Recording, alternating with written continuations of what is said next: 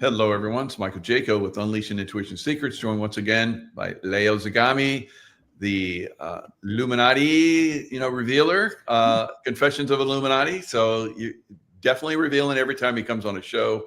I talk to people from behind the scenes that give me little bits and pieces of intelligence.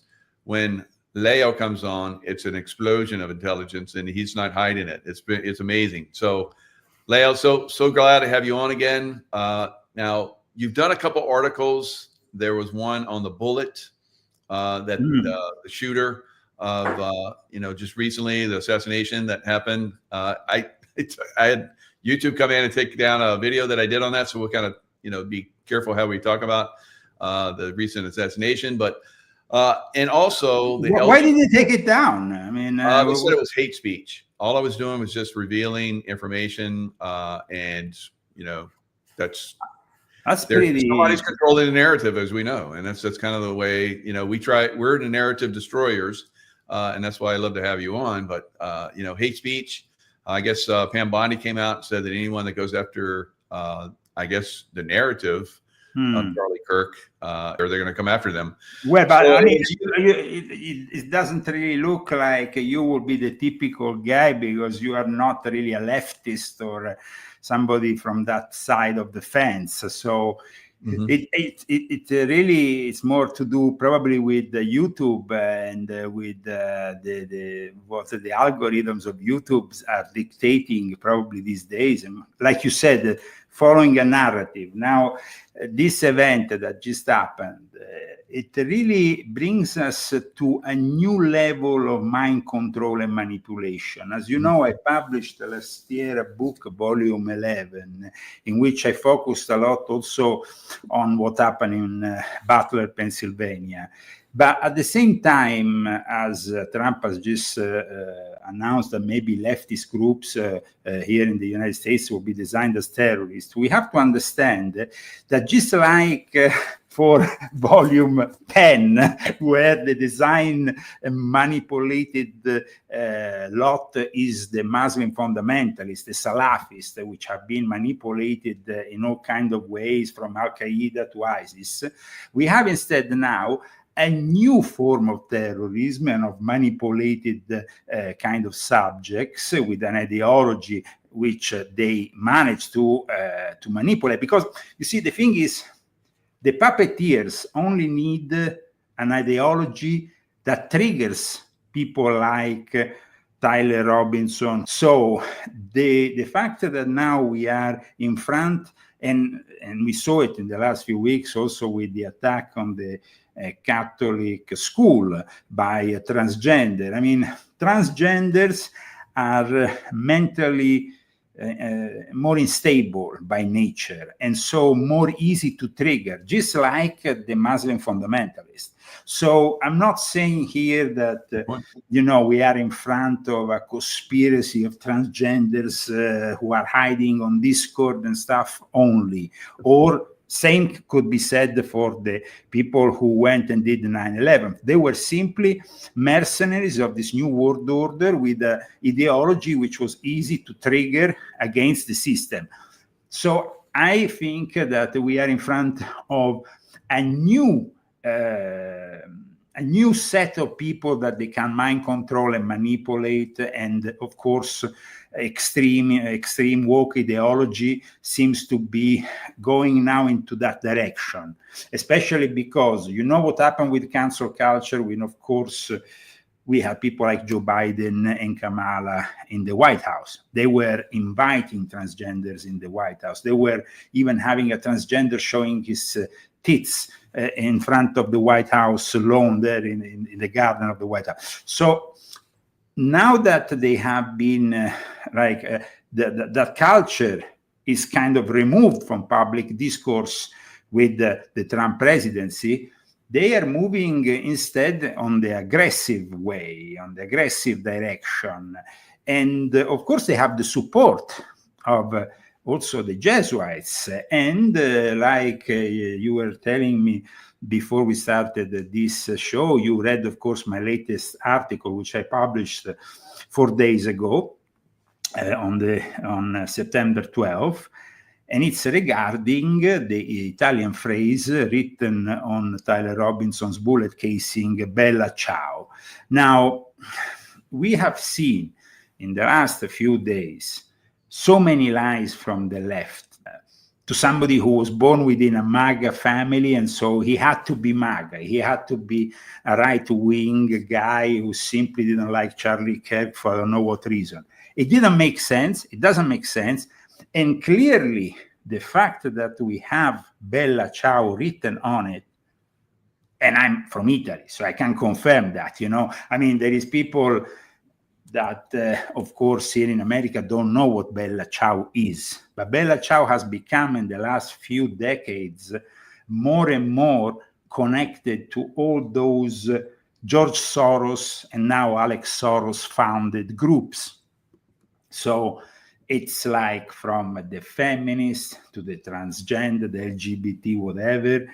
Everything with Bella Ciao is apparently and obviously a leftist movement that has picked up on this song that used to be used. They claim, now, just to make you understand what Bella Ciao is, this Bella Ciao was in reality born in the 1960s.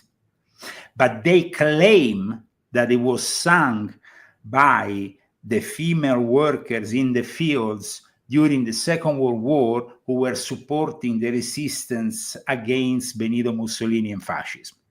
It's a completely artificial story and tale that doesn't have any base into reality. The reality is that in the 60s, when, of course, MK Ultra was was pushing all the propaganda and everything that went with it, LSD and love, flower power and whatever, Italy, who was starting to become entrenched in a political war that will, by order of the CIA, become the strategy of tension that then in the 70s exploded with even a prime minister, Aldo Moro, who was kidnapped. But they ascribe it to the Red Brigades, but in reality it was Henry Kissinger with Steve Pitsnick who took care of this operation on behalf of Kissinger, who got angry because Aldo Moro wanted to do this alliance between the Christian Democrats and the Communist Party. And this didn't really work out with what America had built together with their own Masonic forces in Italy since the end of the Second World War to readjust Italy after fascism. And so there was, of course, I mean, I was brought up in the 70s. I was born in 1970, so I still remember very clearly the political assassinations, the tension, the tanks in the street. Wow. It was really a tense situation. Mm-hmm. It was a tense situation that I don't think Americans or people who didn't live in Italy understand fully. But it was, of course, orchestrated by Gladio Stay Behind operation, together with the P2 Lodge, which of Licio Gelli, and it became a way for stay behind operations. Of course, like I explain also in my books, was an operation built to resist communism, at the time the number one enemy. But even that was an ideology that could be used. So the Red Brigades became the tool for the system to oppress the system. For example, I make an example. A journalist wrote something against a politician he didn't like. That journalist, a few days later, will be shot in the legs by the Red Brigades with the excuse that he was against the proletariat and against the real values of the left, some BS like that. Now, that is what is happening here. Yeah. It's like the instrumental use of weak people that suddenly find themselves believing that Charlie Kirk was the ultimate evil. Mm-hmm. Okay, so, and this is a little bit like what I also explained in the case of the Muslim fundamentalist. It's easy to manipulate people who go with these extreme ideologies. Now we see how the left caught, of course, inside the situation in which we have seen in the last few days, the chapters of Turning Point USA have become from 1,000, there is now 36,000 requests by various universities, 36,000. All over the world. Yeah. That means that, just like the wife of Charlie said, they don't know what they have unleashed. They completely got the opposite result. So when I saw that Bella Ciao was one of the things that this guy had written down on the bullet casing, I was shocked, but at the same time it was a confirmation. Because if people read my books, in particular volume 8 of my Confessions, that you have read, of course, dedicate a whole page to my own experience. My own experience with Bella Ciao was a traumatic one. I, at the end of 2013, participated and instigated the what was known as the Revolution of the Forconi, the pitchfork civil unrest in Italy that lasted 2 or 3 months. Okay, we managed to convince initially also the unions to join us, but they quickly jumped off when they saw the pressure, and of course they got also money. In the end, everybody was threatened. I wasn't giving up. The Carabinieri police broke through my door. They picked me and they brought me forcefully into a mental institute. And every morning, because they knew I was somebody who was an anti-communist, they will come into my room and play Bella Ciao, this song, because Bella Ciao is a song which is, like I said, the representative of a culture. Bella Ciao was even played through the speakers of a mosque in Turkey. I have the recording of it. Wow. So now there is a really weird alliance here that we are assisting. Yeah. On one side, we have the Muslim extremists. On the other side, you have these people who will not last 2 minutes in Gaza. They will stone them. They will throw them off a roof. Mm-hmm. But they go around with, in the pride marches with Gaza and all that. Now, I'm not saying that what is happening in Gaza is not bad. But the thing is that what happened in Gaza was also triggered voluntarily.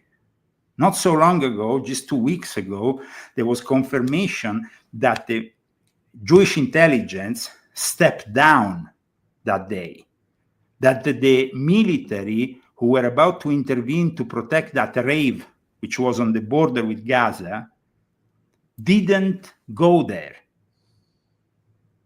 So this is what we are dealing here. There is within Israel a Sabbatean Frankist element, which I have denounced in volume 10 of my Confessions, as you know, in the last chapter, which is the one that was responsible also for the protocols of the Sages of Zion. Now, it's very difficult for people to understand the dangers of Sabbatean Frankism. And I saw, for example, yesterday, there was Nick Fuentes who was attacking Candace Owen, because I must say, Candace, in the last few months, has mentioned more than once the Sabbatean Frankists. And I was pretty surprised. Candace was also a friend of Charlie Kirk. Yeah. Instead, Nick Fuentes went yesterday on X and said, oh, she talks about the Frankists. She doesn't know what she's talking about. She wants to take the skin of Brigitte Macron, like in Silence of the Lambs, and become, I mean, Nick Fuentes is completely insane. He's an individual. Wow, what happened? That's crazy. It's completely insane. So, Bella Ciao. Every morning, I was in this place, locked up for 2 weeks. This doctor will come in with his mobile phone and Bella Ciao in the mobile phone playing. And I couldn't do anything to stop him. So one day, I managed to put on my phone without him knowing, calling a friend of mine and saying, record what you are, because I didn't have a recorder on the phone I had there. It was like they left me just an old phone I could call from, you know. So I called my friend, and he recorded it. He recorded them playing Bella Ciao first thing in the morning, every single morning. It was like, you know, I explained in volume 11 of my Confessions, mind control and how it works. My father also even worked with MK Ultra in France. So, I mean, I had also direct experiences from what he told me about their experiments and everything else. But the crazy thing of having this Bella Ciao played, and it was really like he was laughing while he was playing it, this doctor. You imagine you having a doctor wearing a white thing, you know, coming inside and playing it like just to trigger you. Yeah. I wasn't. I went through prisoner of war training in the military, and they played over and over songs like that when we were in our little. It's like what I explained with Guantanamo Bay in volume 8 of my Confessions. I also explained that, and in volume 8 of my Confessions, I specifically talk about Bella Ciao, and I talk about Giuseppe Nicolò, the professor who works also with the Vatican, who is a member of the Tavistock Institute, who conducted this torture, because it was torture. Yeah. I eventually, through lawyers and everything, managed to get out of there. I eventually, thanks to my faith, saved myself, but also thanks to the help of a doctor called Dr. Vento, who basically told me, Leo, just politics is off limits now in Italy, because as soon as you go back into politics, they're going to lock you up. Wow. So I said, okay. And like a couple of weeks from when he said that, I took a plane with my wife. We came here to California in 2014, and I managed to meet through Sean Stone Brad Olsen. I published my first books in the English language. I had to go back to Italy. And in Italy, the persecution continued by those people who love Bella Ciao. Wow. So for me, Bella Ciao represents everything that is wrong in this society today. First of all, because the song was never sung during the war.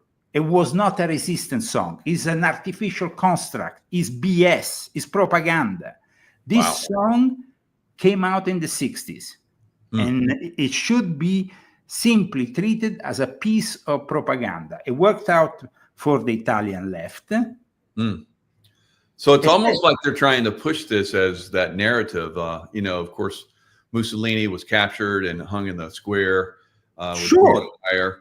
And and that's what they're trying to do now. Not only, because then in one of the other casing, it was written "Catch a Fascist," and then you have also the transgender words in favor of the transgender ideology.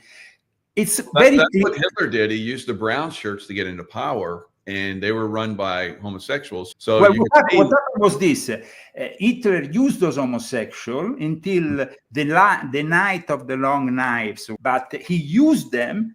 Yes. Like the transgenders are being used. Yes. You know, he used them until he could, he didn't need them anymore. Right. And so this is going to happen with these people. I mean, if one day they don't need them anymore, they will be simply taken out of the picture. So what is happening here is very clear. we have a reference, and more than one reference, that this is a guy who was brainwashed with leftist ideology. We also know that his companion was a transgender. We also know that he was active in internet forums with other people who were transgenders.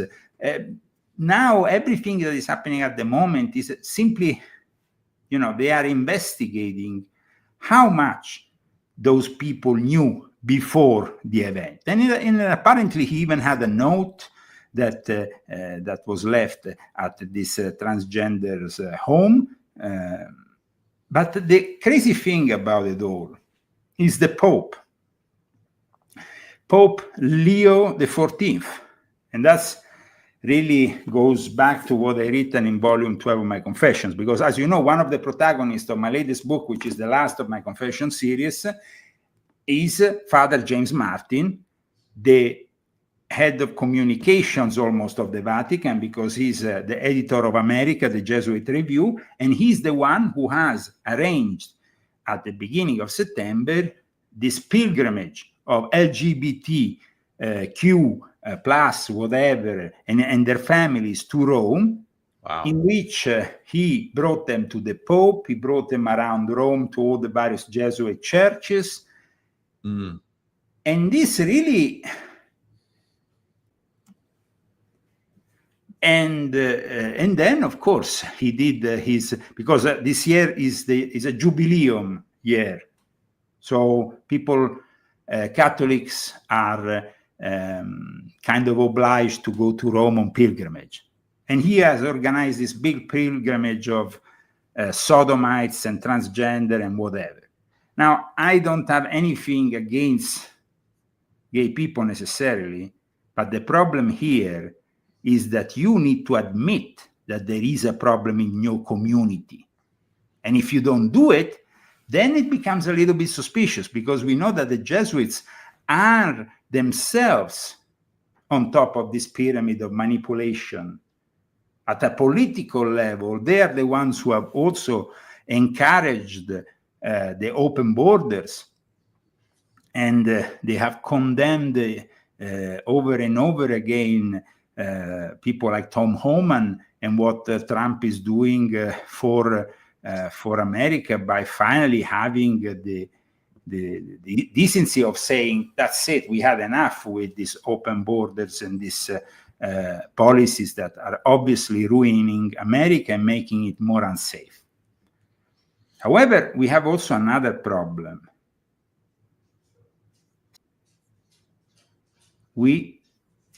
It seems like it disappeared from the discourse nationally, both left and right.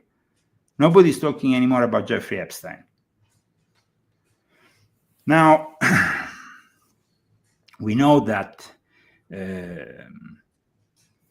Charlie Kirk definitely was somebody who was not, he wanted to be always honest and transparent. He might not have been always super informed about everything, but Charlie Kirk was an activist who also liked in his shows, his podcast, his radio show, TV show, whatever he did, he liked to discuss things. And he was actually very much interested in the evolution of this whole Epstein thing.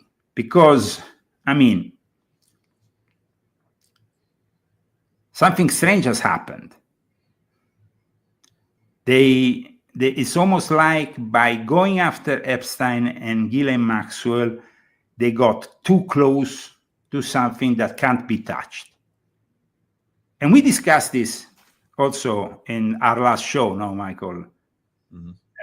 In regards to the Sabbathia and Frankenstein, in regards to what... and there is definitely a lot more that will come out, hopefully soon, that will clear up maybe. But, it seems like when it comes, after seeing those ladies, those victims in front of the Congress, people like Major Taylor Greene siding with them, and now suddenly after what happened with poor Charlie,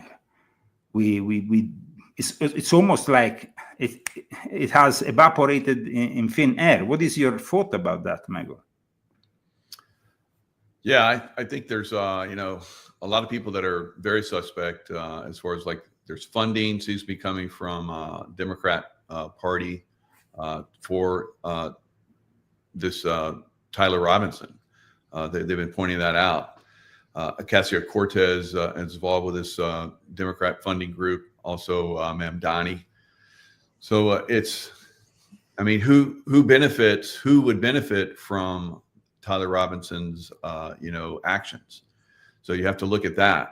And it's almost like we go back to what I said earlier. You have you have this terrorist because I simply call Tyler Robinson a terrorist maybe of it, who was brainwashed by his transgender partner. That seems pretty obvious. His family was a MAGA family, was a family of patriots, of people who love this country, who actually they broke with this transgender, who hated them because this transgender instead supported Joe Biden, of course. But in a pyramid of manipulation, where do they stand? Tyler is not the guy on top, obviously. There is other people who have been obviously triggering these people. And we have, of course, the example of a whole book I made, volume 11, triggering these people with complex psyops, complex mind control operations. Is part of what came out of that whole experiment with MK Ultra that went on from 1953 to 1973. Actually started even before with Artichoke, Blue, and other projects that were conducted before. Eventually they came out as MK Ultra in 1953, and from that moment onwards they experimented in various ways. They experimented with subcultures, with drugs, with this, that, and all the other. So today we have the internet, and in fact, when the leftists now want to defend themselves, they simply say that Tyler Robinson was a victim of the internet, a victim of what he found on these forums online, these gamer places like Discord. That is, of course, the excuse. Right. When instead, it's pretty clear from going back to Bella Ciao that this is instead part of a much wider terrorist network, Antifa, financed by Soros, and they might get away with it. They might get away with it because it's so compartmentalized, this whole thing, that in the end, yes, me and you or many others on the internet can come out with many theories. The guys who were giving strange signals before the shooting, this, that, and all the other, the forums online, of course. Now the FBI is investigating, but it's very difficult to then really wage war against Soros. It's not simple. Because Soros, and I'm talking about both Alex and his father, have so much stuff against people like Clinton, Obama, and all the others, that they hold their Congress and the White House in their pockets, even with Trump there. They're still so powerful.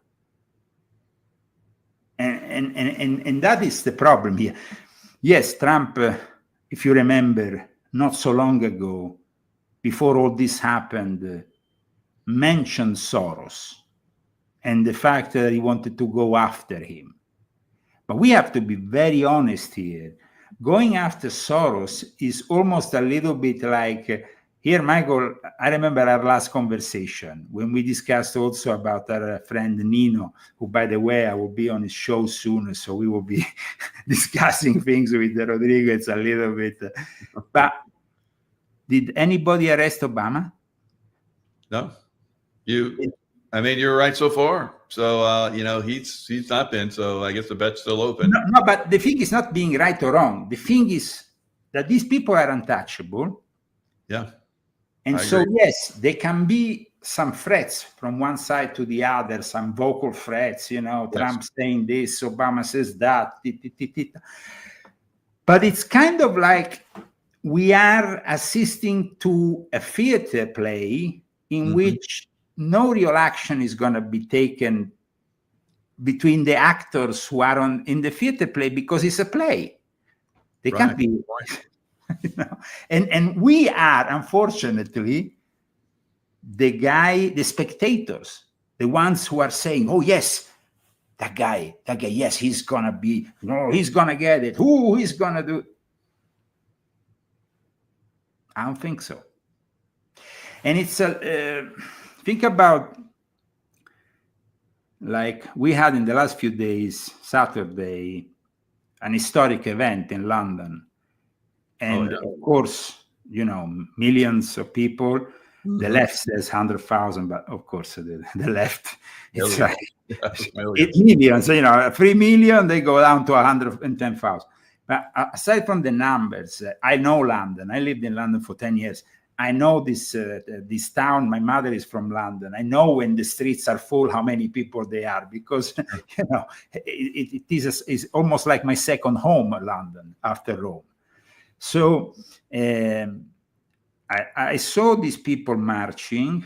I saw what is happening in England. And I know that if it gets too dangerous for the system, they have already a way out. And you know what is the way out, Michael? Send them to war with Russia. There you go. And they've been talking about that quite a bit. So that's one reason why people really should rise up and push back on this. Now, this one, Tyler Robinson. Push back. Yeah. So we know the colleges, as we're seeing now, are indoctrination centers for this. Absolutely. Yeah. Absolutely. But let's not forget that Trump is on his way to visit King Charles, who is a closet Muslim, who is himself responsible for this state of things in England, where most of the cities of England are now in the hands of Muslim mayors. Wow. Every single major city in England, and I'm not saying only London or Birmingham, it's a Islamic mayor. Wow. So here in America, we have 6 million. I spoke about it, as you know, in volume 10 of my Confessions. We have approximately between 5 and 6 million Muslims. And they are starting to show what they are by taking over whole cities in places like Michigan. Both the Sunnis and the Shia has taken different cities, and they are now becoming more and more threatening towards the Christians that are becoming a minority in these cities. Yeah. And this is just to give you an example, because we have a bunch of them also here in California. We even have 300,000 of them in Texas. We have a bunch of Muslims present here in America who will, of course, greet you with peace and love, peace be upon you and love Allah and all the rest. But in reality, once they become the majority, they start imposing their Sharia, their rules. And of course, Tommy Robinson has sacrificed all his life for this cause. Mm-hmm. I don't care what Nigel Farage says about him. I think that Tommy Robinson, he might be the typical English bloke or lad, however you want to call him, from the States there, from the poor, let's say from the poorest part of England, the council estates, how they call them. And he is, though, very much loved in England at the moment. He has a large following. Also because he has passed how many years he has spent in prison. Yeah. sacrificing his own life like a true political martyr to the cause, just like Charlie became a martyr. Robinson is on his way to become one, but that is a possibility. The fact that now Trump goes to visit Charles, and he doesn't visit Tommy Robinson. The fact that we have Prince Andrew involved with Epstein. Yeah. The fact that, and I'm sorry to say that because Trump does a great things also for this country, but they are all compromised. Every single one of them, left, right, center of the political arena, they are all compromised. Wow. So you're moving that direction. So I know that there's. It's not a question of me moving. We are moving as a human species towards a situation in which, of course, I realize that, for example, Elon Musk has said very.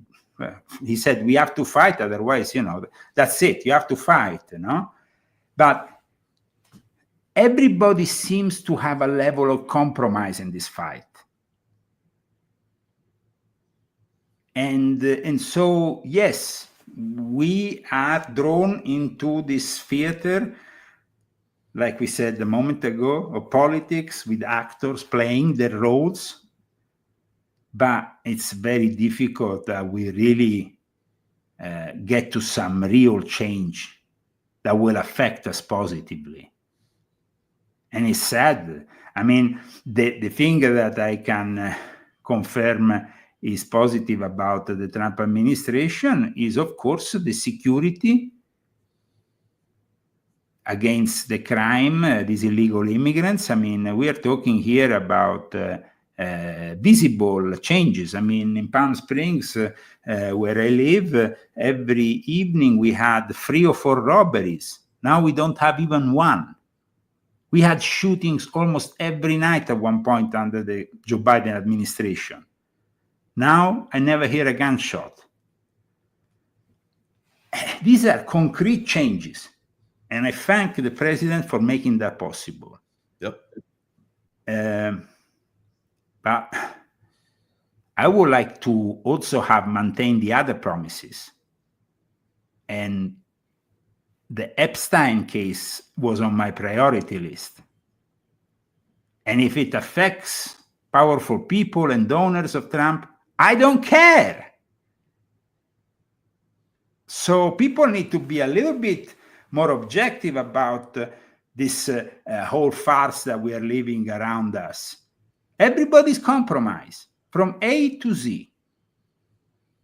And there is a level of compromise in each one of the people who are in charge of other people. Otherwise, they will probably not let them, you will not even be allowed to vote if that was really something that will change drastically the situation.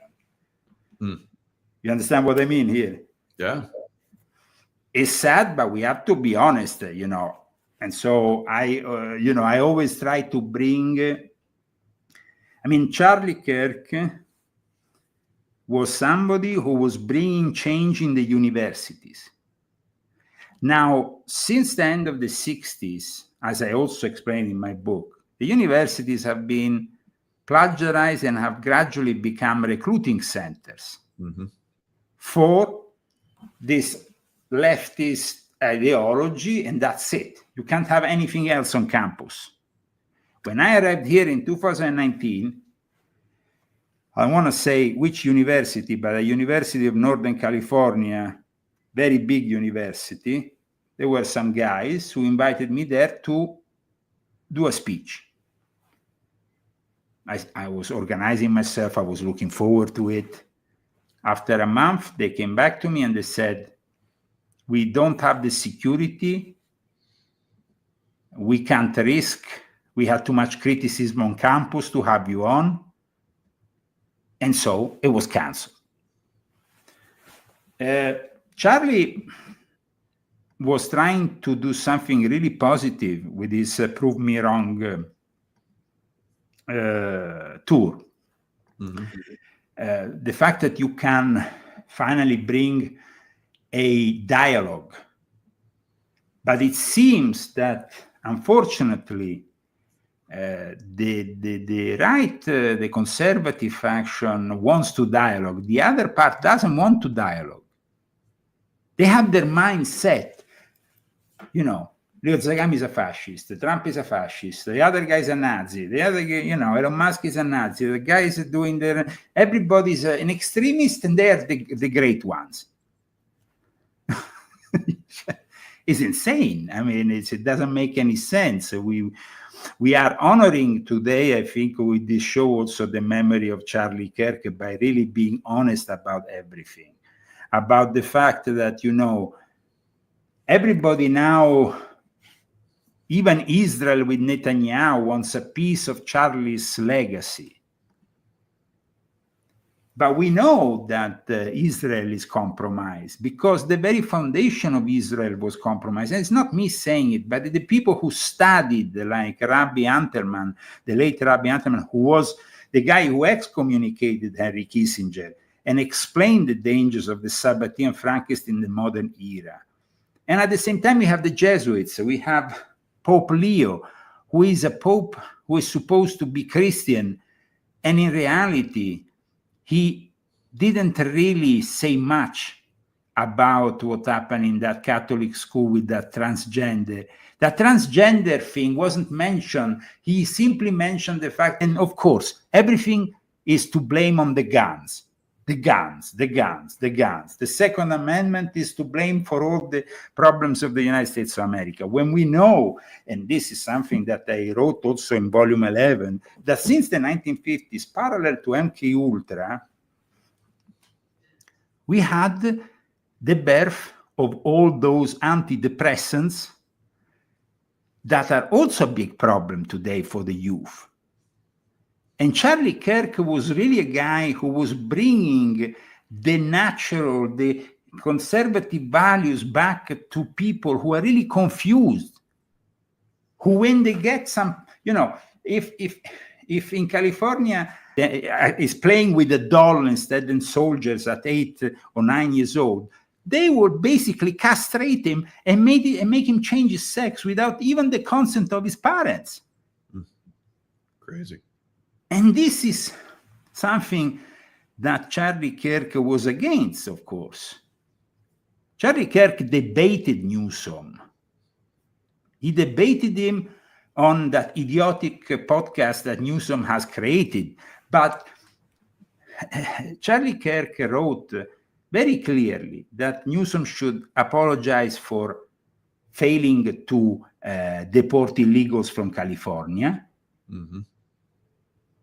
Creating all this decline in the cities that are looking worse and worse each day, apologize for bankrupting this state of California. This is what Charlie Kirk said, not me. Charlie Kirk said that Newsom should apologize for allowing men in girls' locker room and sports. Charlie Kirk says that Newsom should have apologized to those who lost their homes in Los Angeles fires, because nowadays that situation has not really been solved in any way, shape, or form. And Charlie Kirk also said that Newsom should apologize for refusing to address the housing crisis in California, which is one of the worst in decades. And of course, Charlie Kirk asked Newsom to apologize for ruining this great and beautiful state, the great state of California. Will the Californians realize this? Probably not. Probably not, because here the Mexicans are taking over the show. Because if we see the Baptist or whatever Methodist church with the black preachers, even if that happens in other states, but here in California, there is, unfortunately, a bunch of people who think that, you know, maybe Newsom can be the solution. When Newsom, in reality, has ruined the state, and if he becomes president of the United States, God forbids in the future, he will completely ruin the whole of the United States.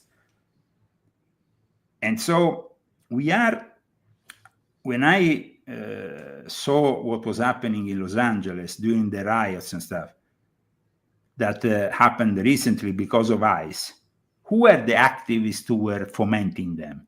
Jesuits. Mm-hmm. People in this book, people who have created basically this very clever way of manipulating the immigrant.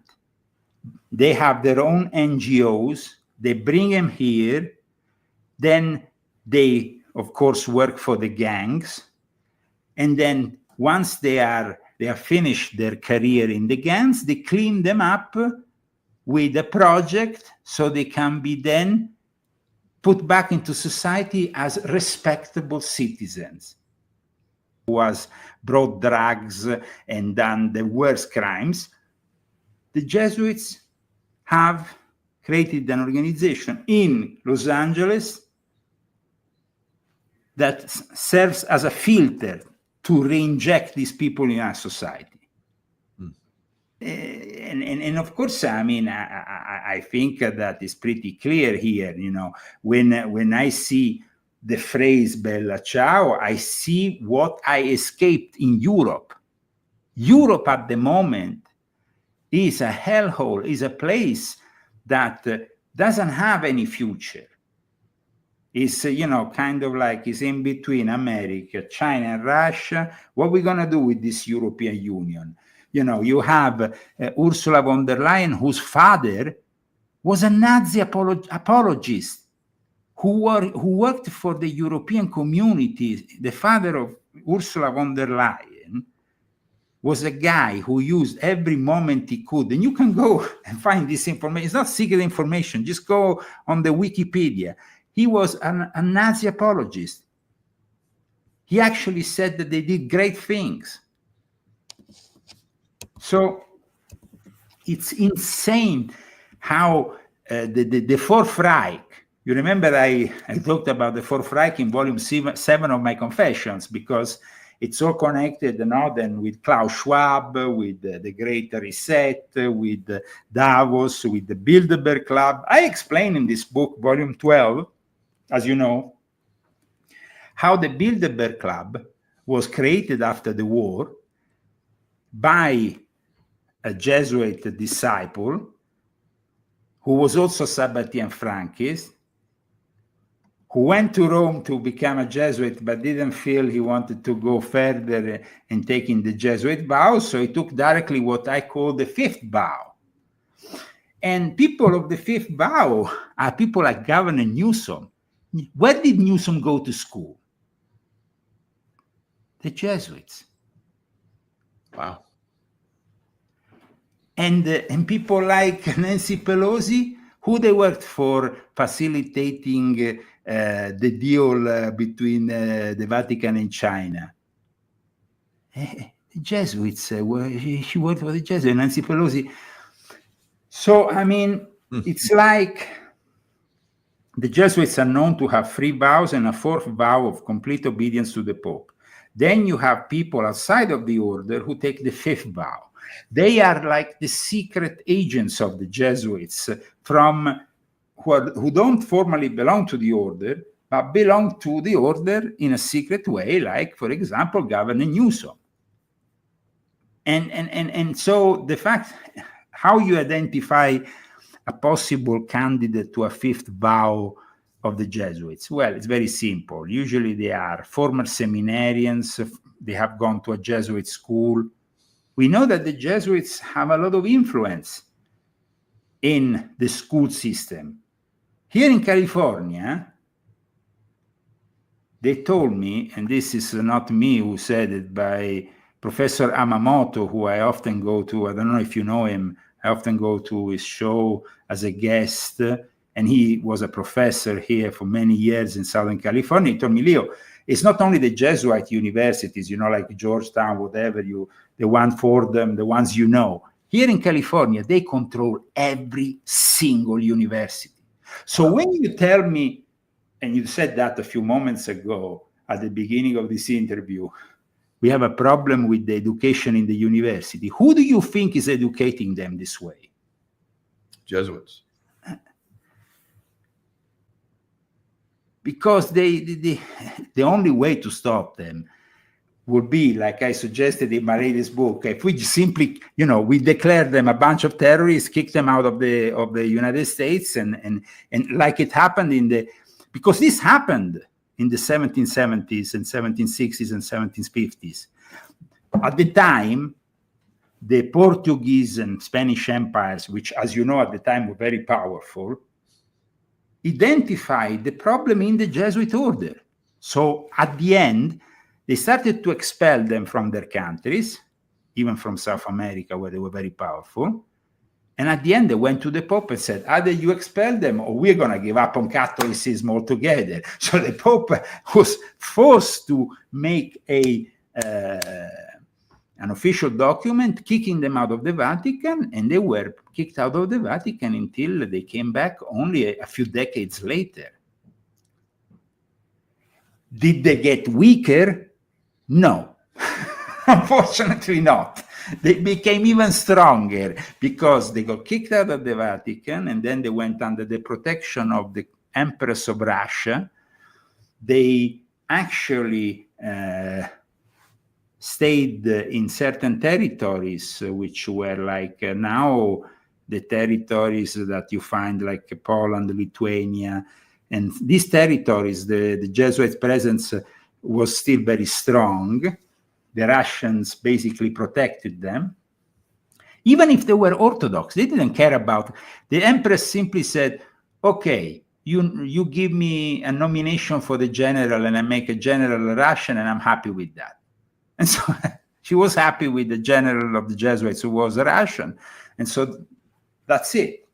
It was all solved.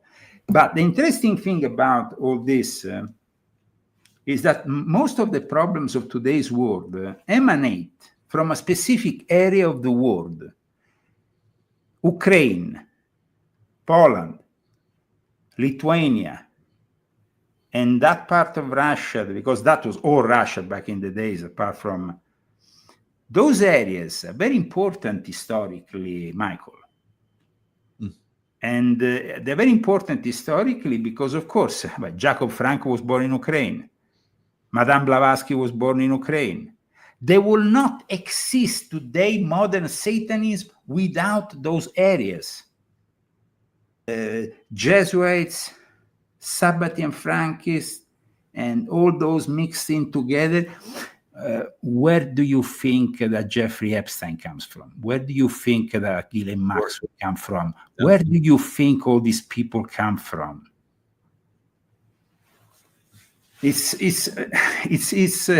unfortunately, one doesn't want to be racist, but then you have to understand why is all coming from this area. What's happening there that is so? Why we have Zelensky, who is a guy who is born talking Russian, who now talks Ukraine and wages war against Russia and wants to bankrupt the whole of the world because Europe going after him is going to become bankrupt. But at the same time, Europe might use Ukraine as a solution, like I said, in regards to Great Britain. Great Britain and the United Kingdom has a big problem.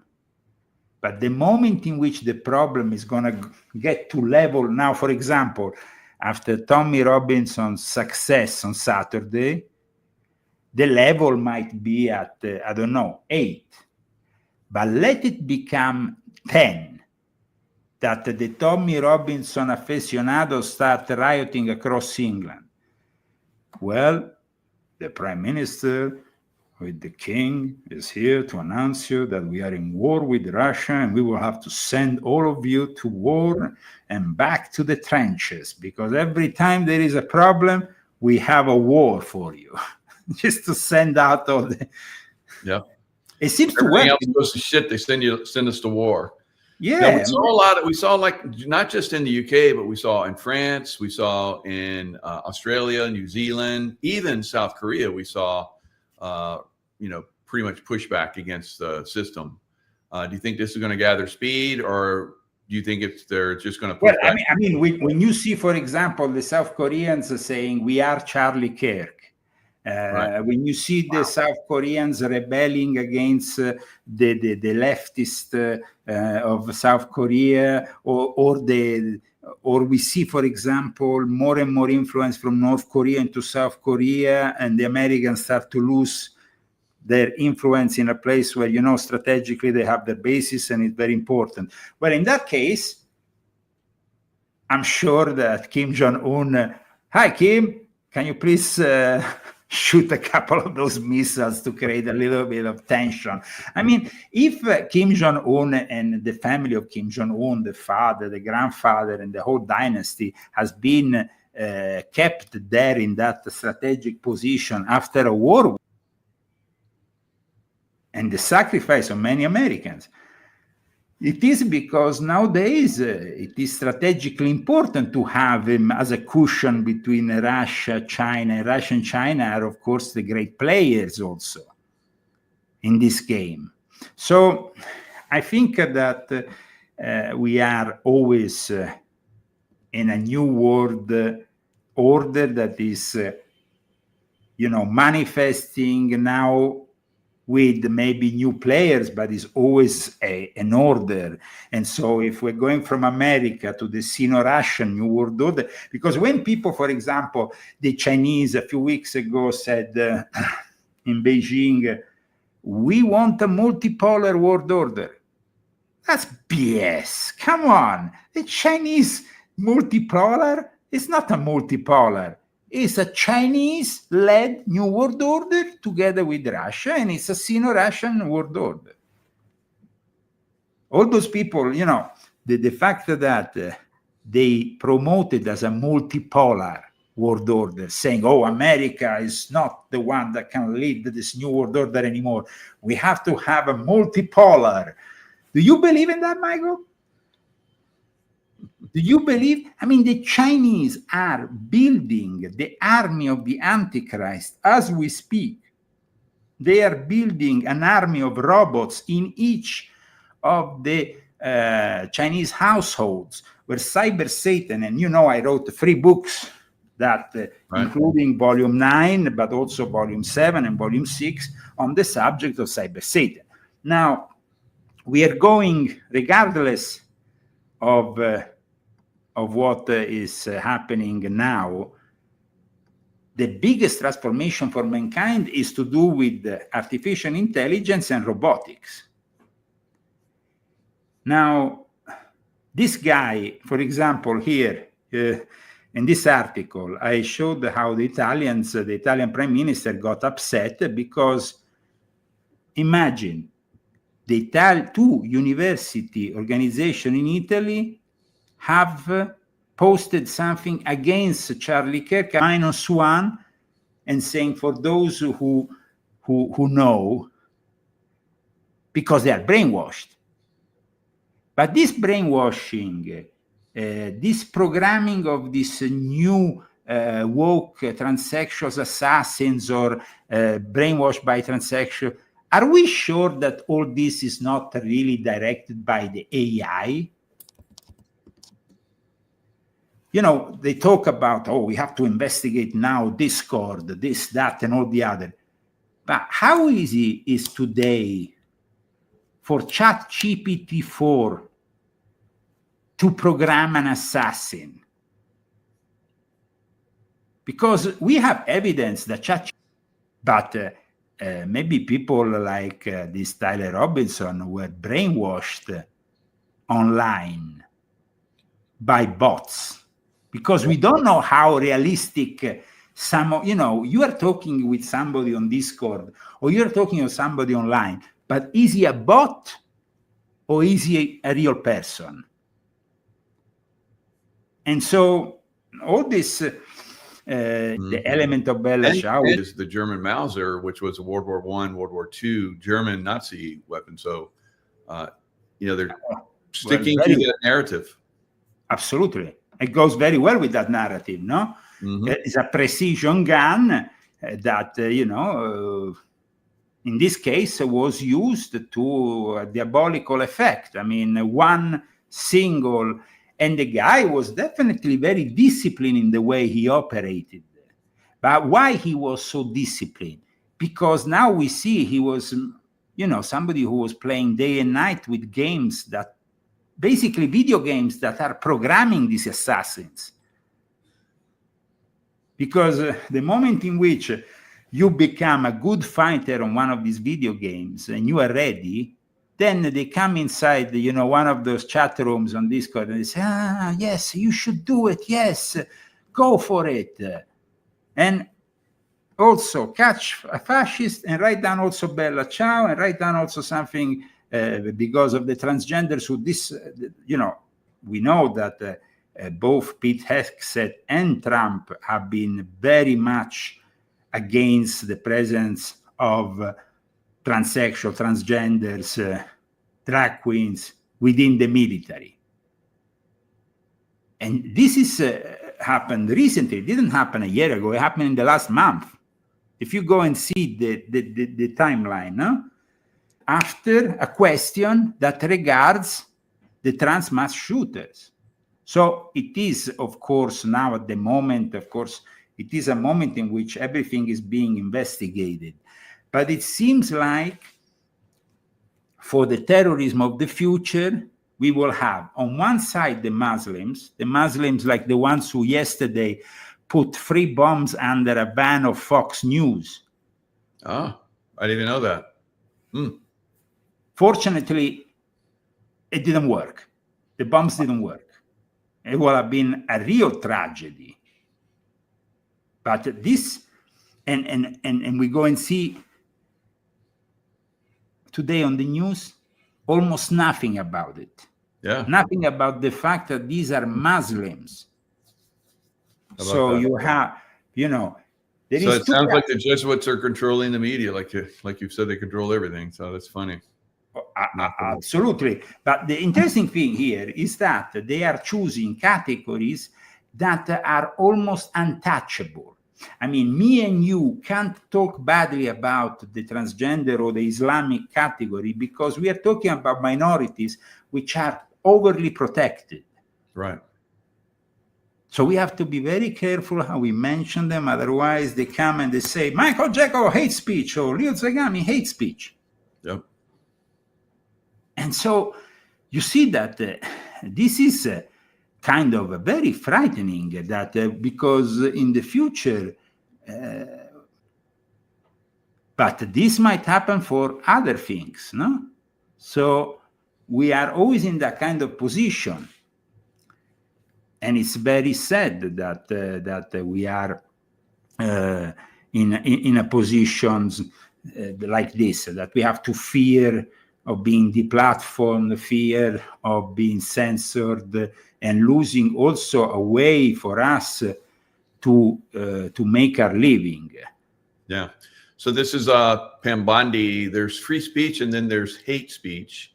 We will absolutely go after you if you are targeting anyone with hate speech. And then you have Charlie Kirk posted, this was back in 5/2/24. Hate speech does not exist legally in America. There's ugly speech, there's gross speech, there's evil speech. And all of it is protected by the First Amendment. Keep America free. I want to share with you an article also in regards to what I said earlier. I'm going to put it on your thing so you can share it from my...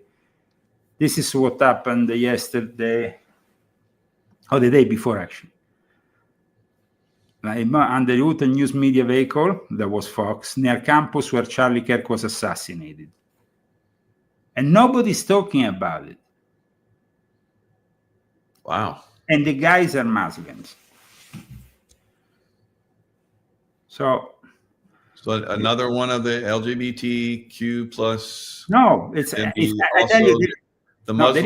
Now you said it early in the show, Yeah. and I thought it was very perfect. I never heard you say that, but it really resonated with me.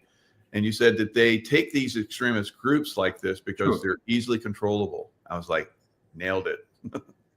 Yeah, no, it is, and plus it doesn't matter if these groups ideologically are at the opposites, because in the end we have seen how paradoxal the situation is when you have people marching at the Pride with Gaza talking about free Palestine, when we know that in the Muslim world they don't accept the LGBTQ in any shape or form, and that so it doesn't really make any sense. Logically, it doesn't make any sense. But these minorities, because, like I said a moment ago, they are overly protected, they become the ideal candidates for becoming the mercenaries of the New World Order. They are untouchable. Yep.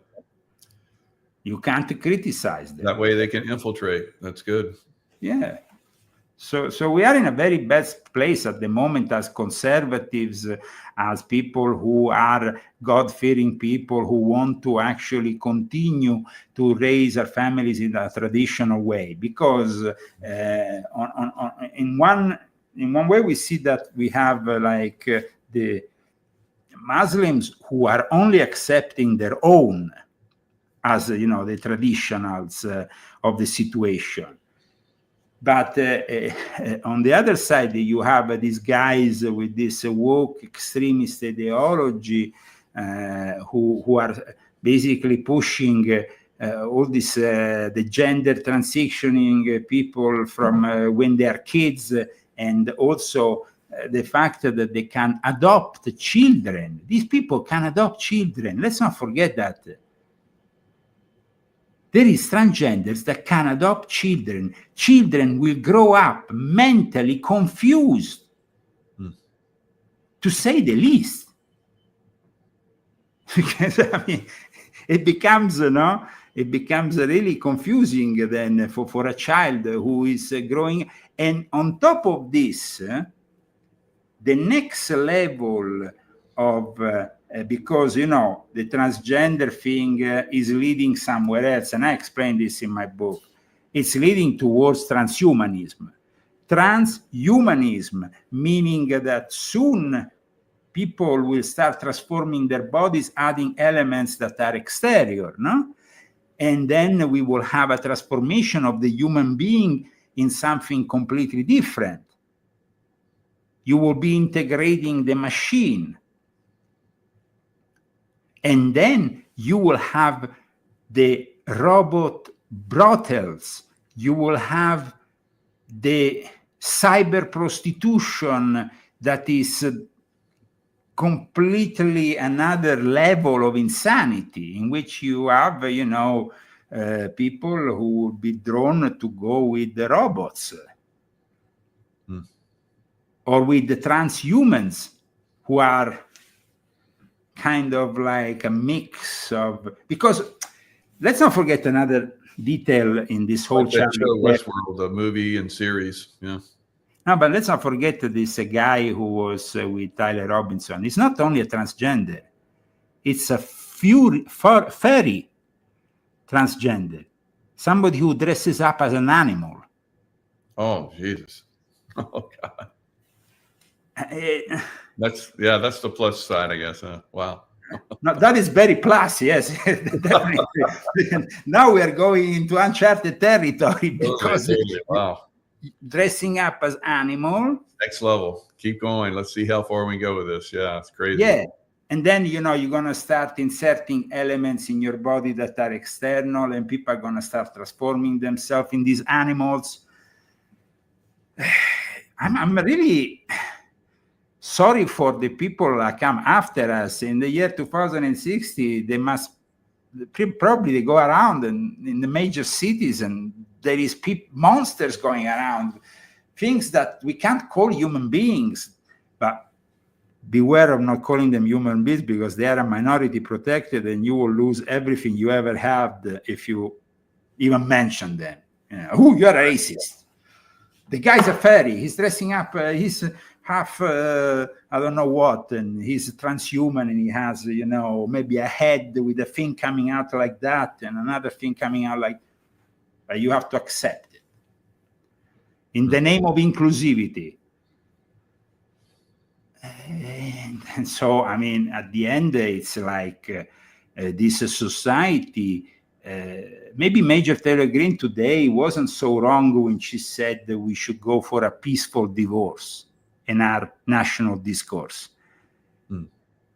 Meaning that at one point, if we see that, there is half of the population who wants to continue experimenting and going towards hell and the abyss of hell, well, let them go there, and we might retain what is left of our, lives in a different context by living in a separate state, because then that's the problem here. The union for these people is becoming a problem.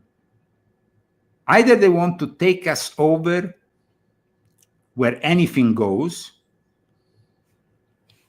but are we capable of resisting? Now, I think that the only good thing that came out of Charlie Kirk's sacrifice, because he is indeed a martyr of the cause, is that he has planted the seeds of transformation within the young people. The young people that finally say, we had enough with all these monstrosities. Yep. We want to go back to some normal, I don't even say conservative, I'm just saying common sense. Totally. Because it's not a question of conservative, it's called common sense. Yes, human beings. Yes, as human beings. So I think that is the positive thing that Charlie did, that they will always be remembered for. I'm very sad that I didn't go this year. I was invited at Turning Point USA, and friends from mutual friends of Charlie wanted me there, and they were really eager to have me there next year and to meet Charlie. I didn't manage. I didn't have this great possibility and honor, because he definitely was a person that we should honor with all our respect, also in the future. Not only now when it's just happened and everybody's talking about it. Yeah, because everyone that came up to speak, he honored them. He didn't talk them down or didn't yell at them or the guys who actually wrong. He just talk common sense to them. The guys who wanted to, once they got common sense, they stumbled. They couldn't speak anymore. It was great. You say it, but the crazy thing about I did maybe one conference in Arizona, and these friends of Charlie came there, and they were not white supremacist guys. They were actually Mexicans who Charlie really treated as equals, and they said, we never saw any racism from Charlie Kirk. Never. Yep. With blacks, with Mexicans, with anybody. So, when you are creating this demonic fake reality of, he was a white racist supremacist, this, that, and all the other, it's just unacceptable. It's just unacceptable for his memory. And we have seen also what happened with that 19-year-old who wore the same T-shirt as Tyler Robinson, who went and trashed the memorial in front of Turning Point USA. And one wonders if this T-shirt is part of a network. Yeah, definitely. I believe it is. Mm-hmm. And what about all these transgenders who are behind it, who apparently had previous knowledge in chat rooms on the internet? And I mean, it is like, it's maybe too early to say that we can talk about a transgender terrorist cell, but it's very highly suspicious. And we have to pray that some sanity comes out of all this insanity, because Charlie was a guy who went into the university and dialogued with these people. He wasn't going there with a gun pointed at these people saying, he was actually challenging them intellectually, asking them, why do you do it? Critical thinking, yeah. Saying simply, I remember one thing he said that stuck to me once he was in a university. I remember seeing the video. He said, one transgender went to him and he said, but do you think if I wear a sombrero and I talk with a Mexican accent, I will become Mexican? well, dressing up as a woman doesn't make you a woman. So I thought, you know, the way also he brought a little bit of sense of humor into the discourse. It wasn't so Yeah. heavy. It wasn't so. Yeah. It's going to be very difficult, I think, for me to find maybe a successor to his legacy. I mean, who would want to step up? I mean, looks like they're going to like just start taking people out now. So that's kind of a big threat. A lot of people have, you know, ourselves included. So absolutely, it's a big threat. It's a big risk. And I tell you this from my own experience when I was, let's say, politically exposed in Italy.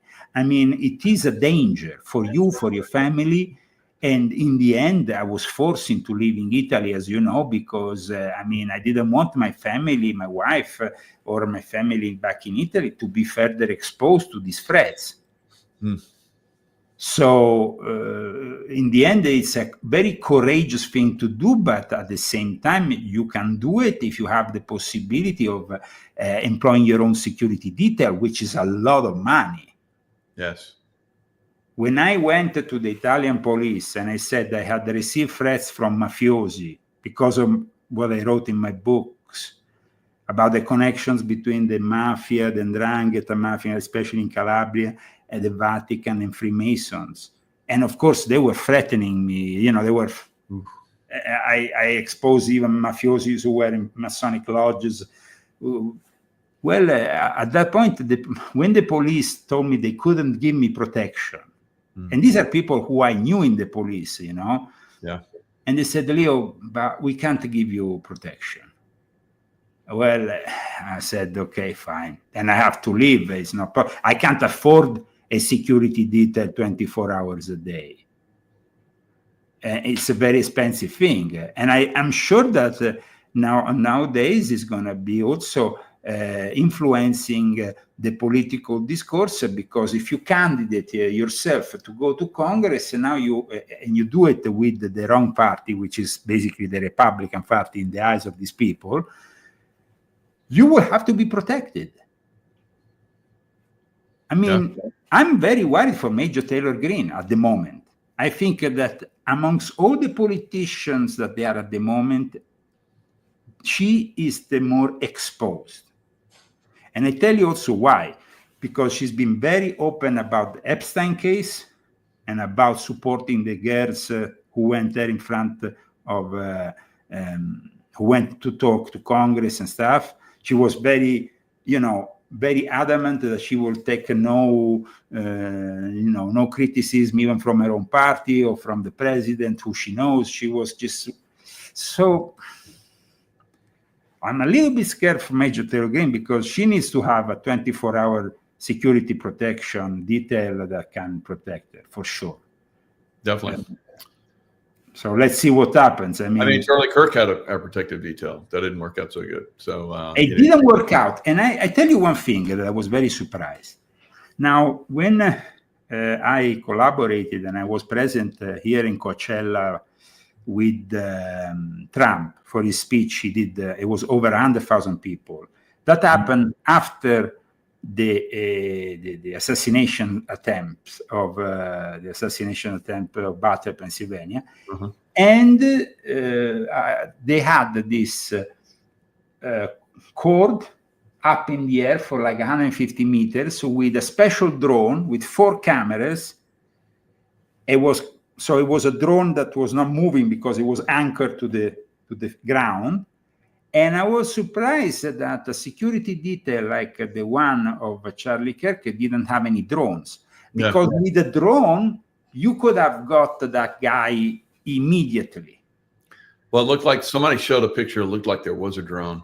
But I've been to some of these events, security and so forth, and they actually put out an EMP, electromagnetic pulse, so that drones can fly over a certain area. Yeah, but I remember the one that you're talking about was wired. It could do that. Yes. But they'll put up an EMP cordon around events. So we did that when I did work concerts and so forth outdoor concerts. Yeah. But nowadays, of course, with this kind of technology at disposal, the fact that the guy, after what happened in Butler, Pennsylvania, can go and stand there in the same way and shoot at somebody, I mean, in the same, almost the identical, I mean, if Trump just didn't turn around, he would have been got in the neck in the same way, Mm-hmm. So, I mean, I think it's probably traumatic for Trump himself, but then we have to understand here, and that is a very sad realization when you see that at the moment it has kind of completely changed the discourse at a national level. Sure. And then also we need to understand where we want to go from here. I mean, as a nation, if this battle of words of the internet definitely, the social networks have amplified people's thoughts. This is the first time in human history that we have this kind of thing, happening. We have basically everybody with a platform today to say basically whatever they want. And so it creates, within the families, even people, like, for example, we have so many families that have been broken down by this situation, like people not invited for Thanksgiving because they support Donald J. Trump, or, and other people maybe for other reasons, everything becomes definitely amplified. It's not anymore what the kind of world we used to live in. But at the moment, I think that a civil war is still not realistic, though there is a lot of talk of it. There is a lot of talk of it. Polymarket gives the civil war only 3%, which is not a very high percentage. And we know the Polymarket always gets it. They got it for the Trump presidency. 99% of the time, I would say. So 3% still means that we can be a little bit tranquil. Yep. However, it's true that we are heading into that direction, and that, it's like we see Charlie Kirk as a turning point. He actually, the name he gave to his organization really reflects now what is happening. Mm-hmm. But the problem is here, either we go towards what Charlie wanted, which is the dialogue of the opposites, something that every university should have, because universities have always been, since the beginning, places where people were encouraged to give their own ideas and dialogue with others who have different ideas. But when universities, under the present Jesuit mafia, which I denounced in volume 12, only want you to embrace one ideology, it becomes very difficult then and so I think that the 36,000 requests for new chapters for Turning Point, the fact that the young people we have seen in the last few days praying for Charlie, being more involved in politics in a positive way, maybe his sacrifice somehow will be leading to something positive for the newer generations. I hope that, Michael. I don't know how you view it. Oh yeah, definitely. I think it's a good. There's, and this is a great way, to end this on a positive note. That yes, we can, see this in a positive light, because it is moving in a positive light. All the demonstrations we've seen around the world, all the new chapters that are being requested to be opened. So the dialogue is going to start to move in a better direction. I think we're going to see some good things from this. Absolutely. It's sad, though, that, for example, the mayor of LA has refused to fly the flags half-staff. Yeah. Same thing in New Jersey and New York. They refuse to fly half-staff too. And who are these people? They are Jesuit products. They are communists, Marxists. They are people who have this, like I said, positive things coming out of it, but I think it's for the young people who are not so brainwashed, who haven't had like decades of this brainwashing, to maybe change things and follow the dialogue and the example of Charlie Kirk. Yeah. So thank you so much for having me on, because I think that today our conversation has brought people to the realization that we still have to find common ground, even with the people who don't think in the same way. I mean, I know that the Democratic Party of 30 or 40 years ago is not the Democratic Party of today.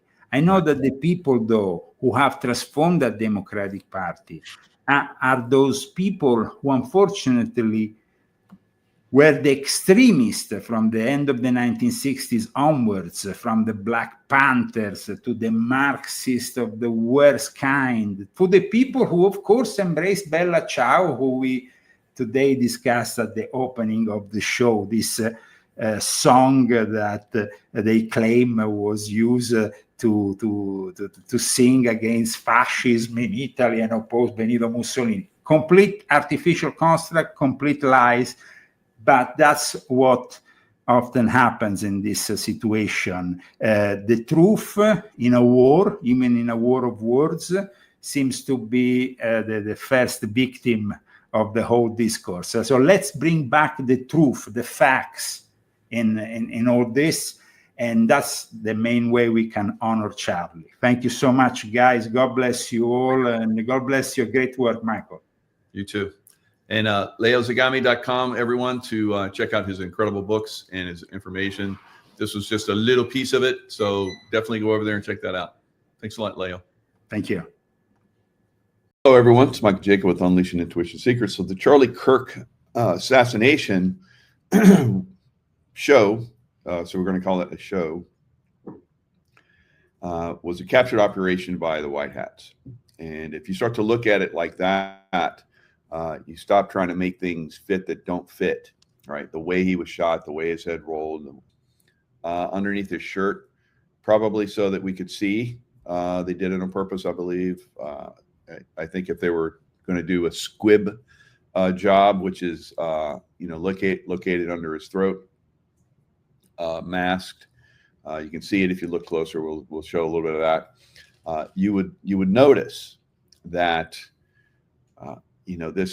This is a staged operation, and it was staged just like the Trump assassination was also staged. So they obviously knew the Black Hats were going to do this assassination, so they hijacked it, and they made it into a movie for everyone to see, just like the Trump assassination was a movie for everyone to see. Some people thought it was real. Maybe there were some aspects of it that were real. I'm not going to, decipher everything. Some people want to believe this movie, the Trump assassination movie. That's fine. There's been enough of us that pointed out that it is basically a staged event. This was another staged event, as we're going to work this, decipher this to a certain extent. So, it's going to continue to be like this for a while. These staged assassinations, and then of course the Black Hats are going to keep trying to play their game. We know that he was from Arizona. There's pictures of him with his wife and children. You never see his children's faces. We looked, and I think there was one that we found, but most of them are all of his children's faces being hidden. So they're going to do an event in Arizona at a stadium to honor Charlie Kirk. We had 3 days after 9/11 where flags were ordered by President Trump to be lowered at half staff. There are some states that refuse to do that. New York, New Jersey being two of them that I know of. I don't know how many others refuse to do that, but that's part of the reveal, seeing who's going to play the game, who's not. Of course, the Arizona, the land of stolen elections, Katie Hobbs stealing election from Kerry Lake, and so forth. So these, like I said, this this stuff has to be revealed. People have to see this information. If you look at the videos, Phil Gillespie basically has had some really good videos, and I'm going to share the screen and put one of these up. So this is one of his latest ones. This was yesterday that he did this. Now, Phil evidently is like a Q team type guy, and he says that he's of good sound mind and so forth. He seemed pretty shaken because I guess he has access and to different capabilities over the internet, and it looks like they've been shut down. So I think this probably because they have other operations and they don't want many of us to figure this out, because my YouTube video that I disclosed right away after, because initially I saw Charlie Kirk getting shot and I was like, oh, I got shot in the right side. And I was doing a show and I was like, I came back, I looked at it, I was like, oh, that's fake. That's fake. So I got it right out. I got all the videos that I could to show that it was fake. Right now, I said, I don't know why it was fake, but we'll figure it out. So what we're figuring out now is he was going to be assassinated, just like President Trump on 2 occasions. One of them they turned into a big show.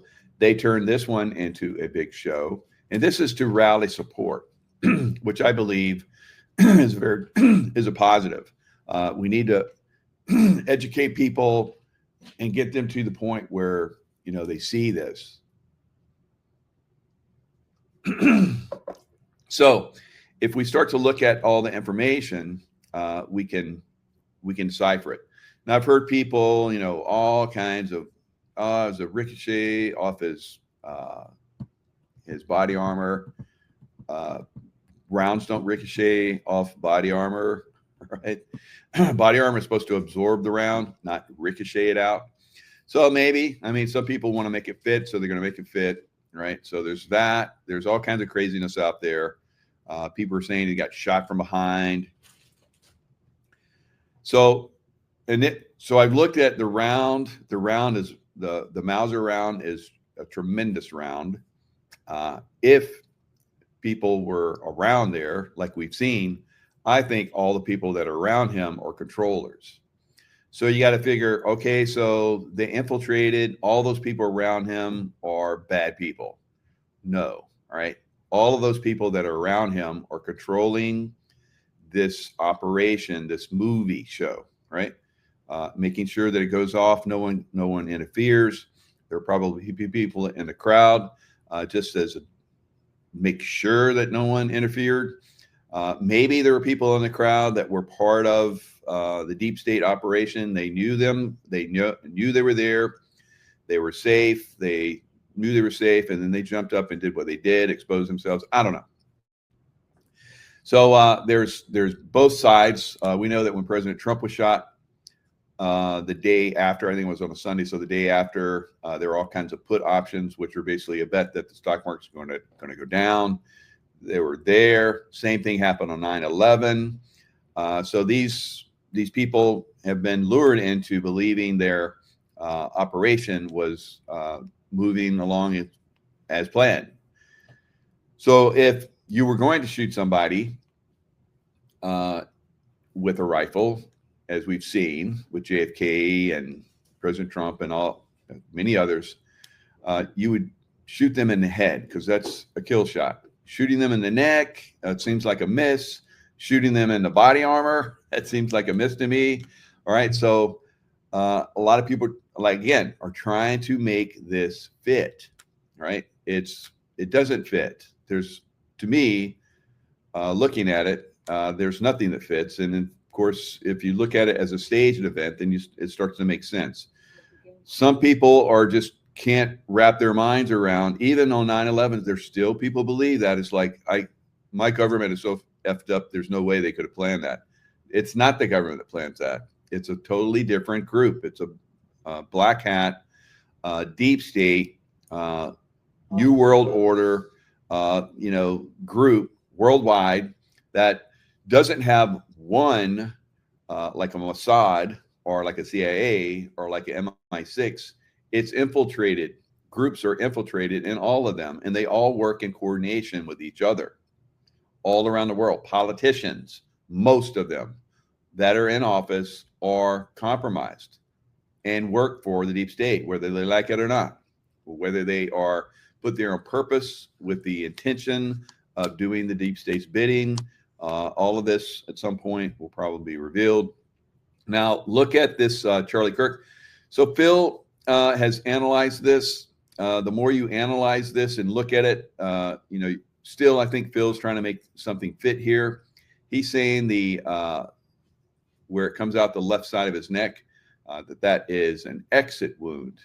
So again, so we have the deep state saying that, or the movie saying that the guy shot from the roof.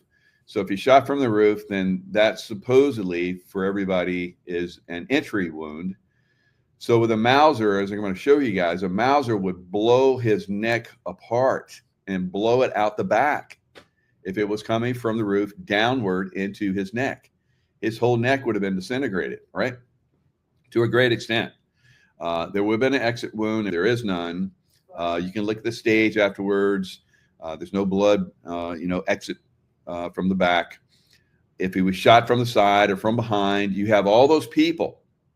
Again, his security and other people that you can see are very obvious to me and other people that are staged.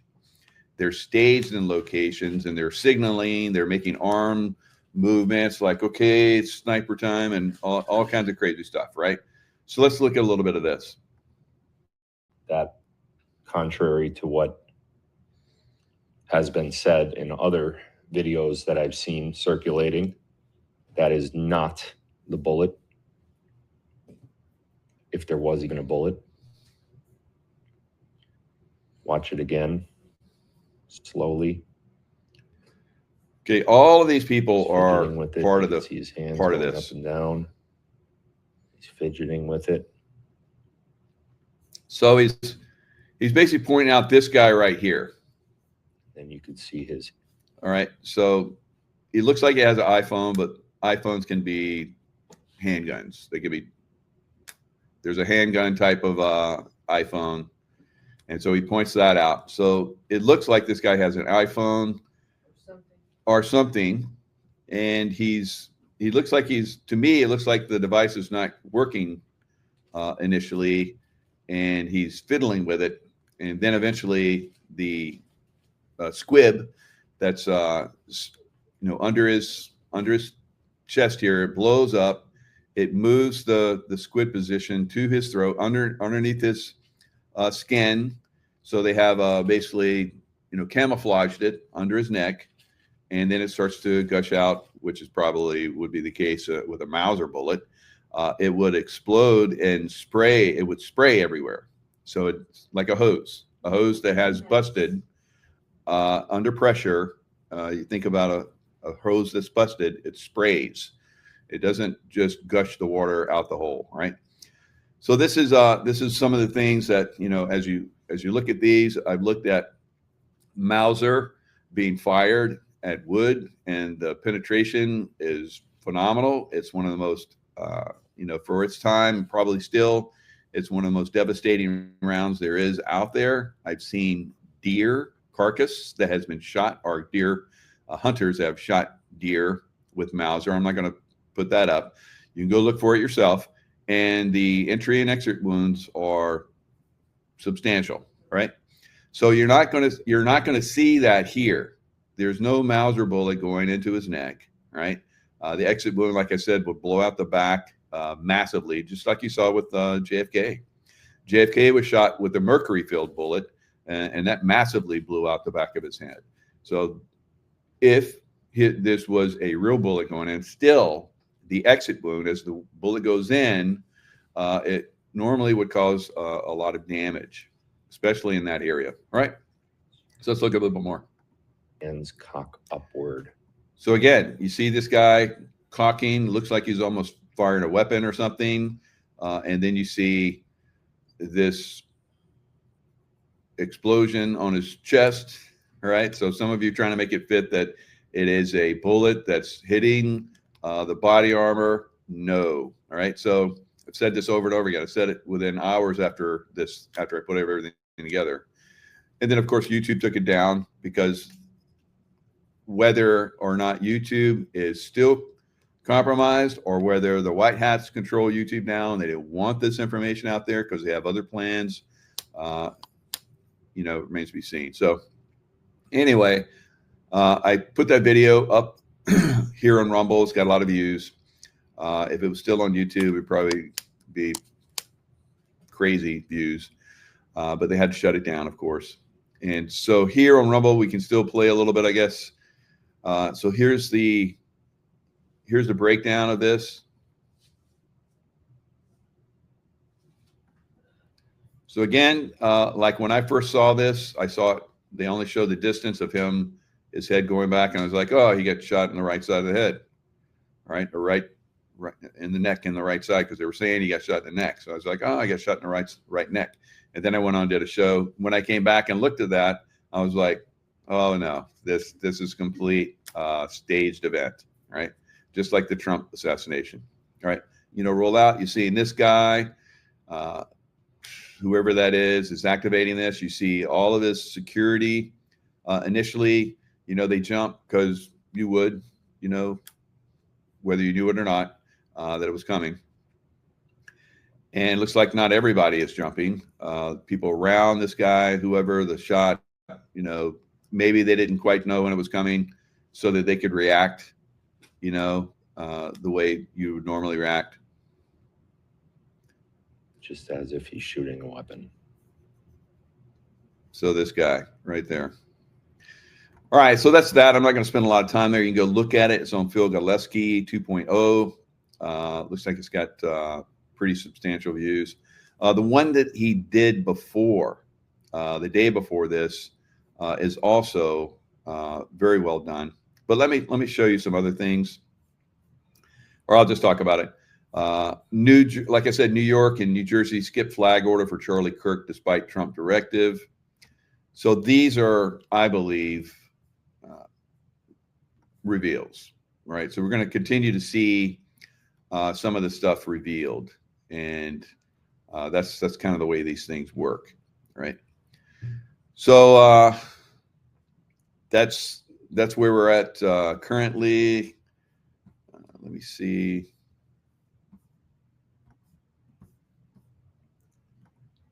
All right. So I see you guys are you're in the chat. You're blowing it up over there, so that's good. Shannon 2717. Yes, absolutely right. Wake the sleepers. They need to remember who they are, and we were captured. Basically, that's right. That's why this is being done. It's a little bit of wake up now. When you were a kid and your kids or whatever, or other kids, they believe in Santa Claus. I've talked about this in my other video. It was nice. It was fun. We know some kids last a long time into that, even though they kind of know, they've heard rumors, but they're like, I don't want to miss out on all the presents, right? So a lot of people are going to look at this and they're just not going to accept it. All right, they're going to want to believe in Santa Claus, and that's fine. Even the little children that believe in Santa Claus are still precious, right? So those people that see this and still believe or want to make this thing fit a certain way, that's okay. They're still part of the family, but we want to expose the people that are evil. And then we see New Jersey and New York not wanting to honor, Charlie Kirk. So we're seeing exposure there. We'll see exposure in a lot of other areas. I saw that Elon Musk fired like 2,000 people or 1,000 people or something like that because they, came out strong against Charlie Kirk. So that's some of the stuff we're seeing. The exposure, that stuff that will continue. More and more exposure, and then more people joining in. And we got some problems here in America. We need to, correct that. Now you're seeing demonstrations all over the world. You're saying France, massive demonstrations, UK massive demonstrations, Australia massive demonstrations against immigration, illegal immigration. And then you see counter people, just like we've seen in LA and other cities, where they have paid people to come in, and then people are just downright dumb and stupid, that believe in a narrative that is fake, false, and actually quite negative, right?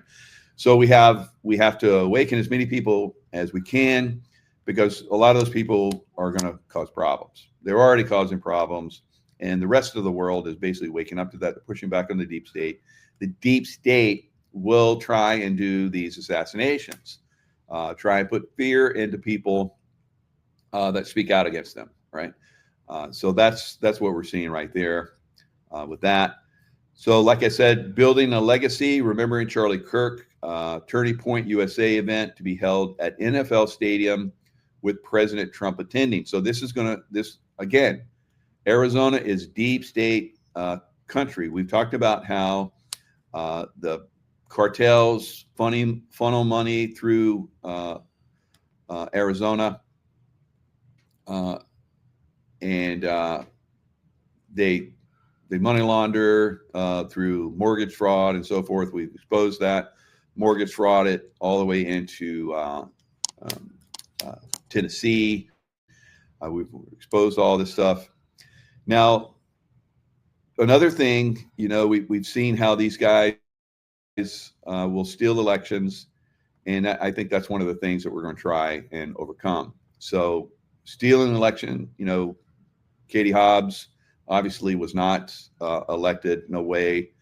Same thing as Joe Biden. She sat in her house the whole time that there was an election going on. So Katie Holmes basically for governor and for senator, she was canceled out of that because of the legal voting there that's happening in Arizona. So the cartels and the demon rats and so forth that control Arizona are going to be exposed here.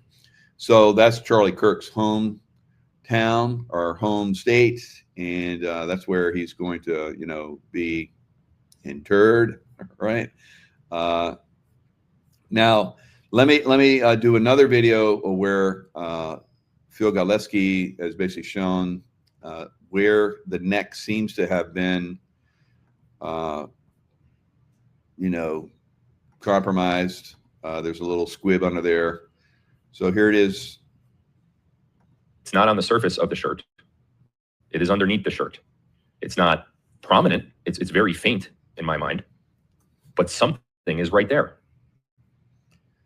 So he's talking about the squib that's under his shirt that travels and comes up under his neck. You'll see Charlie Kirk basically massively react to that, and it would be like he's being shot already, and then the bullet, hole, shows up and starts dumping. So it's like he's been shot somewhere in his body already, but there's nowhere else it could have come. There's no entry wounds from behind that we've seen or know about.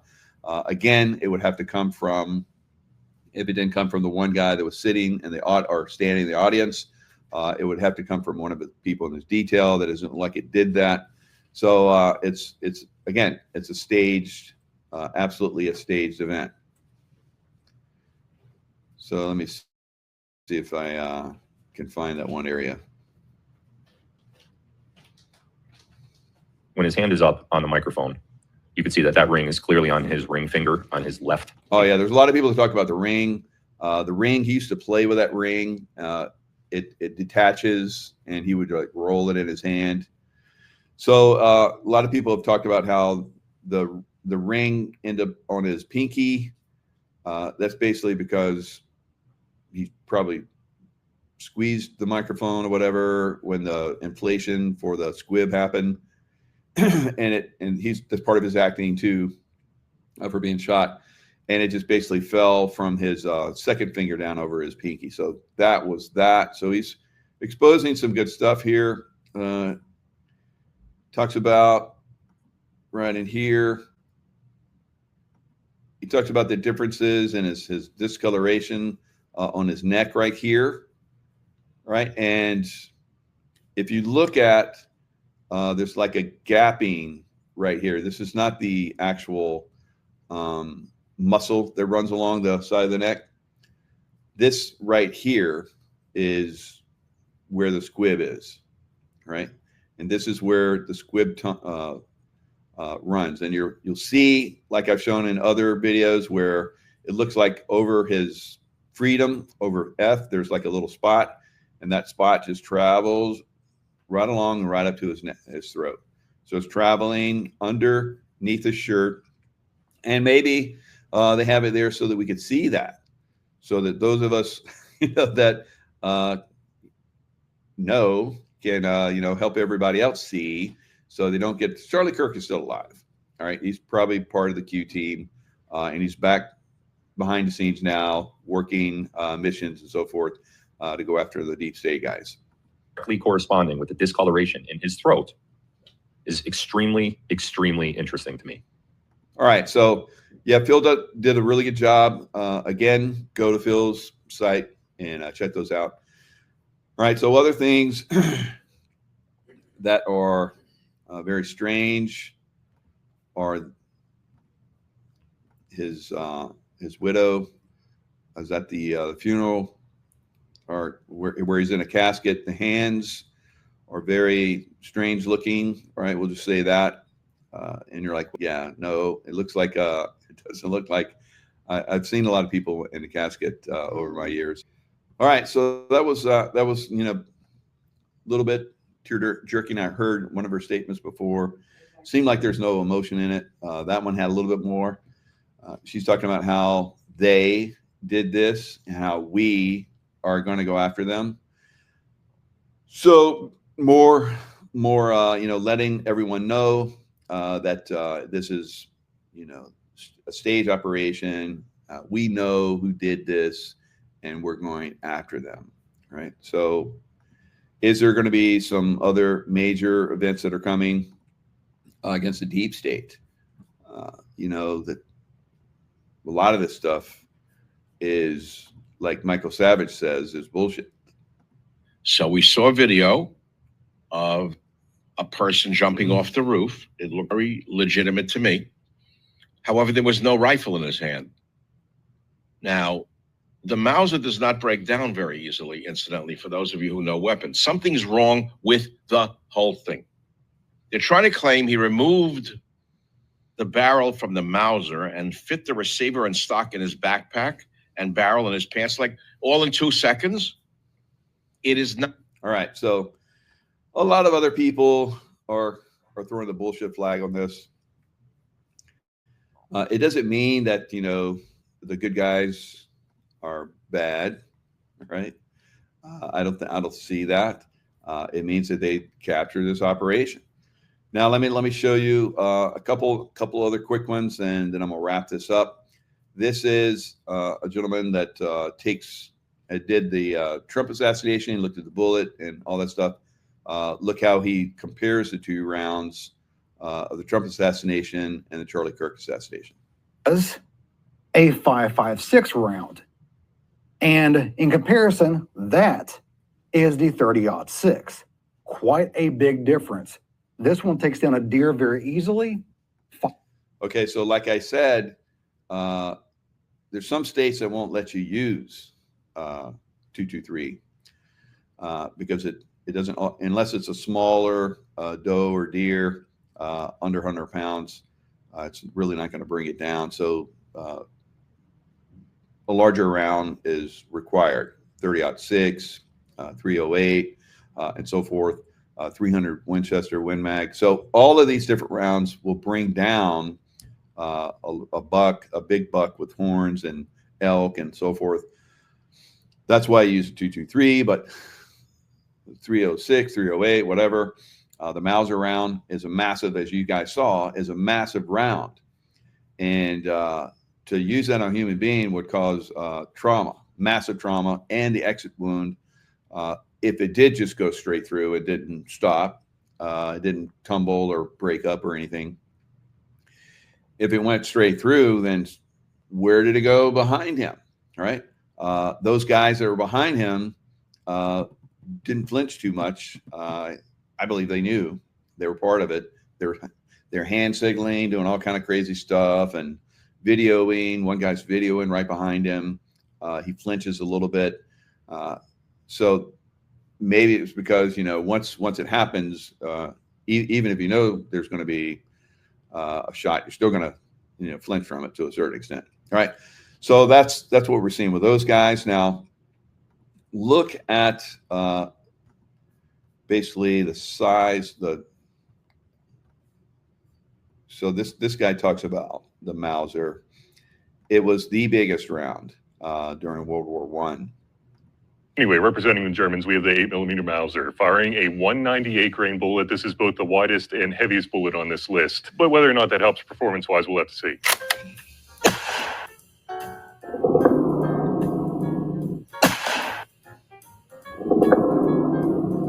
First one came in pretty good. Second one hit a little high. I think it's kind of in the mix of the 7.7s, but let's check out the back. I'm pretty sure all these are going to at least go through the lumber blocks. So let's see. Oh, okay. So I guess it didn't mesh too much with the 7.7s here, but check out those craters. Looks like they were tumbling a bit more than the 7.7. That's for dang. All right. So now would it have entered the body and started to tumble? That's what I wanted to get at. I mean, it's going through wood. The human body is nothing like wood. So it remains to be seen whether a Mauser round would go through. Like I said, I've seen the deer, pretty significant damage on the other side, the exit wound. So it's, you know, you're gonna believe what you want to believe. Other things that we're looking at are the children. The children are basically you rarely, if ever, see their faces. Who takes shots of the kids and hides their faces? No one. All right. You know, here they are, babies. Why are they hiding the kids' faces? All right. So there is there's something there. It's like an arranged situation way back. So this has been going on for quite some time. And of course, you know, maybe they decided early on that he was going to be, you know, governor of Arizona. So if he's going to be the governor of Arizona, they got to reveal that he actually survived at some point. So yeah, Ole Demigard would basically chew this up as well. Ole Demigard, where are you? So let's see. Hopefully Ole looks at this. I'm sure he already has. He's an expert in this field as well. So like me, you know, I think it's very important to get out right in the beginning as early as possible and call the bullshit on it. But am I calling bullshit on the white hats? Yeah, to a certain extent. But you know, I think for all of us to be aware that this is happening again. Same thing with President Trump. That was also a captured, controlled operation. I believe this was it's almost like, I don't want to say believe. It's like, that's not strong enough. Right? So, but yeah, it is another captured operation and a movie. That was definitely a movie for everybody to see. Right. And the same thing with Trump assassination. So, where does this lead? We're still looking, you know, where this leads. I think they're doing this to rally everybody. It's a psyop to a certain extent, yes. Do we like the psyop? No, of course not. But imagine the real operation against Trump had gone down. We wouldn't even be talking. Many of us would be gone. Would be in concentration camps or executed by now. And if that was really, you know, you saw that for real going down, you know, imagine the fear and the anger and everything that was trying to create had actually gone down, where, you know, conservatives went hardcore against liberals.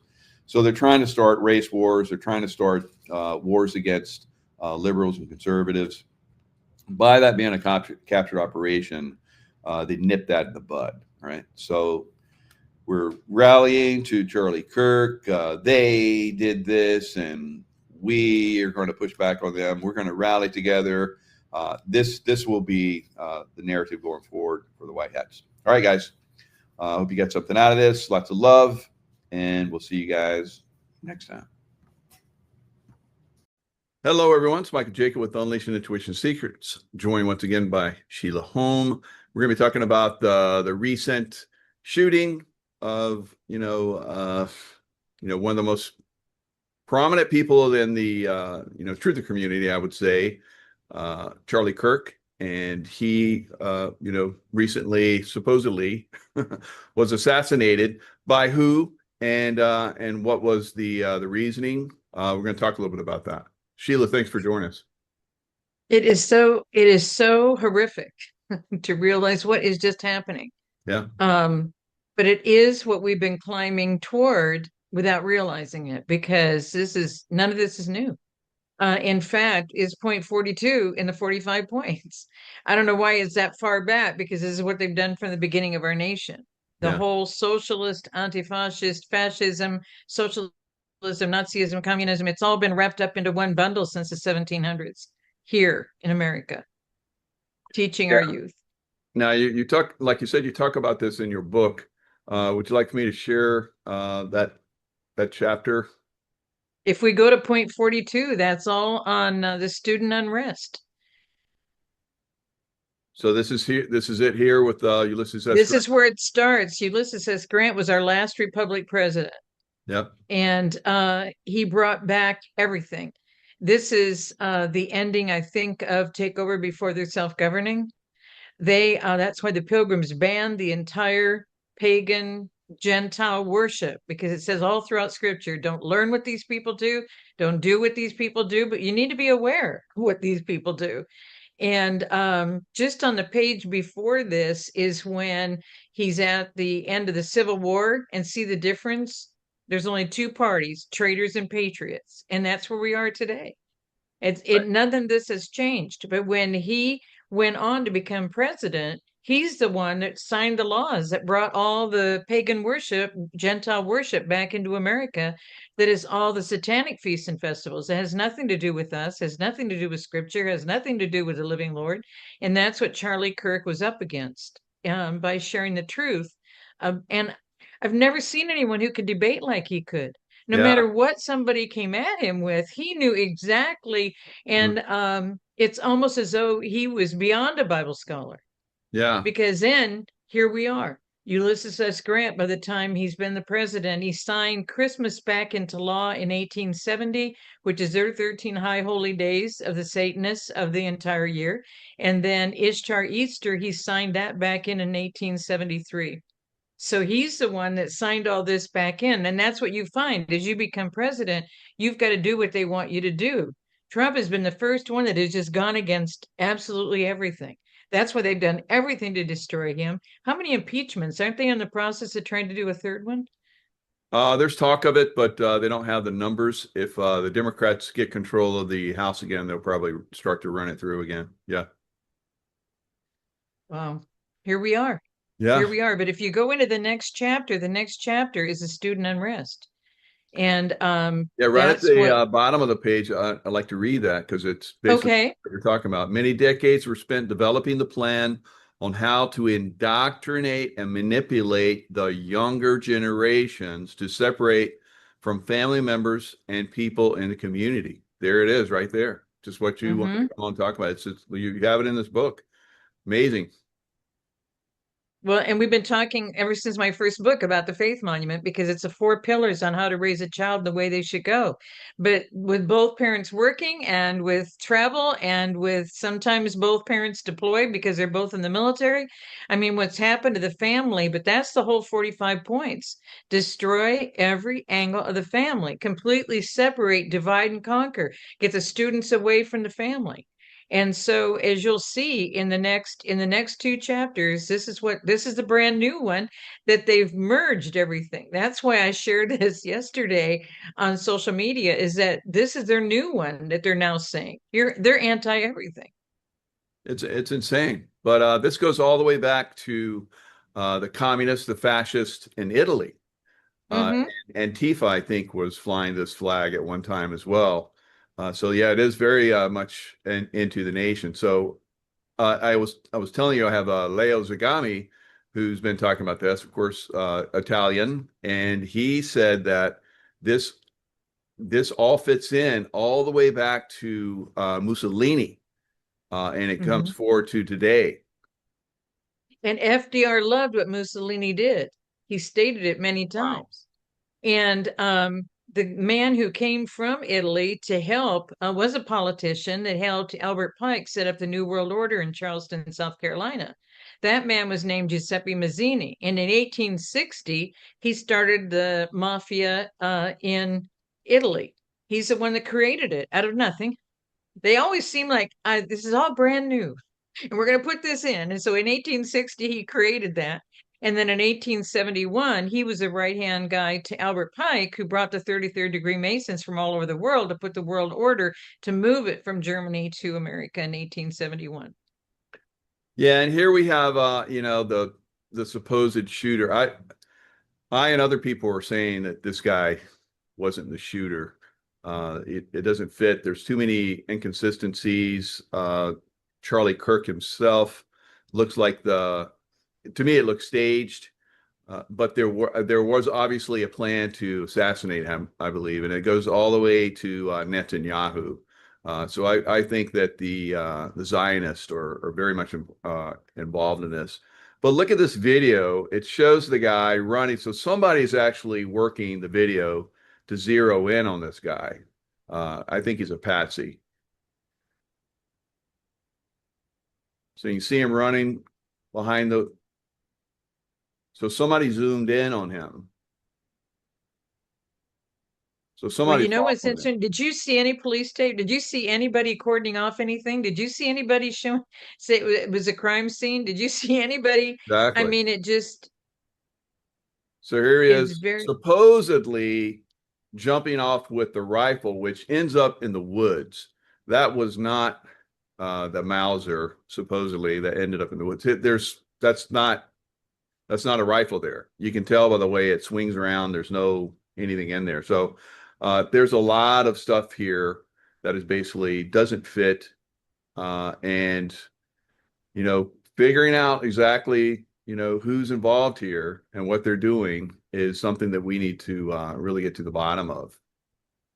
Well, there's more reports that he called his roommate and had his roommate go get whatever was in the woods and turn that in. But he drives 4 hours to his family and then tells his family. But there are concerns as to who he has become. And that's that indoctrination, what you just read. Right. All of this. And I think this is what they're trying to reveal, regardless of whether you think that somebody's, involved in this. I think the Trump shooting also was a big reveal. Assassination attempt at Butler, PA. This is another reveal for us, as far as like trying to wake up our country to, extreme evil that's trying, like you are doing with your work and your book, which is these shows that we're doing are getting monumental views. So people are connecting with this. So you're bringing a really good message here. What are your thoughts as far as like, helping people to understand what's going on? Well, it was all a build up to separate the children from the parents and grandparents. I think we mentioned this when we were on with General Vallely. The goal is to separate them from their parents and grandparents. And nobody wanted to believe me in Georgia. And this is back when the first book came out in 2016. And into 2017. And a woman in Americus, Georgia, was down in Florida visiting her daughter and the grandson. And the grandson came home from school. He was like a first or second grader. And on the corner of his homework, it said, "Trust the government. The government will always be here for you." Okay, that's been the message. It was subtle, but that was the message when I went to school too, is that, this is the government is your future. The government is what's there. See what you can do for your government. So that's what they were proceeding to separate us away from the family. So point 42 is all about the student unrest. And the student unrest, I put in all the symbols. In fact, it was the Students for a Democratic Society that tried to recruit me because I was a national debate champion in my senior year back when Tom Hayden created it, Jane Fonda's first husband. She went from Tom Hayden to Turner. There isn't much difference between the two guys and what their agenda was for the future of this nation. But I was dumbfounded because I was raised right. I was raised with the truth. And so it's like, I don't want anything to do with any of this. And my debate partners at that conference, because you had to change debate partners as you went through, they all were writing, come on, we got to do this. We got to make it a better America. And that's what they think it's going to be, but it's all socialism. So in chapter 42, I put all these symbols in and I put them out on Twitter yesterday. I don't know if we can bring that up, but on Twitter, I put out all the symbols because it goes from their campaign slogans, and the 3 arrows down that you saw on that one and the flags are on all of it. And the 3 arrows down, they use a pitchfork with 3 down with the Satan angles on the bottom of the pitchfork. I mean, it's all the same thing, and it's all Nazism, communism, fascism, socialism, and they say it's anti-fascist, and they're trying to point to children that Trump is a fascist and Charlie Kirk is a fascist. And so what they're doing is they're bringing the lies right into the front of the conversation, because it's them as fascists trying to make us fascists so that the students will then get rid of us, because it's always been about getting rid of the true speakers, the believers. That's been the goal from the very, very beginning. Seriously goes all the way back to the garden. And people said, when Noah came, that changed everything. And Sheila, it all started over. And you can't say it goes back to the garden. What did God say? Noah was the only righteous one. His great grandson was Nimrod that brought all this back full circle, and he's considered deified in Egypt as Osiris. His mother, who had a baby with him, is Ishtar, Isis, and the son is Horus. I mean, it's just, how much further deep can you go into all of this craziness? So this is now a combination. The flags have been shared constantly, but you see the 3 pointing down? Those are the types of bottoms at the ends of the pitchfork on their emblems. So I put them all out on Twitter yesterday, and then they're all in chapter 42. I just copied them and put them out, took 3 tweets to get all the photos in. They're all the same. They're all the same message. And the Young People's Socialist League, and people wrote back to me and they said, these are just logos that adults are using on the children. No, it's not. They're having children believe in this and want to become members in this, and then take their actions and do what they want you to do. This isn't just logos, guys. This is a whole ideology that they're indoctrinating your children, and you're paying all this money in these universities. And what did we see when Trump got in the first time? They were breaking down barricades and doing horrific protests and burning things on campuses and ruining campuses. I mean, because this is what they believe. You got to tear down who they are. Who's the they that you're fighting? You're fighting the truth. And that's what Charlie Kirk was doing. He was going on those campuses. I mean, there were times where they had to cancel his events because there was so much violence before he even showed up. So yeah, you're right. They're really pushing this violence, and so to them, because we're fascist, we're conservative. We want the family. We want to build America, through merit and so forth. We're the ones that they're trying to portray, like you're saying, as fascist. And from that portrayal, anything they do to us, like Charlie Kirk, is okay. And this is what fascists have been doing all the way back to World War II, Nazi Germany and Italy and Japan. So yeah, we're in a bad state. And we have to educate people the correct way, which Charlie Kirk was trying to do, but that's unfortunately got stopped out. And that sends a message to other influencers like ourselves that we're gunning for you. So that's not a good thing right now. Well, it's the same messages as World War II. They called them the brown shirts. They were all the ones that joined the same youth socialist league Young People Socialist League. They changed the logos. It's what they look like, but they all had the same emblems. It really doesn't matter. And now the Socialist League of the two hands sharing, that's identical. I think we talked about this before on an interview. It's the identical symbol as the AFL-CIO. It's Workers Unite, and this is People Unite globally. World Unite is what it is. It's world order. And they want you going in that direction. And it's very subtle, but these kids are falling for it. And he was using all the same terminologies. So he's been indoctrinated in this process. Yeah, it's ongoing. And the only thing that's going to stop this is if we, start to reveal it more. So I think that's what we're seeing right now with President Trump, having the flags at half staff. That's bringing attention to it. What do you think is going to happen going forward? Well, we're already taking action. Did you see where the professors who were celebrating the youth who were against Charlie and the language that they're using and et cetera? These people are being fired from their jobs. There's whole videos coming out today of all the people being fired. How did two people, there was an Anastasia that came out with a book about his death on the 9th, and how did another one come out from Andrew West, came out on the 10th? How does this happen? And God bless Derek Johnson, but he said it takes 72 hours to get a book out, so it really came out faster. But if it is already approved through editing, your book gets released within 24 hours. And the Anastasia that was actually came out the day before. Mm-hmm. And there was like a news article or something, like 19 hours before or something like that. Three headlines of top newspapers, and that was the New York Times. These guys are they're all in on it, the same as we're still where we were under JFK when he was speaking to the press, and they had to get rid of him because he was saying we got to stop this because we're causing war in our own land. And but those three papers exactly 19 hours before made that announcement that's why the Georgia Guidestones were exactly 19 feet tall.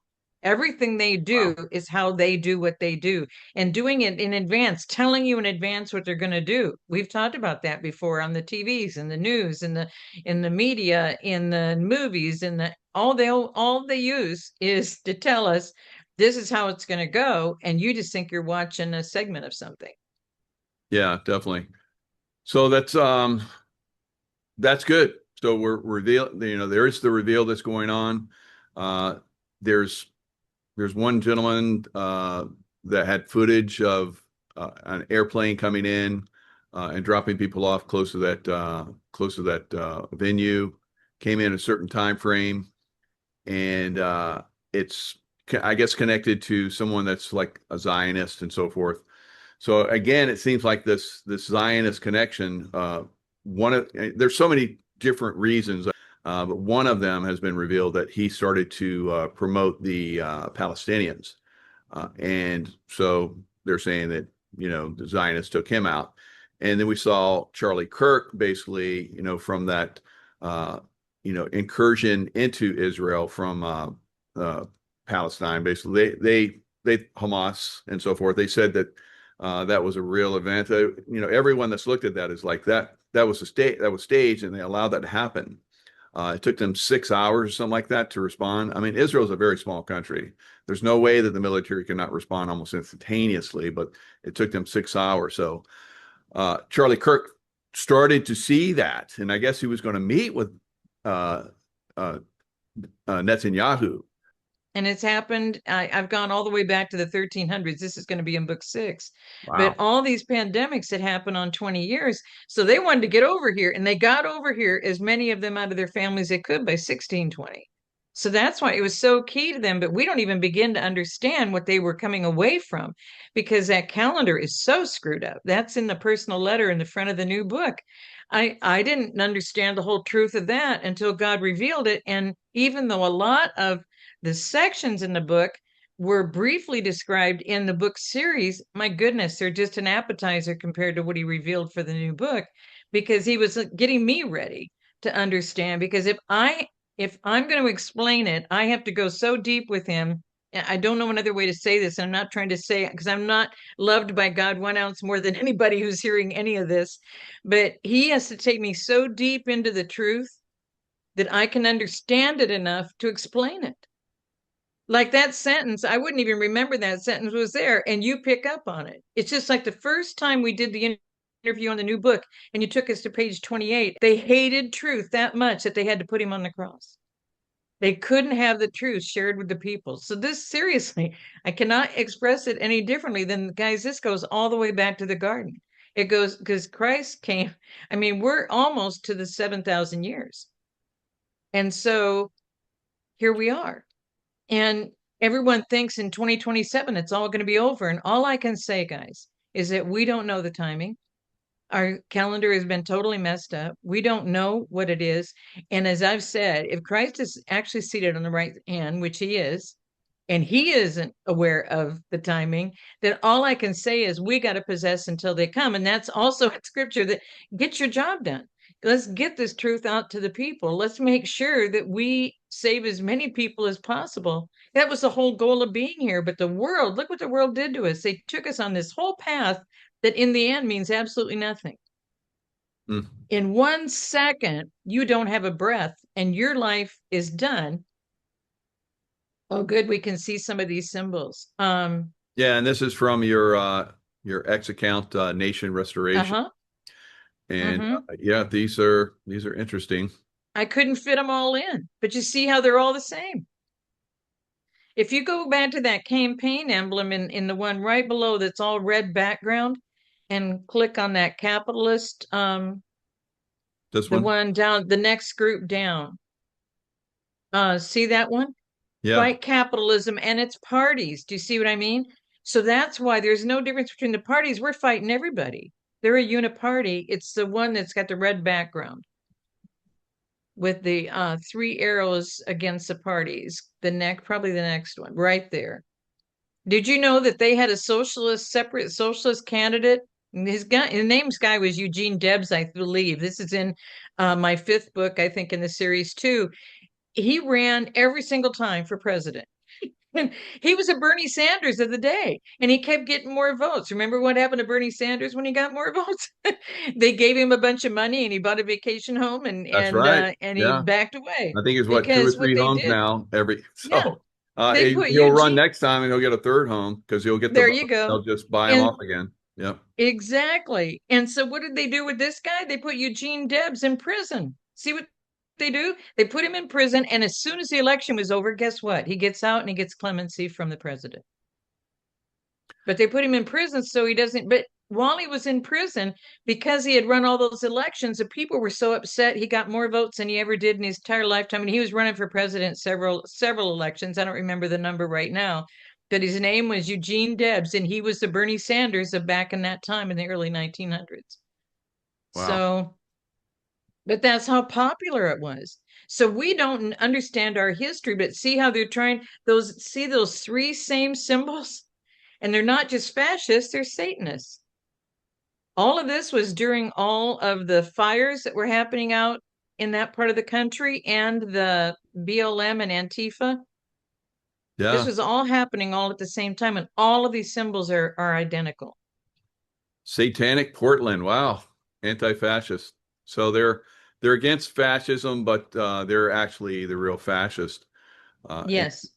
And this is what we're starting to see. This is the deep state, the New World Order. They're communist. So the liberals is just another name for communists. They just hid themselves under the name liberals. And the liberals are all over the world. There's huge protests as we're speaking right now in the UK. Well over 1 million people are marching through the streets against this. So it is a worldwide movement against the deep state, the New World Order. Well, I just saw a brand new one that just was coming out as we were going on, and that is Unite the Kingdom, the UK, Unite the UK, and they've got all the police behind them, and the streets are full of people with pride in their UK flag, the British flag, and they're marching, and Sydney, Australia is marching against all of this. All of this is happening today. Good. and all worshiping and praise Liberty University that went through all their struggles. Liberty University has had this big uprising for Charlie Kirk. It's amazing what's happening around the world. Yeah, let's see if we can get any videos. There's Elon Musk. There's the That's UK. Even Elon Musk is involved here. Mm-hmm. So that's pretty impressive. Now, remember, they were just saying the Muslims had totally taken over the UK. Yeah, oh yeah. It wasn't just the mayor of London. It was I know, not totally just the taken mayors over. took over. Yeah, the people. Yeah. The people. We have to push back because Mhm. they're trying to take over our world through this action that they're doing right now. Those people that are, trying to help people see, what the problem is here. The Charlie Kirks of the Mhm. and Mhm. on and on. So are we going to just let them? No, we have to stand up like the people like you're talking about in UK and Australia are standing up and starting to march and push back. This is the Mhm. New World Order. They can't survive if we work together. Now they've tried to cancel us out. They did that J6, and that has not worked so well. That's come back on them. They're being exposed for that. The election's still 2020. There's many things that are being exposed. Charlie Kirk, or there's a reveal there, a massive reveal that's happening there. I don't believe he was actually killed. I think they basically staged it, and they kind of hijacked that and made it seem like he was being shot. But that's basically exposing the deep state. So, what are your thoughts? Who's next? Who do you think they'll go after next?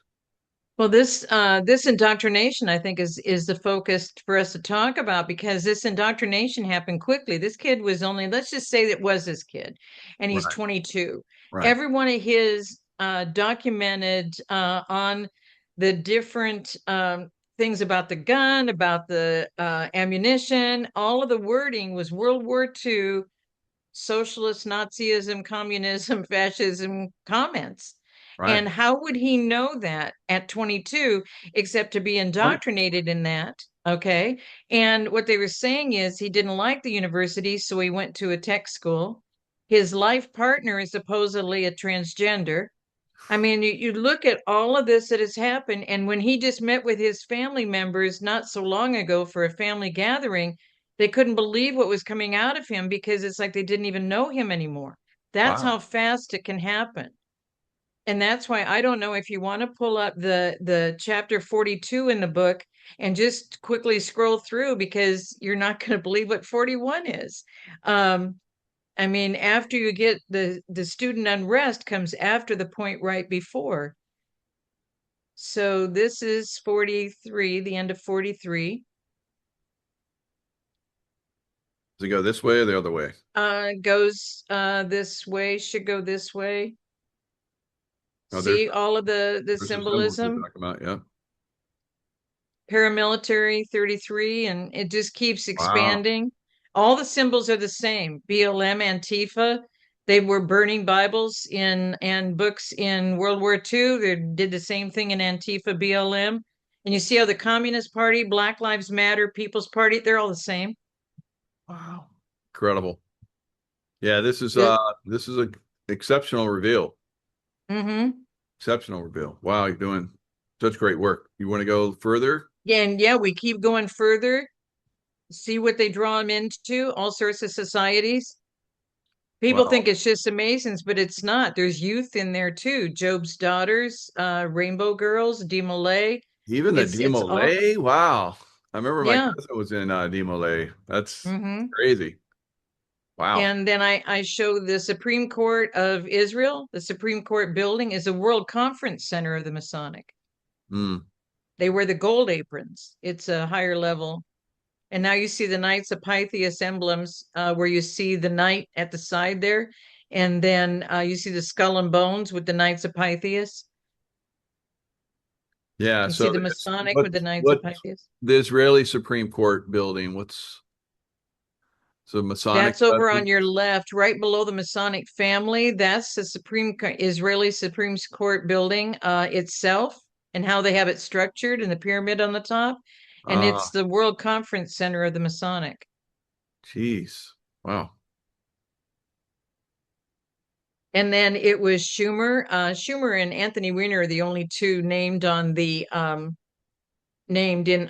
living people, because they don't name living people. It's on the pages of memorial where they're dead that you get to find out the actual names. And then they can say they don't want to be named even on the memorial pages. This is how they entertain people. They took over the entertainment industry. That's just a sample on the left. And you see Charles Schumer, that is the day of the impeachment hearing in January of 2020. Right. January 23. And that was his first impeachment hearing, and they weren't supposed to be talking in the chamber. And he came back in, spoke to the woman who was recording for a while, and you're not supposed to be talking in the Senate chamber. Then he come over to get in his seat, and a demonic entity was in the seat. So that's why you see him trying to usher him out of his seat. Then when he sits in his seat, he's annoyed because the demonic entity just moved to the seat next to him, and he's in conversation with the demonic entity during the hearing of impeachment against President Trump. Holy moly, good catch. Unbelievable. I did an interview the very next day on it. God had me look it up, and then LT took my interview and talked about it, and then showed when he did it and put my book up and everything, he put the map of America, and you see the crescent design. Those are the biggest castles in that design of the Knights of Pythias, and that's exactly the areas where Soros took over the DAs, the judges. Oh, wow. And he's been paying them the whole time. Jeez. Unbelievable. Yeah, incredible. Okay, now go back just one page. Okay, do you see we're heading into chapter 13.41? So now we've gone from student unrest to what? Separate children from parents' family.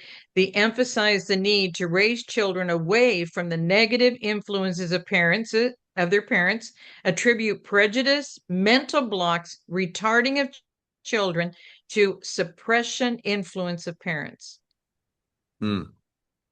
So the whole thing, the whole 45 points completely separates the family, breaks down so that you have no connection with your parents. Look at all the TV commercials who try and be funny, but it's don't be like your parents. You're acting like your parents.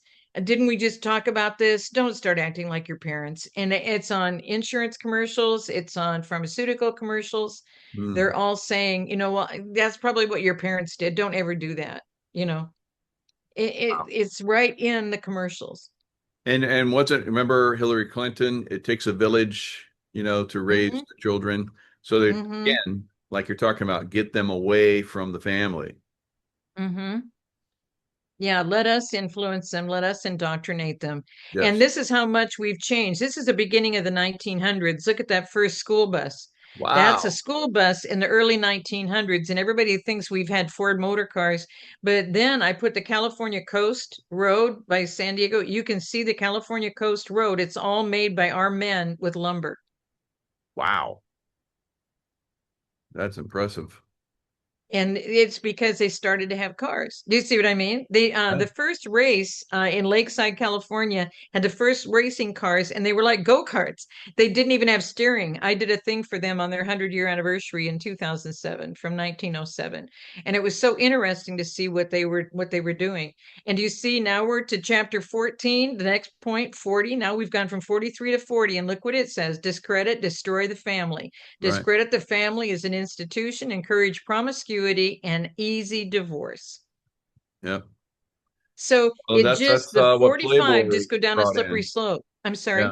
That's what Playboy, Hugh Hefner, Marilyn Monroe, that's what they brought in. Marilyn Monroe being his first playmate on the cover, and playmate within the centerfold. So she was part of the MK Ultra and Monarch and all that stuff, programs. She was, like we saw, involved with the president and his brother.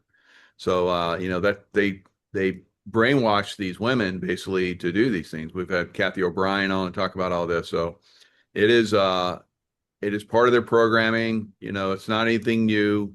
Jeffrey Epstein, they've been doing this for a long time. Jeffrey Epstein, of course, was part of their plan.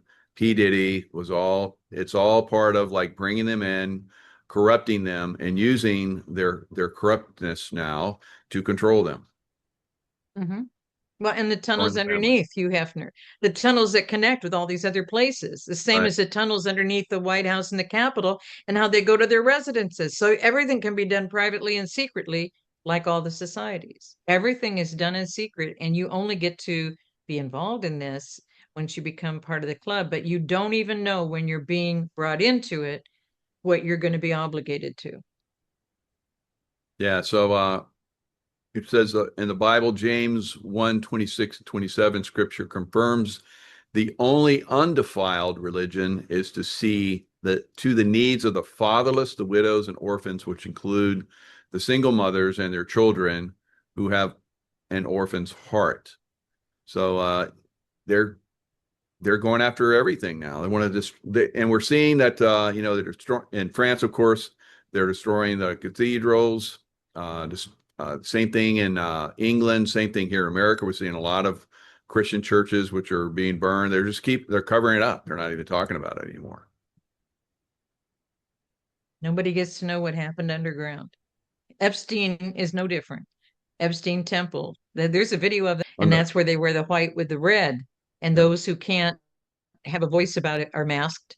And then the ones with the circle, like the knights on the round table, they're all 6 feet apart.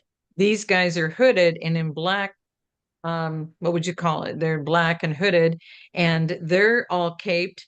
That's what a cape with a hood, and they're masked if they're not to speak as to what they make decisions about. And once those decisions are made, those people that are there have to carry out what they're told to do. And they don't know walking into it what that's going to be. But that level of loyalty is required all the way up to get to those top levels.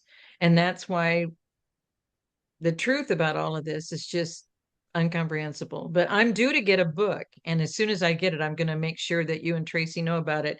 A woman's family was all Knights of Pythias, and Wow. she has all these ancient books about the Knights of Pythias, and she's shipping me all these books because they were just going to get rid of them.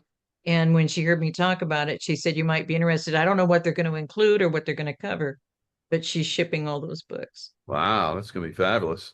And like you're talking about, make divorce easy, birth control pills, 2-day after pills, abortion of tens of millions, more than 64 million at this point.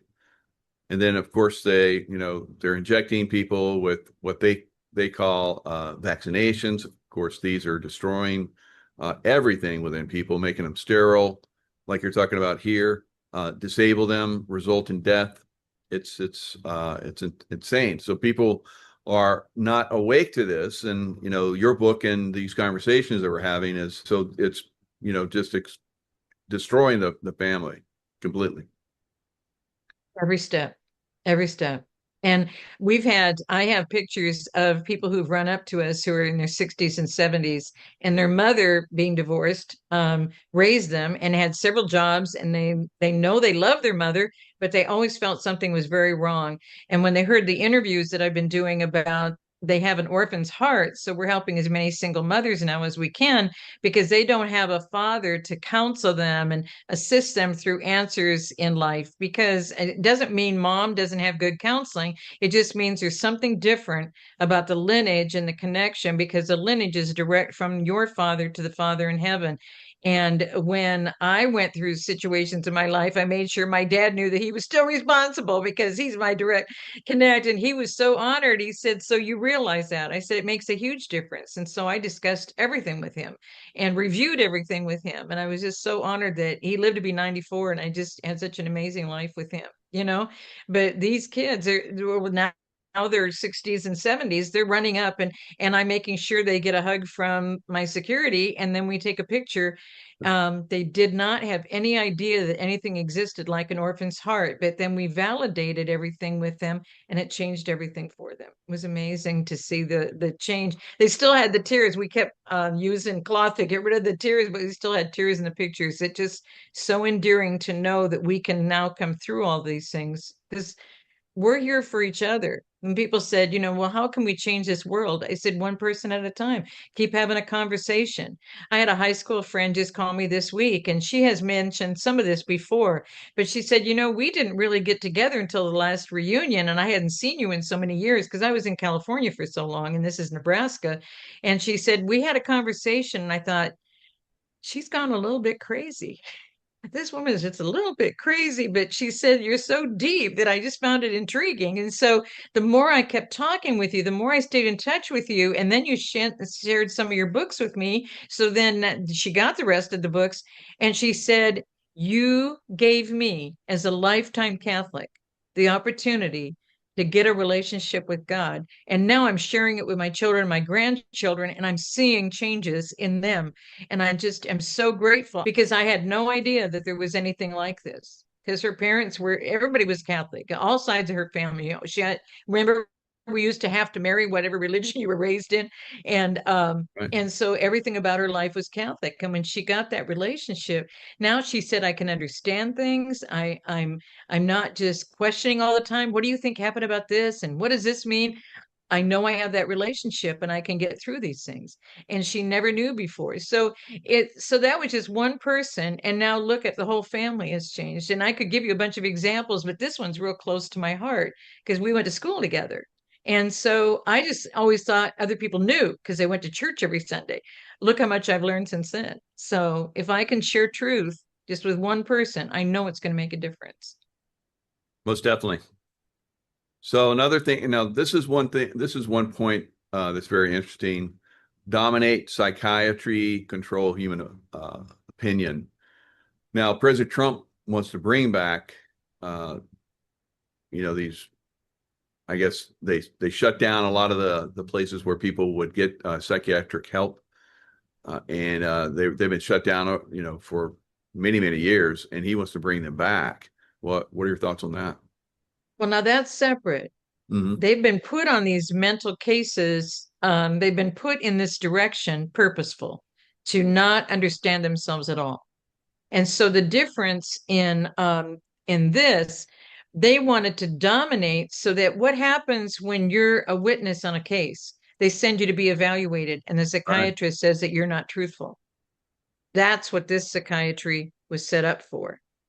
And that's why they're using it to evaluate children, to get children in CPS, Child Protective Services, to speak against their parents and grandparents, or they're twisting them toward that direction, documenting it, and then pretty soon they can't go back to their family.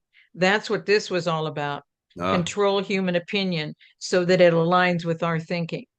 Because they don't want us saying what the truth is in the public square, in the marketplace. They don't want us saying it. They don't want us influencing anybody.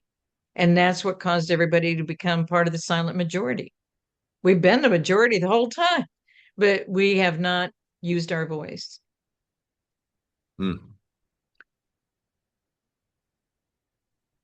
Yeah, so there's a lot of things that are being exposed.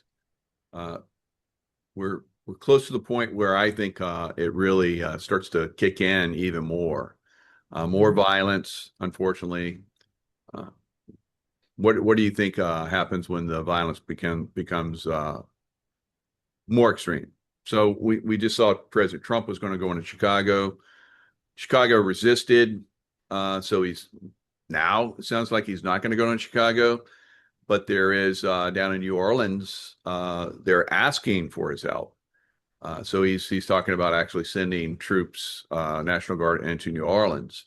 So are we going to see some of these, deep state cities and states like Chicago and Illinois basically not have the resources to overcome their criminal activities? So I guess the day after Trump said he's not going in Chicago, I saw a video where like a mob of criminals went into a mall and stole everything in the mall. It's kind of like there you go. You're not going to come in now. We're just going to steal everything from, Chicago. We're just completely tear this city and this state down. What are your thoughts? Well, he has said that I'm going to send them I'm going to send them to your cities. And so he has the right to do that because it is a Sure. federal status. And they don't understand because they've never operated, they've operated on their own system, so they haven't operated on the Constitution. In the Constitution, the protection is for us, the legal, we the people. And that's what our National Guard has been for, is protection of us. They've even started deploying the National Guard just like they do the military. Yeah. And so putting them out in other nations fighting other issues. They've used a lot of our guys to be involved with the UN forces going into nations and doing things that our guys have tried to tell people about, and nobody seemed to want to understand, well, what do you mean our people are fighting with the UN troops? And now we realize those helmets and those berets in the blue are in their lockers, and if they have to flip and switch that way here, that's what it is. And I think last time we shared the Kissinger, the little Kissinger plan, and that was you think you don't want the UN forces, but when the situation becomes so extreme, that's what you're going to want. And I think all of this is by sharing all of this, and I'm so grateful for you, Jaco, because we've been able to get this truth out to the people, is that we, the people, have the opportunity to turn this around. We don't have to accept this as our reality, and we don't have to let this be passed on to the third and fourth generation. It's up to us to stop it. Why is the biggest UN force of protection on Mount Hermon, where the angels fell? Why is UN interested in that? And why are we paying for all of this if we paid for that building? People don't know this. Our Congress paid for that whole restoration, saying that they had problems with the asbestos. And so we paid for all of this. Trump tried to stop him. He said, get the UN off of our shores. Don't have these people coming in, getting diplomatic privileges and pouches to bring in whatever they want to bring in, because they were bringing in ID documents made in Egypt. When I found the guy in San Diego, they tried him in the district court. And guess what? He was fined $1,500, and he makes $5,000 a packet. And they fined him $1,500, and they didn't even deport him. Gee. So, and that's back, guys. That's back a couple decades ago. So, everything we've been trying has not been working because we weren't working together. That's why this whole 45 points, when you break apart a family, you're not going to have unity anywhere in the country, because then everybody has different ideas. We couldn't even get together for Thanksgiving, and people were worried about only getting 6 people together. But then when we were talking about what we thought the truth was, nobody agreed with us. And so we found all of that out. And so that disunity, that divide and conquer, has been so successful for them. I mean, if you divide the people, I mean, they pretty much take care of themselves. You don't even have to fight them, because they'll just take each other out. And that's what's been going on in America. And a dear friend just told me this week, they came in from Africa to Dallas, Texas a few years ago. And the people said, well, what do you find the difference in Africa and Dallas, Texas? And this is a few years ago. She said, it's already been like this in Africa. You guys are about where Africa was 20 years ago, but you're headed in the same direction. Wow. How does that make us feel? Not good. Because the fight is us. We're fighting each other. What happened to Charlie had nothing to do with the government. It's indoctrinating people to fight each other. No kidding. Wow. So, Sheila, people can find you with you have a couple books out. We've talked about that. We talked about it today. We showed some of it. An eternal plan always trumps a human plan. How to counter the 45 points used to destroy America and the world. Of course, we're going into how they're attacking our children to turn against us. And then, of course, a warrior's battlefield strategy devotional, countering the tactics of the enemy, fear, doubt, and unbelief. And of course, we also saw your YouTube channel, or not YouTube, but your X channel. And what was that again? It's just at Sheila Holm. At Sheila Holmes. Okay, very good. Anything else? Any last words? But you know, when you quickly scrolled through and you saw that Black woman with a Native American Indian headdress on, Yeah. that was a female Cherokee chief And when I showed that all throughout Georgia, they were just shocked because Georgia was about 1/3 Cherokee, but other states were too. North Carolina has Cherokee, North Carolina, and they have a museum of the Cherokee. But the tribes were everywhere. People wrote in after we talked about this. So I'm just briefly going to mention this. They said, well, you know, that the Native Americans weren't everywhere in America. They were on the East Coast. Well, no, that's not true. They were spread all across the country. They'd been here since 621 BC. Imagine how many families they had. I mean, it's just people don't understand how many years they were here. They were here when Christ came in, when he came with some of the disciples, and they still talk about that because they transported here and spoke to them and met with them and shared things with them that they're still talking about. But that woman, that proves they weren't Redskins, and so many people in Georgia realize that their relatives look like this. And the children, oh, it's right below her picture. The children of the Native American Indians were removed from their families, required to attend the public That's schools, right. and they spoke against their families and separated them from their families. The same thing that's in these 45 points against our children. Wow. Wow. That's how they destroy the American Indian families. Yep. No kidding. Mm-hmm. Wow. Unbelievable. Yep. So, They're good again. They're successful. They did it. mm-hmm. They did it in Canada. They're trying to do it in Canada again with the children. Even if a child says that, you know, I'm having a bad day, I want to commit suicide, they're allowing that now in Canada. Yeah. Oh, you know, yeah, because it's the whole goal. Yeah. There's a wonderful film, and I think I mentioned it here, but it's called The Rabbit Fence. Have you ever seen that movie, The Rabbit Fence of the Aborigines? No. They built what they called a rabbit fence, and that was separating all of the Aborigine tribes from the people because they were the original people too. So they're probably part of the tribes of Israel. And so the Aborigine children, because they're all believers, the Aborigines are all believers. They have an intuition in them that is so deep. It's amazing being with them, and I was so grateful to be invited to be with them for a long time. But I had not seen this rabbit fence movie until I got back from Australia. And what happened is these 2 or 3 girls escaped, and they got all the way home. And then they came back and captured them again and took them back to that school again. And the 2 sisters out of those 3 walked all the way back again. I mean, it's a huge distance. They got all the way home again on their own instincts. Okay. And when they got home the second time, they decided to leave them at home. And that's the basis of this whole movie. And it's true. And you'll see how forceful they were. And that's how they were with the Native American Indian children who were not red-skinned people. And that Kenneth Branagh, he was a famous actor, and he's so mean in this. But these are the girls. And then they got back home 2 times.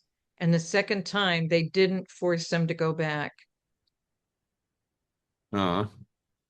So it's a powerful movie, and probably available on demand. But I have it on DVD, but it's a powerful movie. It says the same story. They went through decades before our children were forced into public schools, and see what I mean? Yeah. And then they're indoctrinating them. The root goes all the way back. They had to get the children thinking their way because they don't want to think like believers. They don't want more people like us around. And it's everywhere in the world. And I'm at an event here in Dallas, and I was talking to a gentleman and his wife, and they said they raised 7 children, and all of them are homeschooled. None of them vaccinated. It's all amazing. I listen to more and more people like that. I have several friends that are like that. 3 generations, all of them homeschooled, doctors, chiropractors. I mean, just high up. None of them vaccinated. It can be done, and it looks like we may have to start to move in that direction before we can clean it all up. That you've hit on the main key. Indoctrination, the books created by Lucius Trust, their 100-year plan. We need to rip it apart and go forward with our 100-year plan for truth and peace in this country. Oh, that's beautiful. Well, Sheila, always a pleasure and an honor to speak with you. You bring so much great information for America.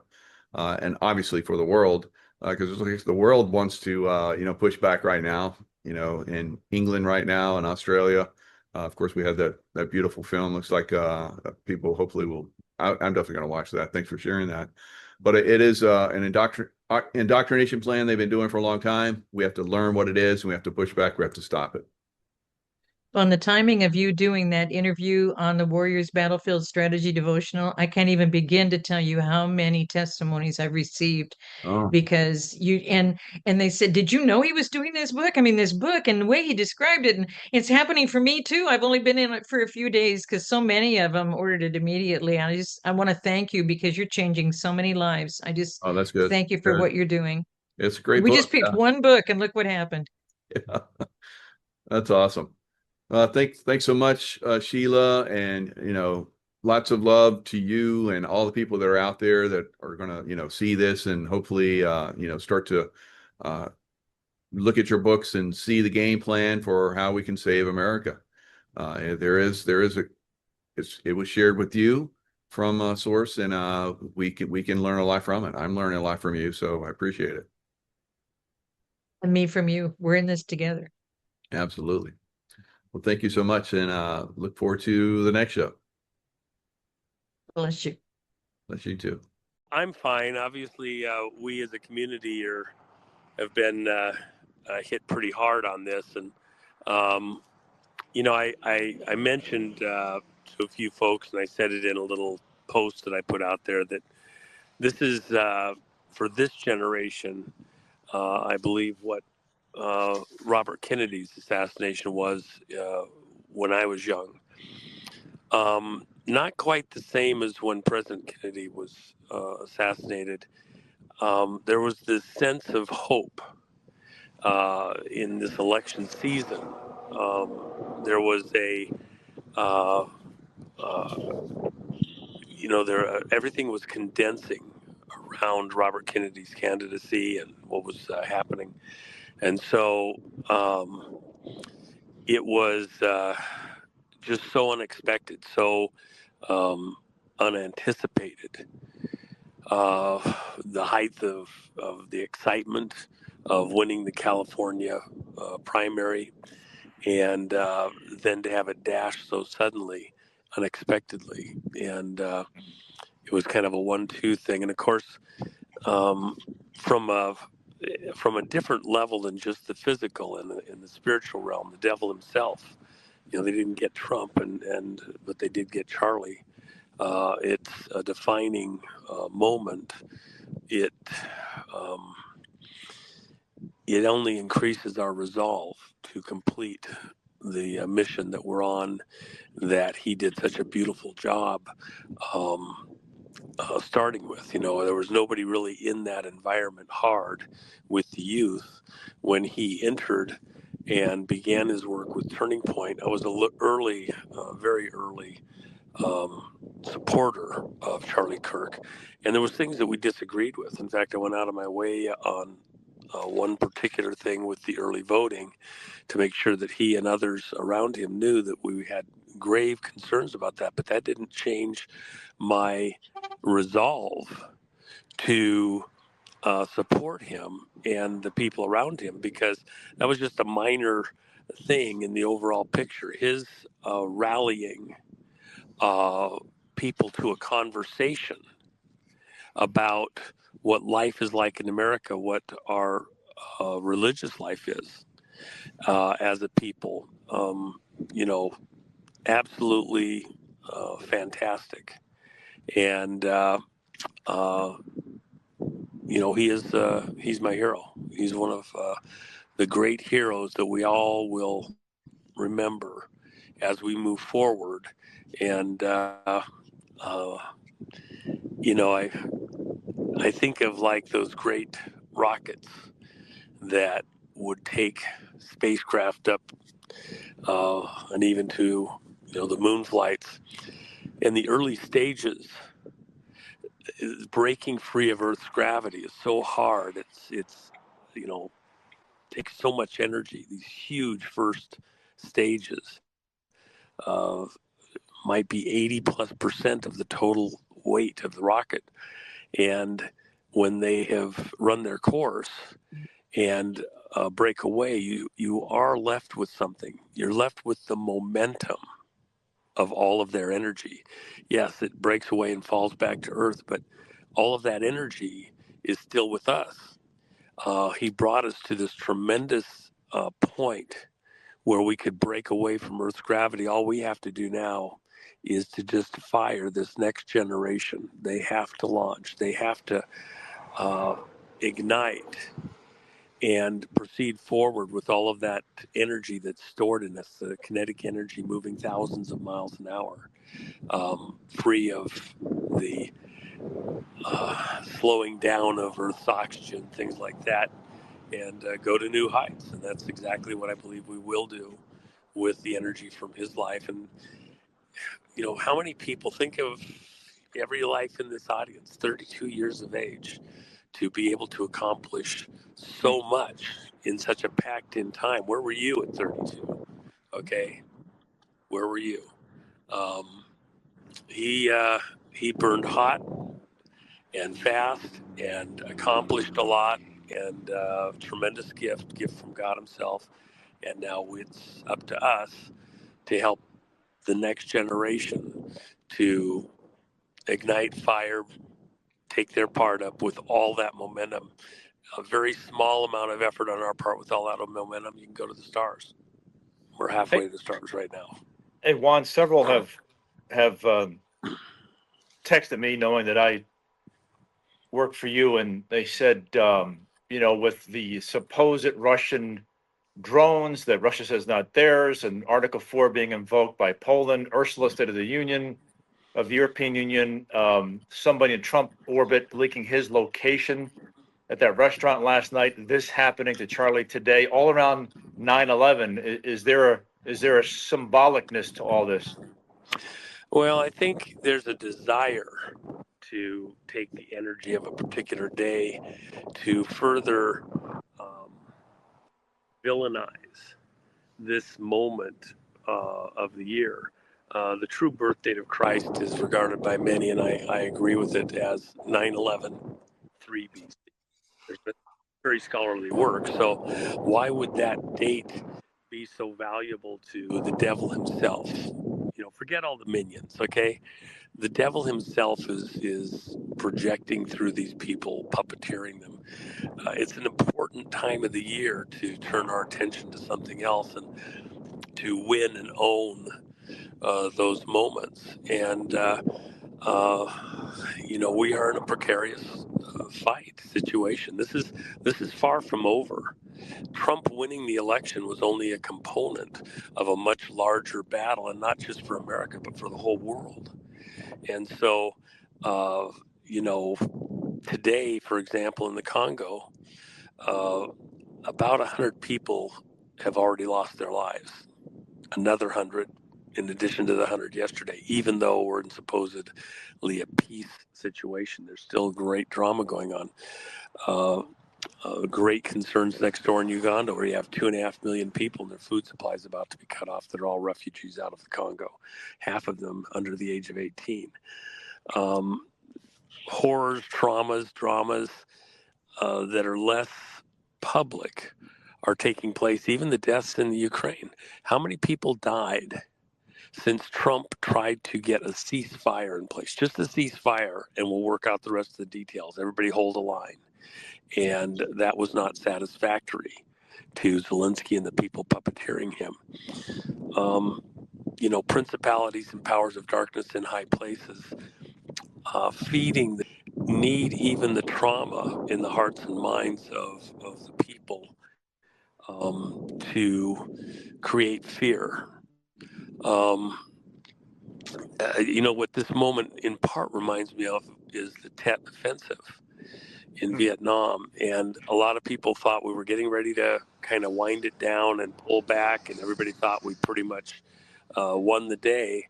And then out of nowhere, the Tet Offensive took place, and they were in the streets in Saigon. It was a heck of a fight. And the older folks here in the audience will remember all of that. But in the midst of this huge fight, one of the commanders, his close friend, an aide, was killed by somebody essentially working undercover, a spy, and was assassinated. When the commander found out, they caught the guy who had killed his friend in the middle of the street. That very famous shot. He, you kill spies on sight. He had him stood up and put a bullet through his brains.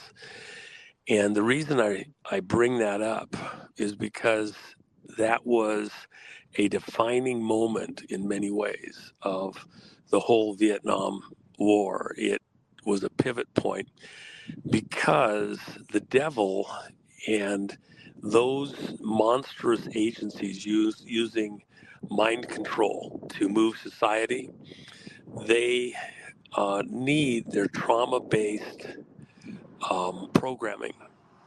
And so an event like this, where it's so widely visible, part of the terrorism is to capture the minds with that moment that so defines everything that's taken place, like what happened in 9/11, that all of your thoughts from that point forward, all of your actions are somehow skewed, turned by that event.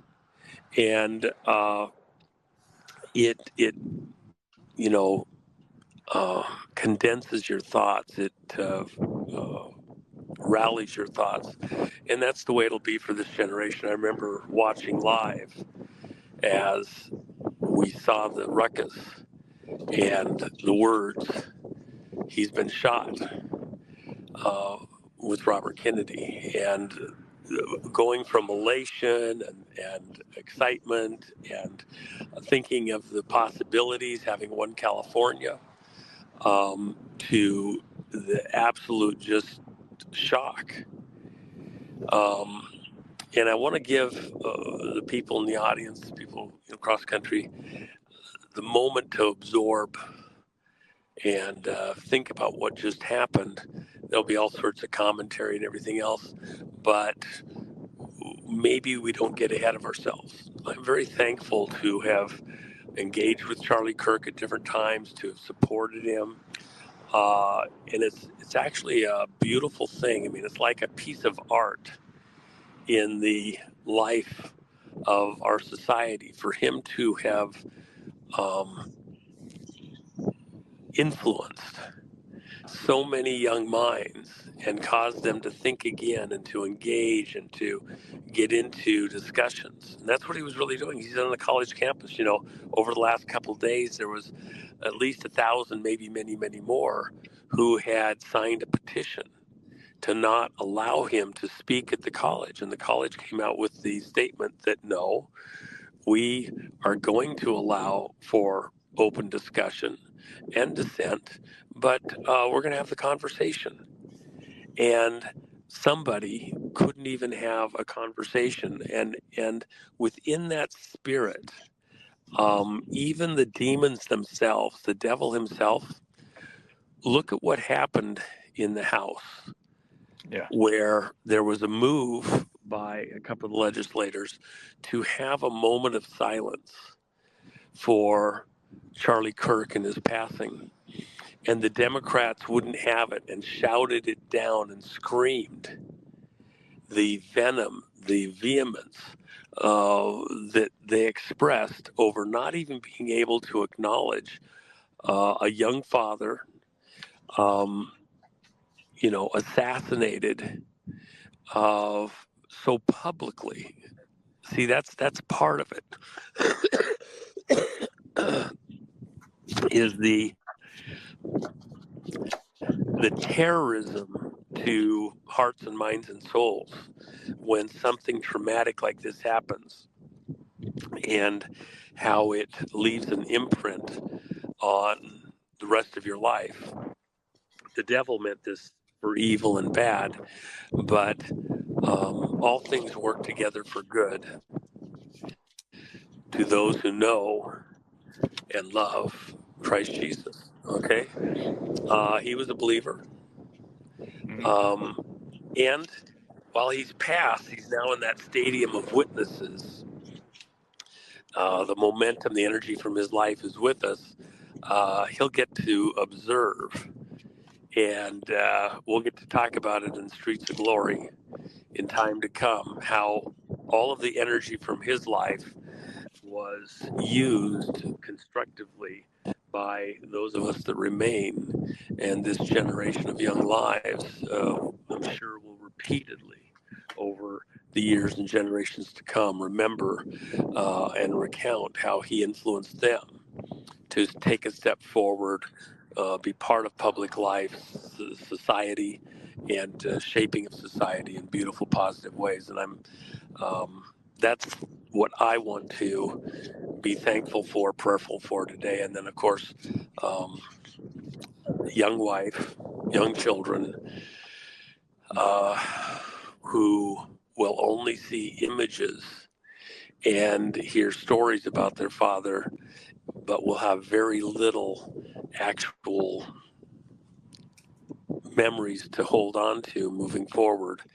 And God's grace for them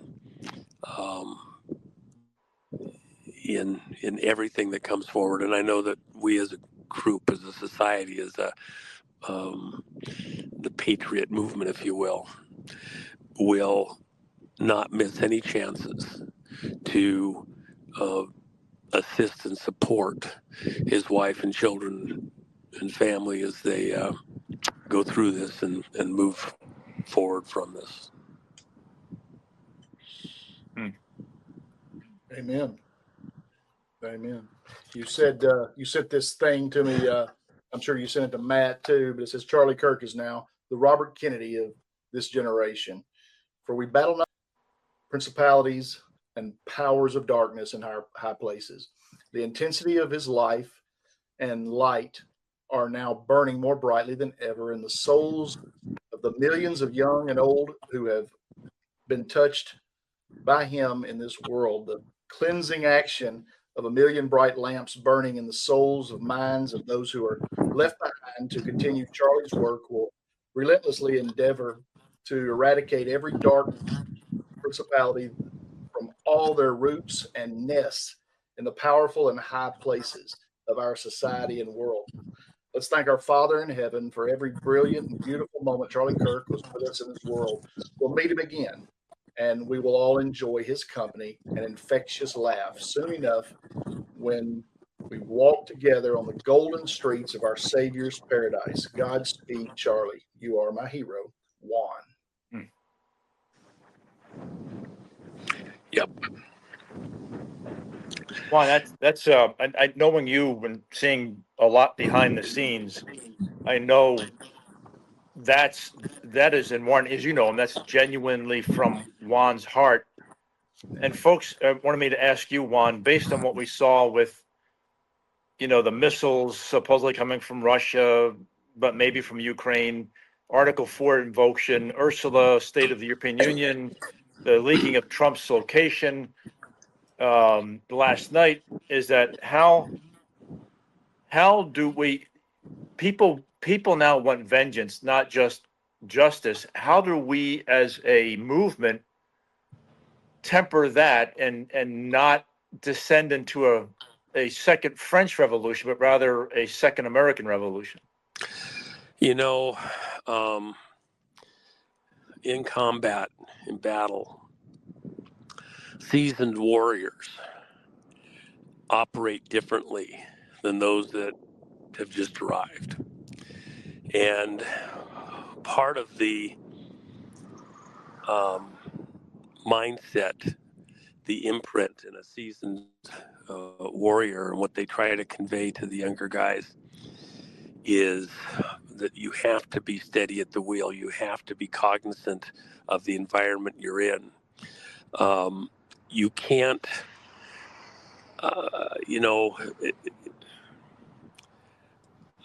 I hesitate to say it, but I think it's an important visual. In the movie Born on the 4th of July, you have a young soldier on the battlefield in Vietnam. It's based on a true story. And his friend's head got shot off by a sniper. And he was so enraged that he jumped up and just started spraying the tree line, fully automatic in his M16. And a moment later, the sniper shot him, and he was alive but paralyzed. It took other people to be able to come get him, take him out, get him out of danger's way, and take him home, take him to where he was healed up, and he was unfortunately in a wheelchair the rest of his life. Even he would tell you that the emotion of the moment, he threw away wisdom, clarity. He did something rash that in fact not only damaged the rest of his life, but endangered the people around him beyond just his friend. It was a horrible thing what happened to his friend. He is the one that allowed emotion to cause him to do something wrong. In combat, you can have horrible things happen. You still have to keep your wits about you. If you lose your sense of surroundings, your wits in the middle of the combat, you too can become a victim unnecessarily. There's a saying in the Marines, Matt, you know it. The only good Marine is a live Marine. You do things to stay in the fight, and you don't do stupid things at a critical moment. You have to work your way through, think your way through, keep your wits about you, because one foolish move, one unthought move, and you can be taken out or put others around you in great danger. You've got to work the problem. You hear test pilots when an aircraft that they're testing is going through some monstrous failure. The reason they get to become test pilots at all in the first place is because they can still keep working the problem, thinking their way through, gathering further information for the next guy in case they don't make it, and by keeping processing, working the problem, they have a better chance of making it. If they just throw their hands up and cry and scream, well, they're definitely not going to make it. So, and there's no guarantees here. Look, I've said there's a near-death experience ahead for America, and I believe that's still out there. In fact, when it was looking like we might get this situation in Ukraine with Russia, calmed down, now it's only doubling down, and the threats are getting greater and greater. I've said all along it's going to be like the Cuban Missile Crisis. And Lavrov repeated my words. He's in the camp where we communicated with other people. Even today, I'll tell you that I know of communications out of Russia that were completely unexpected, with whistleblower information coming in related to our situation with Russia. It's a very sensitive situation. I was actually pretty shocked that this reaching out, I was one of the first people called because of some of my history. But the point is, we're in a perilous moment, and we need to prayerfully consider every next move, even our conversations with the people around us. If we sound like, Chicken Little and the sky is falling, it's the end, I think it does a disservice to such a great warrior as Charlie Kirk. Think of all the vitriol, the thousands of people that didn't want to let him speak at the university and other places he's been. He knows he's going into a contentious environment, and yet he's willing to have a conversation and answer questions. And he wanted to especially speak to folks who did not agree with him. He said, if you disagree with me, come to the front. Exactly. Okay. And that's what the devil and his crew cannot allow. They can't even allow the beginning of the discussion. I was just on the phone with Nino a few minutes ago, and he was asking what's going to happen next and how's this going to pivot and it's going to change the world and it's a defining thing and all of that. And what I had to say to him, I said, um,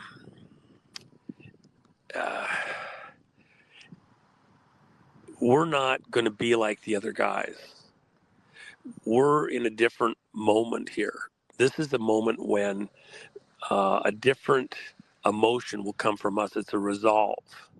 And from those that had listened to and heard Charlie Kirk during all of his ministry, all of his work, because it really was a ministry, he was for cooler heads, calmer thoughts, a conversation. Come, let us reason together. That's what he was doing. Come, let us reason together. If you disagree, let's talk it out. You see, the devil wants us to live in his hell, even here on this, in this world, in this earth. But what is hell? Hell is a place where reason doesn't exist. There is no reason. With the all who want to be saved, to be reconciled with God our Father in heaven, can be. The scripture says God desires that none should no reason to find yourself in hell a few breaths after you leave this world. Yet, hell is a place where reason doesn't exist. There is no reason. Imagine all these people that think that they're having an important, sound conversation, in jail. People like Charlie Kirk should be shut up, even assassinated. Their voice should be stopped forever. That's unreasonable. And they think they're having an intelligent conversation. What the problem for them is when they reach hell and they're trying to reason their way through it, there will be no sanity. There will be no reason. There will be no clarity in hell. They will be in a place forever crying out to God, and God doesn't hear them. To, let me out. I did this. I was doing that. I didn't understand. Nobody's listening, because anything that comes back is unreasonable. That's the demons. That's the hellishness of hell. A place where there's no coherent thought. That's, when you're in constant pain, anybody that's been in horrible pain, it's hard to even think straight. And there is no reason, there is no sanity, there is no coherency, no logic in hell. This is an illogical action. It's a hellish action.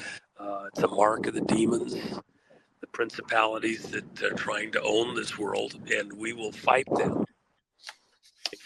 The war with logic, soundness of mind, and by the hand of God, wisdom, clarity, purity, justice. Justice is coming. And in every situation across the world, that's how we'll win. That's a lot, because we got a lot going on right now. Looks like there's a lot going on with the cartels. There's a lot going on in Venezuela. There's a lot going on all over this world, and things have definitely ramped up just over the last little bit. Do you have any thoughts on that? What we should expect like that? Well, one of the places that nobody's looking at right now, Ecuador has gone into the early stages of a civil war. It's become unglued. Brazil is in a very difficult moment, and I spoke to a lot of people in Brazil yesterday, and they cut me off the feed for the interview I was doing. There is still a desire by the devil and his minions to take South America into some kind of chaotic turmoil, and we pray against that, and we pray that there's a move of God's people, the church, in all those areas, and it's amazing, and it's coalescing even now. I think we rise up against the madness by prayer. Prayer changes things, and by aligning ourselves with the mind of God, truth, justice, and asking for divine intervention where the madmen would like to prevail. You know, the one thing I think we'll probably find out about this shooter is going to be very similar to a number of these guerrilla type attacks that have occurred over the years, but probably will increase now.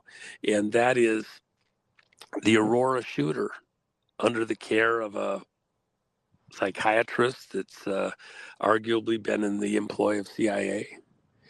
The Baltimore shooter, remember several years ago when he goes in with the shotgun and he has all sorts of inscriptions on the gun, and he says that he's being talked to in his brain by people harassing him out of the government.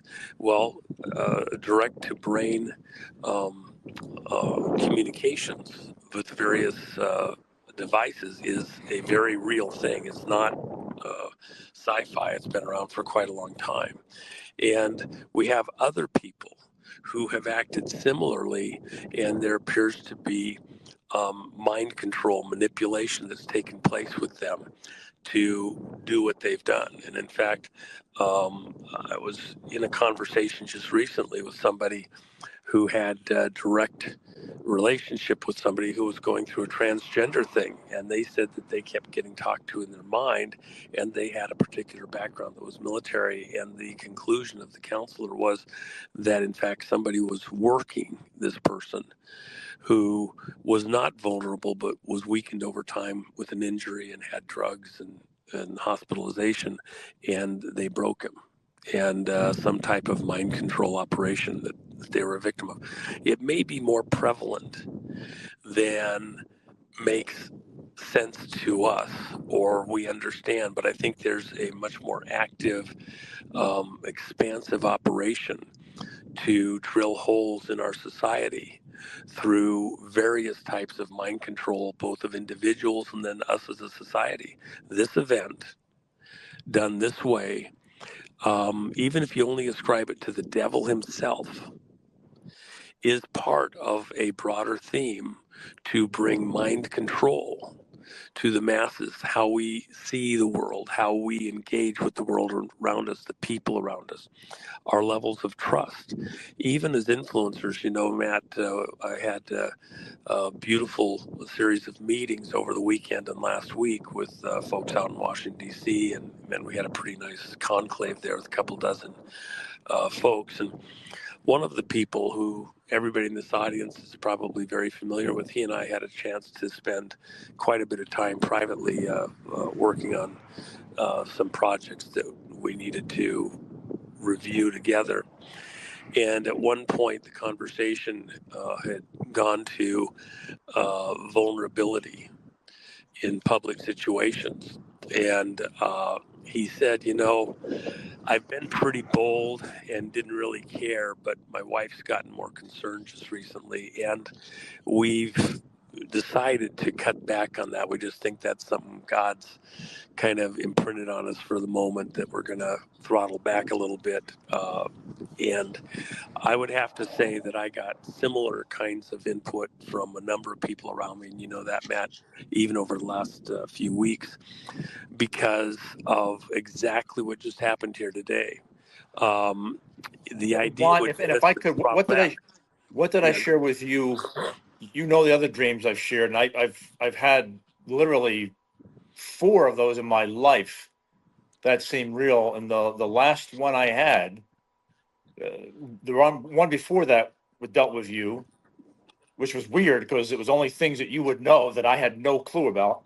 And the second one I had was I was being picked up by some dark force. It was in some hotel room, shoved against a mirror. And this thing was raging because it wanted you, and it was trying to find you through me, and it threw me back. And I called you the next day and let you know something evil was looking for you. Well, and take the only thing I would add to that, Matt, and to everyone out here, it's just like what Trump says, they're not after me. They're after you. I'm just in the way. Really, everyone here in this audience, you've all been holding a particular standard. You're all in this fight. Some may stand out more glaringly at different times, but we're all under attack. And then the people around us, the loved ones around us, if we're a husband, head of a household,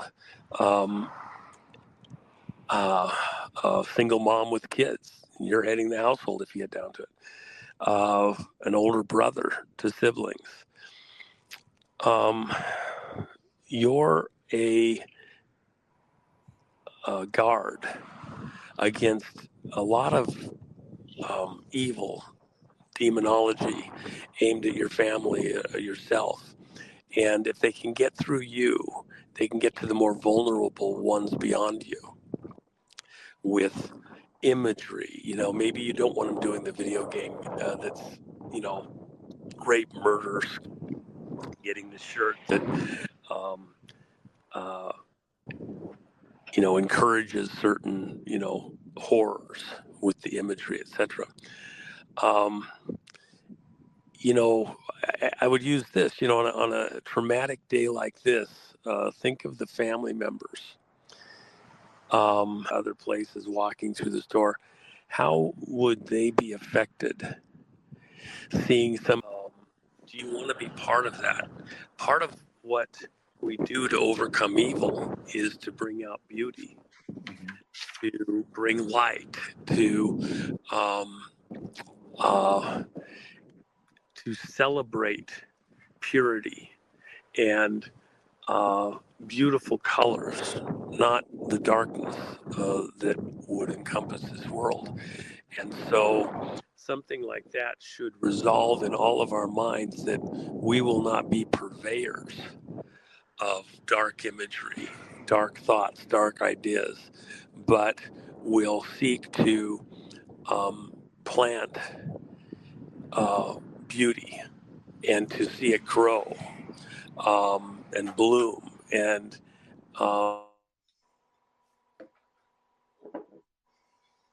Probably got a phone call. Yeah, sure.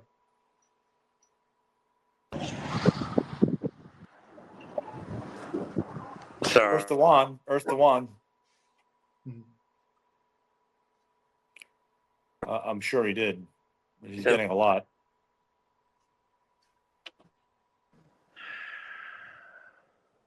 We can hear you, Juan. Yeah, sorry about that. I had an incoming call. I had to send it to outer space, so No problem. But I would hope that that's what people would focus on today. Instead of focusing on retribution, revenge, God's justice is on its way. We will see justice served, and it won't just be in our lifetime, it'll be in near time. And a process of doing that, we're not doing lynchings. We're seeing justice. They'll get their day in court. They'll get to be heard, even at the great white throne judgment before God. Your whole life is shown before you. And, you get a chance to make an account of yourself. But then the judgment. I believe Charlie is a believer,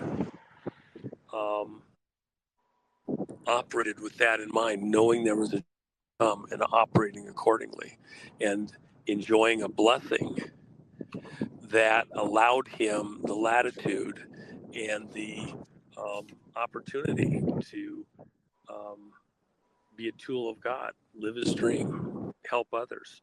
And, maybe now we know why it was so important for him to be able to operate so intensely. Those of us remaining, I think we'll all work with a greater resolve, understanding the reality of the threats, but we're not stopping. We will power forward, and our ranks won't get smaller, they'll get larger. That's where this is going. Amen. What are your thoughts on this new deal with Tucker Carlson coming out about I don't know if it's a 3 or 5 point series or something that is talking about 9/11. Have you dove into that? Well, that's a really, really, really important thing. Kurt Weldon did an interview with Tucker several months back, and Kurt Weldon was a 20-year congressman who got an October surprise 3 weeks to the election. People in the FBI tied into the Bush administration and later the Obama administration. They did a little sneak surprise, arrested or went to his daughter's house and literally took very famously with the media there, as though it was coming for Congressman Weldon, who, by the way, had been to Russia at Putin's personal request as a guest of Putin, and then was shown their nuclear stockpile. And then the generals told him that they were missing not 10, not 20, not 100, 200 of what they describe as demolition nuclear devices. That's their terminology for a small tactical nuke, what we might commonly refer to as a suitcase nuke. That in going through their inventory after the collapse of the Soviet Union, they were unable to locate 200 of these small tactical demolition nukes, and that it was their conclusion that during the Gorbachev administration, during the Cold War under Reagan, that those nukes had been conveyed to Iran, to the mullahs. They would have been timing out on their ability to be used on the triggers because there's certain maintenance that has to be done in order to keep them functional. But it would give you fissile material, and if you could, reconstruct, upgrade those triggers, then they would be usable. So Kurt Weldon, tried to convey that back here domestically. Well, there wasn't anybody that wanted to hear that. And then they took him out because he was in position. This is after 9/11, in the election coming up to 2008, which Obama won. In that election period, just 3 weeks to go, he was the clear winner. His colleagues in Congress and a number of people decided that they were going to vote for him as the Chairman of the House. Chairman of the House Armed Services Chairman Committee. of the House Oversight. Yeah, Armed Services Committee, which is a very, very, very, very powerful position, probably arguably the most powerful position in Congress. And the threat of him getting into that position was monstrous because he would then be able to have subpoena power. He could force depositions. Looking into 9/11, why would that be a big deal to him? Because he was a fire chief before he became a congressman. And all the information, all the stories about 9/11 and what actually happened on that day just don't pass scrutiny at any level, especially Building 7, for example. And so Congressman Weldon was going to have those hearings come hell or high water. Well, that was a bridge too far for certain people. They had to do whatever they had available to them to take him out, and they did with this raid on his daughter's house, just trying to destroy his reputation, etc. It was all baseless. In fact, after he lost his election, they brought everything back to the daughter's house. Not one box that had been taken into custody was ever opened. There was never any charges. It did what they wanted to do, keep him from getting into office. And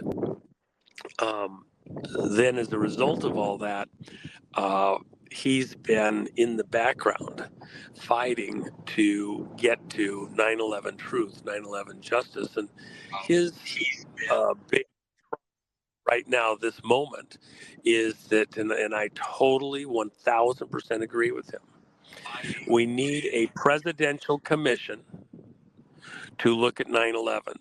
No other authority has the reach to go in and look at the military grade weapons that were used in that event and preparations. Additionally, 9/11 isn't just enough. We need the Presidential Commission to also have authority to look at Maui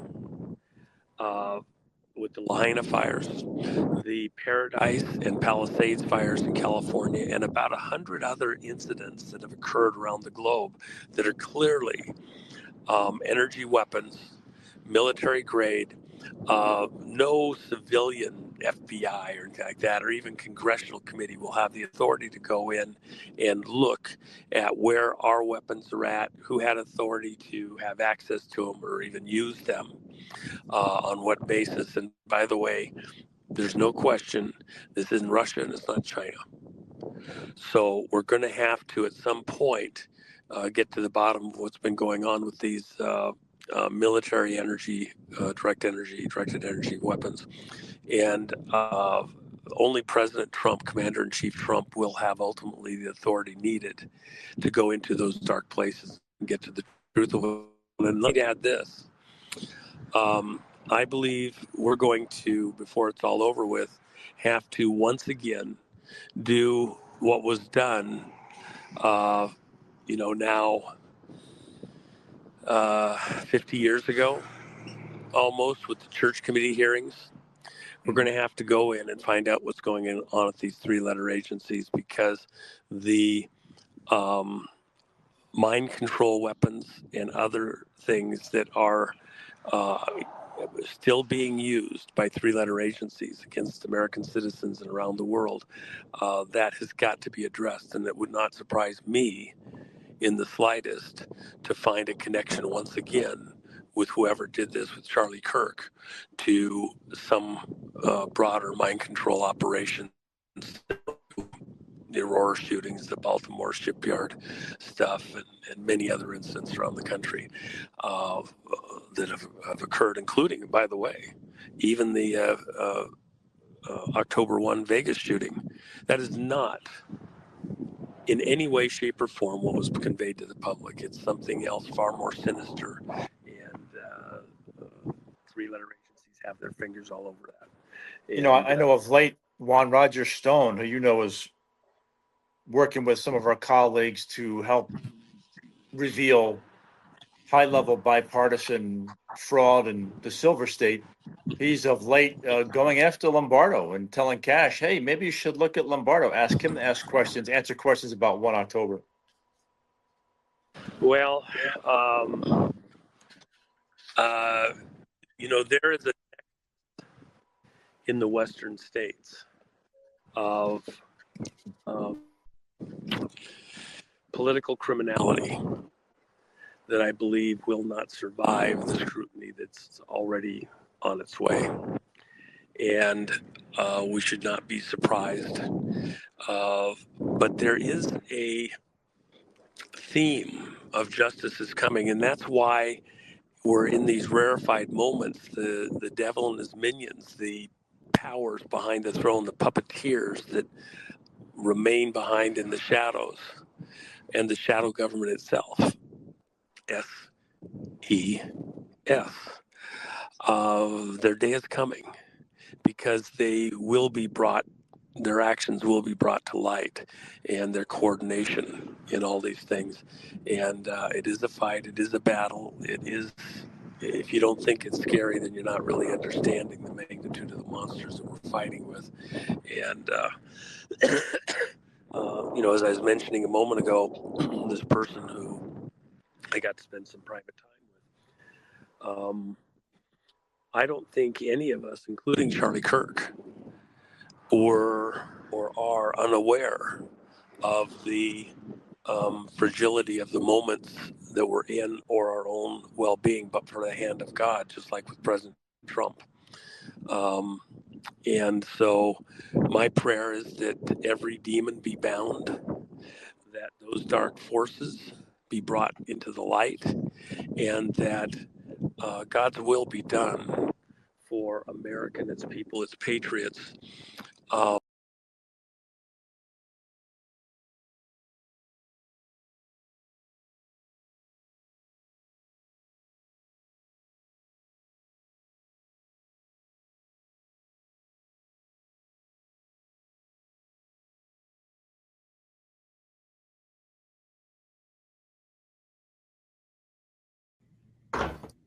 Hello, everyone. It's Michael Jacob with Unleashing Intuition Secrets, and I know you guys are excited about this one. Dr. Kirk's back with us. We're going to be talking about silver. Silver's on a tear, like we've been talking about for years. We were jumping up and down back when it was 17. You better be buying. It took another dive when the stock market dove, and we're like, it's time to buy again. Better get it. This last time you're going to see these numbers, and here we are. It's taken off. What do you see going forward? Well, you know, there's a reason for everything in life, right? And there's the reason why gold and silver are going up, but really, especially silver. Mm-hmm. So when you look at what Jerome Powell did at Jackson Hole, which was a couple weeks ago, right? But as you dissect his kind of Last Supper speech, I guess you would call it. I mean, it's literally, he's gone. That's very good. Very good. Yeah, he is going to be gone. This was his last speech at the Jackson Hole Federal Reserve Board of Governors, Central Bankers Confab, right? So Trump and him have been at it for since Trump took office, pretty much, right? So, and what is he saying? Powell is slow, he's stupid, he doesn't care about America, he's hurting people because people can't afford to buy homes. And Powell says, no, you've got these tariffs and it's bringing inflation. I can't lower interest rates. And Trump says, you've got to lower interest rates. It'll create jobs and that'll stimulate the economy. And so that's the battle, right? So at this speech, he went dovish, meaning that's very pro lowering interest rates to stimulate the economy. That's what that word will mean. So here's his speech, and I'm going to interpret it into layman's terms. He says, all right, everybody, we've got a dual mandate with the Fed. First one is to control inflation. The second one is to get full employment, right? So that's their dual mandate. Nothing wrong with that statement. So since Trump has been in office, what's been the focus on? The first mandate, controlling inflation, right? Because he says, well, we've got all these tariffs that are causing prices to go up. I'd argue that. We've got all this stimulus money that's causing, inflationary prices. It's like, okay, Jerome Powell, that's your fault. It's like, you're the one that prints the stinking money, right? So they've kept interest rates high, and this has hurt American consumers. Everybody who wants to buy a house, everybody who has debt, it's really hurting them, right? So that's going to put a damper on the economy, which I believe that's political. I believe Powell is not stupid. He's doing this to actually hurt Trump, right? So now, what's the other mandate? Full employment. So he says, we have these two mandates, either control inflation or get to full employment. We're going dovish, and we are going to actually focus now on creating full employment. Well, how do you create full employment?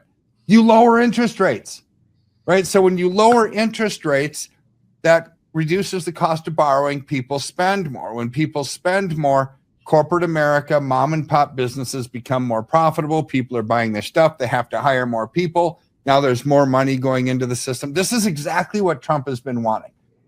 So Powell did a 180. It's like, all right, we're not going to focus on inflation anymore. We're going to focus on the full employment side, which is exactly what Trump wanted. Now, what do we think is going to happen to interest rates come September 17th? That's just a couple weeks away, when the Fed is going to announce if they're going to raise or lower. I think they're going to lower. I'm like, in a world where there's no guarantees, this is as close to a guarantee as I can get, right? I think if I were a betting man, which I'm not, I don't even like Vegas, but if I were a betting man, it's got very low energy city, right? So that's why we invest in silver. Yes, exactly right. Exactly right. I would say there's an 80% chance us getting a 25 basis point reduction. Maybe a 30% chance we get a 50 basis point, which is a 0.5% reduction. But at minimum, that's what should happen. But we've called this in the past. You and I had nailed. Everybody else was like, no, well, on the fence. We're like, no, he's going to cut, and he cut. Yeah, he'll cut 25, but he should be doing 50. And so we're going to see 25, 25, 25. I believe exactly. If he doesn't do 50, which is what he needs to do, we probably get 3 in a row of 25, 25, 25. That would be my guess. Yeah. Right. So now, why would I say, what is some of the rationale that he's going to do a rate cut? Right. So Secretary Bessent came out with he was in a speech, or gave a speech earlier this week, where he said, by this fall, we will have a national housing emergency that we need to deal with. Housing emergency. So why? Well, if you think about it, we've had these interest rates that have been high for too long because of Powell. You've got housing prices that are literally going through the ceiling, some of the highest housing prices we've ever had in the midst of a sluggish economy. Nobody can afford them. In some recent research, for a new home buyer who's buying their first home, it's twice as much on your mortgage payment than it is for rent of an equivalent sized place. Twice. So why would somebody buy if they could rent for half the price and they can't afford it anyway? Then you have to have like spectacular credit to even get a loan right now, because there's a liquidity trap. What's a liquidity trap? This is when the Fed prints money, injects it into the banking system. And what should the bankers do? Lend it out to stimulate the economy. That's the purpose of printing the money, putting it into the banking system. A liquidity trap says, we're getting the money, we're creating inflation by printing all of it, but we as banks, we don't think that we're going to get our money back. There's probably going to be delinquencies and defaults, and so therefore we're just not going to lend it out. Okay, that's a liquidity trap, where you're creating inflation and not stimulating the economy at the same time. That's like stagnation, right? So that's what we've got. Now, what's one of the other big forces that we're looking at? This is a societal thing that's been eroding for decades. So I saw this chart and was doing some research on housing. And if you go back to 1950, and you do some studies on the number of 30-year-olds that are married that own a home. Okay, so in their 30s, married, own a home. 52% of all those kids, I'm calling them kids because I've got a gray beard, of people in their 30s that were married, owned a home. Fast forward to today, 2025. Same range. 30-year-olds that are married, how many of them own a home today? Less than 10%. So why? Because they can't afford them. Wages haven't kept up with inflation. This is what Trump is trying to bring around. This is why he's got this attack against Powell, right? And it's like, Powell, you've got to lower interest rates to make things more affordable. It's the only way that the economy is going to be stimulated. Finally, Powell is capitulating, right? And so what's this going to do? Precious metals prices are going to go through the roof. Like in what we talked about before with the democratization of alternative assets and 401ks, that comes in February. Automatic demand for gold and silver and crypto in 401ks, which is a $12 trillion marketplace. Like, oh my word, that's incredible, right? That might be the biggest thing to gold and silver and crypto ever, is that bill, that executive order that was. I think we're going to see everything goosed. I think stock market's going to take off because it's crack money. It's going to be very low interest money, and money's going to flood into the system again. And people are going to use that to buy more stock, and stock market's going to go up. Crypto's going to go up. Silver and gold will go up as well. At some point, because of the housing, like you're talking about, I remember back in the 80s, the time frame you're talking about, when it was 31 was the average age. I bought a home, a condo. I was 27 at the time, and now the average age is 56. Oh wow! For people buying a home, it's insane. That's why those numbers you said, 10% for people are there. Everyone in the SEAL teams had homes when I was in the SEAL teams. Everybody had homes or condos. But not so much now. It's ridiculous. So it's got to come down. It's got to come down. At some point, it will crash. And we've already talked about what's going to happen with silver and gold. They're going to go to extreme levels. The extreme. Now, you start to add up all of the different factors that cause gold and silver to go up, right? Low supply, high demand, black swan events, inflationary pressures, tariffs, like the tariffs on copper and aluminum, that's going to really impact the price of silver. You've got, no matter how you look at it, whether it's a flight for safety that causes demand to increase because foundations around us are eroding and people want something that's real and tangible, or because of simply the inflationary pressures, or because of normal business cycle activity. When you lower interest rates, the economy is going to grow. When the economy grows, the industrial demand for silver, which is 90% of it's going to go up. Now, here's something that happened this week that's really big that pretty much nobody's going to talk about because they're going to view it as small potatoes, but it's not. To me, it's a monumental shift in psychology of investors, but not regular investors, like sovereign wealth funds. So Saudi Arabia has like the largest sovereign wealth fund on the planet, right? So what did they do? They decided we're going to start investing into silver. And they bought, so the number is going to seem insignificant. They bought $30 million worth of silver. Saying, okay, that's small potatoes, right? However, it is in the grand scheme of things. But the bigger picture is first time a government or a sovereign wealth fund has said, we're investing heavily into silver because normally countries only do gold to back their currency. Their central banks only do gold, right? So what's going to happen next?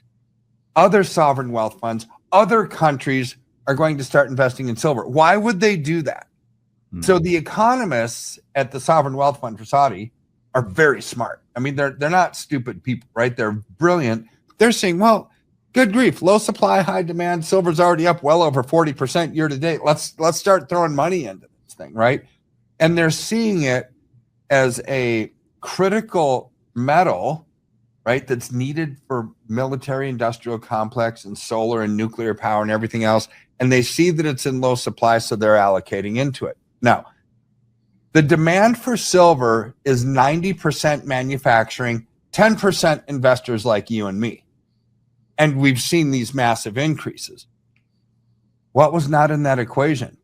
Sovereign wealth funds and governments, right? Now that they're going to enter into the fold, guarantee you, they're going to be way bigger than the individual investor. It's going to diminish supply even more. And Michael, I'm not a chartist, you know that. You're more of a chartist than I am. I look more at the fundamentals, right? But when you look at what silver has done, there's been some major resistance points, throughout this bull market starting at 17. 40, which is what we just went past, wasn't a technical resistance point. It's more of a psychological one because it's a nice round number. Like when everyone's like, oh, we need silver to go above 20 and above 30 and then above 40, right? So not much of a technical thing there. The technical came at like 35. Next one, there's one at 42, a little bit dinky one, and then 48's the big one. So we have very little resistance now that we've gone past that last psychological barrier of 40. And I think we get to 48 really quickly. Like probably like within a couple of weeks, kind of quickly would be my guess. And then you'll probably hit big resistance, right? I think now if it blows through it, it goes sky high because it blew through it. But you're probably going to bounce around at the 48 level for a while as it consolidates, builds a new base. But then you know what? There's no more resistance points like ever. Because we've never been higher than that before. There is no technical pattern above 48. So we're on the verge of really, like, if you look at the cup and handle formations, right, that you can find on X, and you've looked at them, we're on the verge of going into the handle, which is like parabolic type growth. And that's exactly what we've been talking about for years on this program, Michael. And this is where we're now headed. And it really excites me.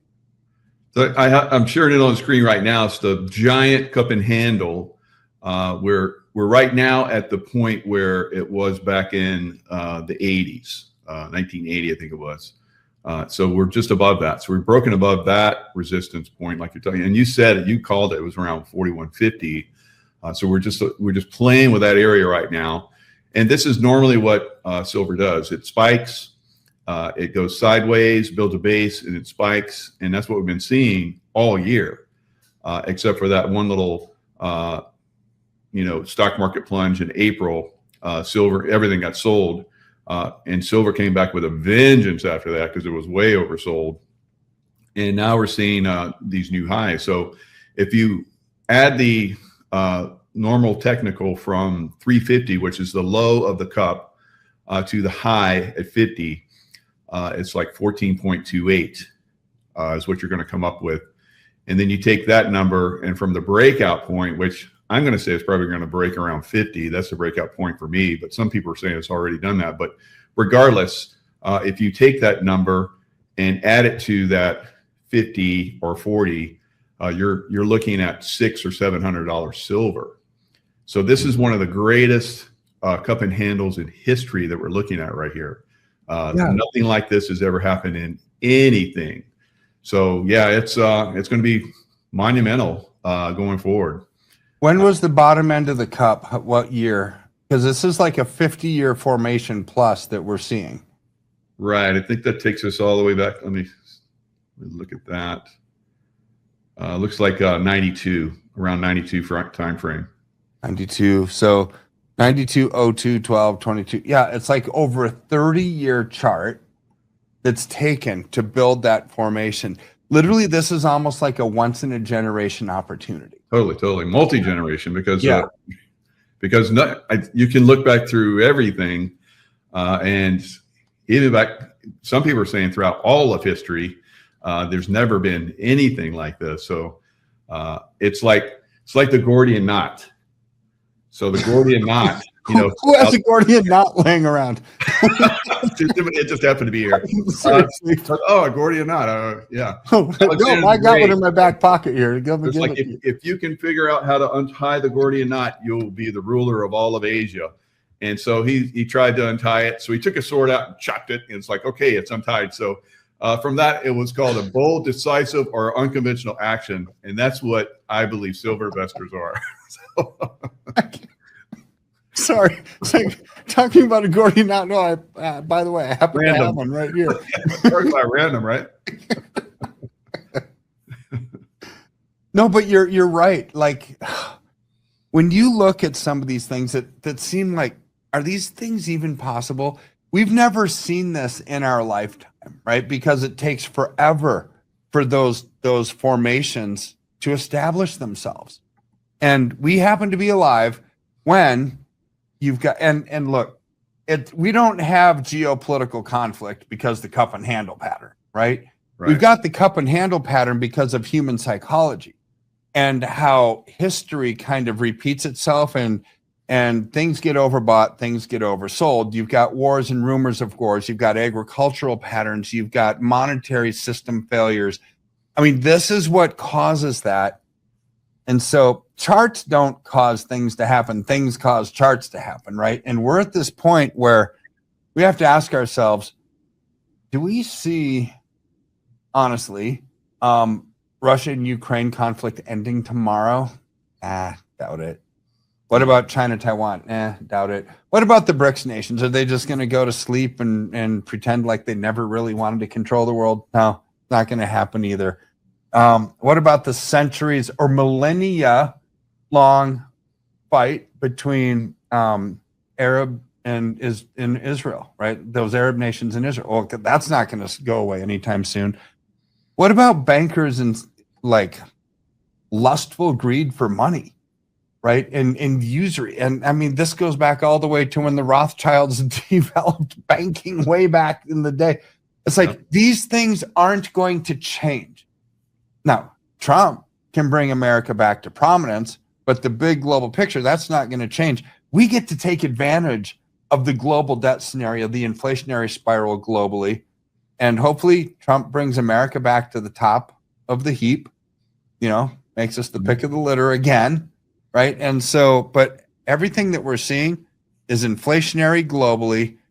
geopolitical conflict globally, a debt spiral globally, systemic banking failures globally as they're undercapitalized. Take advantage of those trends because none of those we can change on our own. Yeah, that's true. And we're looking at the price of gold and silver right now. When you might remember in Burl Ives, he used to, and Rudolph the Red-Nosed Reindeer, he's like silver and gold, silver and gold. So I sing that to my people almost every day. So it's great because right now we're seeing gold up, tremendous amounts. It's 43,647 on the COMEX right now. Silver is 41.49. It's kind of floating. It broke above 42. It's kind of doing that sideways thing. It's building a base till it takes off again, like it normally does. But it's not taking long these days, especially now that the dollar's collapsing. So the Fed, everybody knows the Fed's going to cut, and that's going to cut the dollar. It's going to cut the value of the dollar, and that's going to send silver and gold even higher. They're already responding to that. So 3 rate cuts, as we're talking about, that's really going to bring the dollar down quite a bit, and silver and gold will go higher. Yeah, and eventually it will go much higher because the stock market eventually is going to crash. We'll probably see a little bit of a pullback with silver and gold, and then it'll take off, and it's going to just go to the moon, just like it's always done in the past, like we saw in 1980, like we saw in 1929, like we saw in 2000. All the stock market crashes, there's a little bit of a pullback because it's a sell everything, and then it takes off.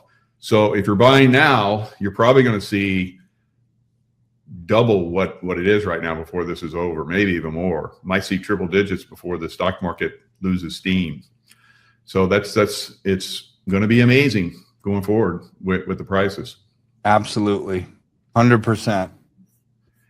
And so you definitely want to be with Dr. Kirk Elliott. We talk about this all the time, and I know a lot of you guys are getting off the fence now because it's like FOMO. Every time silver takes off, you should have been in already, but it's okay because you're still going to make a lot of money long term in silver. KEPM.com, and you can go in and give them a call. Go in and go into the contact information. Hit the contact information. The phone number is 720-605-3900. And you're going to get a free consultation. You don't get that with anything else. So it's definitely a great deal. I know many of you guys have taken advantage of that and have done really, really well. What is the most that people are doing right now? Are they just coming in and buying and put it in the in storage, or how are they buying right now? They're buying any way humanly possible. I mean, it's literally. I mean, the busiest I've ever seen it in this industry since 2002 was a few years ago. Silicon Valley Bank failure. Yep. People thought they were going to run out of money. They thought there was going to be banking failures all over, and literally 5 of them. It changed banking and changed people's perception of what's safe and what's not. That was the busiest I've ever seen this industry ever. Now what we're seeing is a close second. I mean, we're not quite as busy as that, when I look at call volume, but we're getting close. And I have a feeling the worse these things become, this will surpass that. Because what we have now that we didn't have then is ultra low supply. LBMA basically running out of silver. COMEX not having enough to fulfill the request for physical deliveries. I mean, we're embarking on something that we didn't have during Silicon Valley Bank days. This is going to be, I can just feel it. I can feel it in my soul. This is going to be a big move. Yeah, I've like we talk about almost every show. I was a little boy and I was investing in silver. So I've got well over 50 years of experience watching and handling silver, and I've never seen anything like it. I profited massively on the last one, and I kicked myself in the butt because I was getting intuitively buy more silver, buy more silver. I'm like, oh, I got time. And then it went, woo, it took off, kind of like what it's starting to do now. So, we've been trying to get everybody off the fence and get the silver. This is, I think, one of the last times you're going to see silver at this point. Even here, it's going to be, double, triple what it is right now. And like I said, it could be 10x from where it's at right now, very easily, and maybe even 20. So we're going to see some significant numbers going forward. Significant. Take advantage now. I'd rather be a few months early than a day late. Absolutely. Yeah. And we've been saying it for a while, but it's still time. Still time. Yeah. All right. Dr. Kirk Elliott, thanks so much. Always a pleasure and an honor to have you on. You're so knowledgeable. People have been saying you're like gold. you're King Midas. You're got the golden touch. So of course, silver. Silver is the golden touch until we get to a point where we've talked about where you're going to start to convert your silver, which you're going to have a lot more ability to buy even more gold. If you were to buy gold now, you wouldn't have the same ability of buying the numbers of gold if you bought silver right now, because silver takes off faster. We start the dollar cost average over in the gold, and then eventually gold takes off and surpasses even the silver run. So great strategy. Yep. Then you can buy all the homes that you want because home prices are going to be they'll tank. All right. Thank you, sir. You bet. Next time. Sounds good. Bye-bye. Hello, everyone. It's Michael Jacob with Unleashing Intuition Secrets. So unleashing those secrets, right? 3-letter agencies trying to start another race war. Looks like it. We've seen this before in the past with the Tate Manson murders, Helter Skelter. Charles Manson just recently stabbed to death, I believe, in prison. Interesting.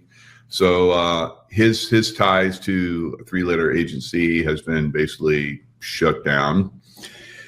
So and then we have, of course, George Floyd, another race war attempt. So they continue to try to start these race wars. The latest one is on a subway in North Carolina. So this one Ukrainian supermodel that left Ukraine, CIA, basically to escape war-torn Ukraine, enters a subway and sits right in front of a man that is going to stab her to death. All right. So, and then as she sits down, you see her look right up at the video that's going to watch this happen. All right. Now, or was this, I believe it's another false flag. This looked like it. Looks pretty bloody. This guy, I guess, had been released by DEAs and judges 14 times. He's a psycho, and they kept releasing him. So looks like they got their little Manchurian candidate all set up and put him on the train. This will be your target. He doesn't know her. She thinks that she's going in for a screenplay for a movie act, probably, right? Just like the Tate Manson murders. So we'll look at this. It's another, I believe, attempt to start a race war. These attempts will keep on going until they get what they want, or until these criminals are basically identified and stopped, right? That promote these and continue to try to do these things, set them up, and so forth. Coming from Laurel Canyon, we'll talk about that. CIA activity in Laurel Canyon, California, quite extensive. The latest, the BLM, head of the Black Lives Matter, that came out during the George Floyd attempt to start a race war. The BLM, Black Lives Matter head, got a home, multi-million-dollar home in Laurel Canyon. I wonder who paid for that, right? So we know who paid for that. I brought it up. Who paid for that? It's CIA, right? So it is. It's being exposed. We're exposed as fast as we can. They try and shut us down as much as they can, but we keep exposing them. So let's jump in and talk about a little bit of this. I'm going to show you guys lots of different video and pictures, and how this is basically, obviously, another one of those attempts for a race war. And you just look at the patterning and you're like, okay, here we go. Once again, they're going to try and start this race war, right? So here's a picture. Tommy Robinson. All right. So Tommy Robinson, pushing back on the UK government. So he's coming to America to point stuff out now. So I think this is very interesting. All right. So as you see right there, she's looking right up at the camera as the guy behind her, her killer, is getting ready to do them. So here she is, Ukrainian supermodel, right? Just randomly gets onto a subway train in North Carolina. And North Carolina is basically going to the Democrats, the deep state. So you see her right here, looks like she's, very underdressed for a supermodel. So trying to be low key there. But yeah, that's very interesting how she just looks right at that camera. Okay, this is where I was told to sit. Make sure you look up and see the camera, you're in the right position. So she's doing that. She probably was told there will be a man in a red top that's going to be sitting in a seat, sit right in front of him. And then we'll roll the movie scene and you're going to be famous. You're going to be famous. And she's like, oh, thank you. And so there we go. So Irina Zaruska, a Ukrainian refugee, flees to the USA. Good job, Tommy. You just know, how do you know this stuff? Because it wasn't reported in any news articles anywhere, all right? And still hasn't been. Boards her train in Charlotte, Deep State Central now, North Carolina, sits down and is killed from behind by DeCarlos Brown Jr. for no apparent reason. WTF is going on here? All right, so let's play this little clip.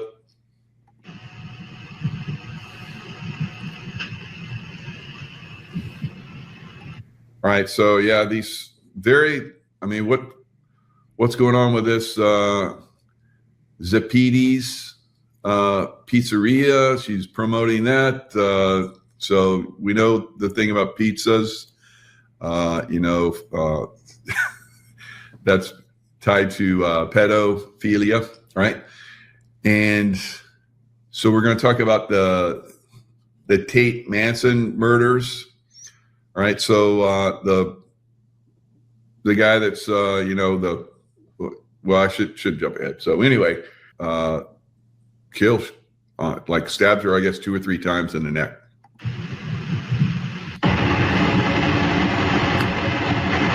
All right, so right here, he's taking out his pocket knife. She just does not know anything that's going on. She's focused on her phone there.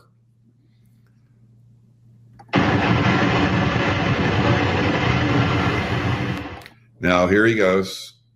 They're not going to actually, it's almost like she is preparing for that. See how she's how her arm is held there. It's like she knows he's going to do that because she was told that he's going to do that, but she doesn't realize perhaps it's really going to happen. Now, did it really happen? Or was it staged blood, or who knows, guys? The report is that the people tried to save her. Of course, as she stabbed in the carotid right there, there's no way unless you go in and pinch the carotid off that she's not going to bleed out. So if it did happen, there's no way that she's going to survive it.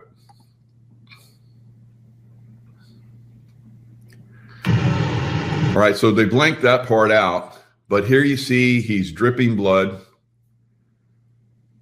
or or something. All right, and they walk around. He's leaving bloody footprints.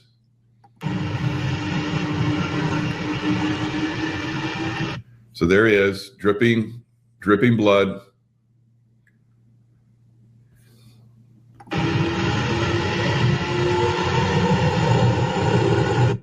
Now, supposedly he walks by and he says something about, I hit it 2 times or something. I saw, you can't hear it here, but apparently in another one, people are saying that he said a couple times, or I hit her, like I stabbed her 2 times or something, right? So these people don't know what's going on. Obviously, they're either not part of the play, or they are part of the play and they're playing their parts. Who knows? Central casting. Looks like there's probably complete central casting going on with this, I believe. So that guy looks down. He notices the blood right there, and he looks at that guy, but no one does anything. So you would think that all of these people, if he stabbed her, then the people that were sitting back there, so you're looking, she gets on and sits down. It's not showing it here, but there's all kinds of people around back. There's a couple of people back here, right? So there's a person back there. There's some people on the other side sitting. So if this were real, people would be screaming. And everybody on that subway would know. But yet he just walks, casually down amongst the people that are standing on the subway. So a vicious murder just happened on the subway, and no one seems to notice. And they said that people tried to, help her, but she couldn't be helped. So, they would be screaming and yelling, but he just walks down the subway like la-di-da, all blood dripping everywhere. No one seems to care or notice, or if they do, they're not going to say anything. So it's central casting everybody on the subway car.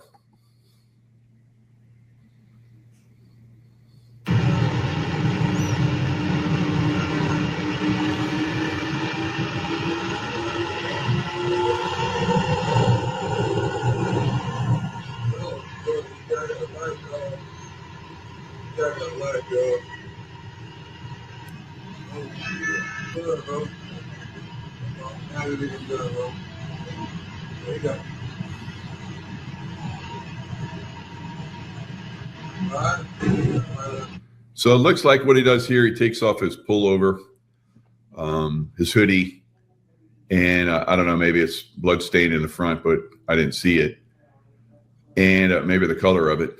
So, and then it probably wraps the knife up in it, and then, I don't know, walks off the train, and then they get him later, evidently, because that's part of what they told him. So you're gonna play that. Everybody's just gonna do this, and you're not going to be impeded, and then you just walk off the train, and we're going to come get you. And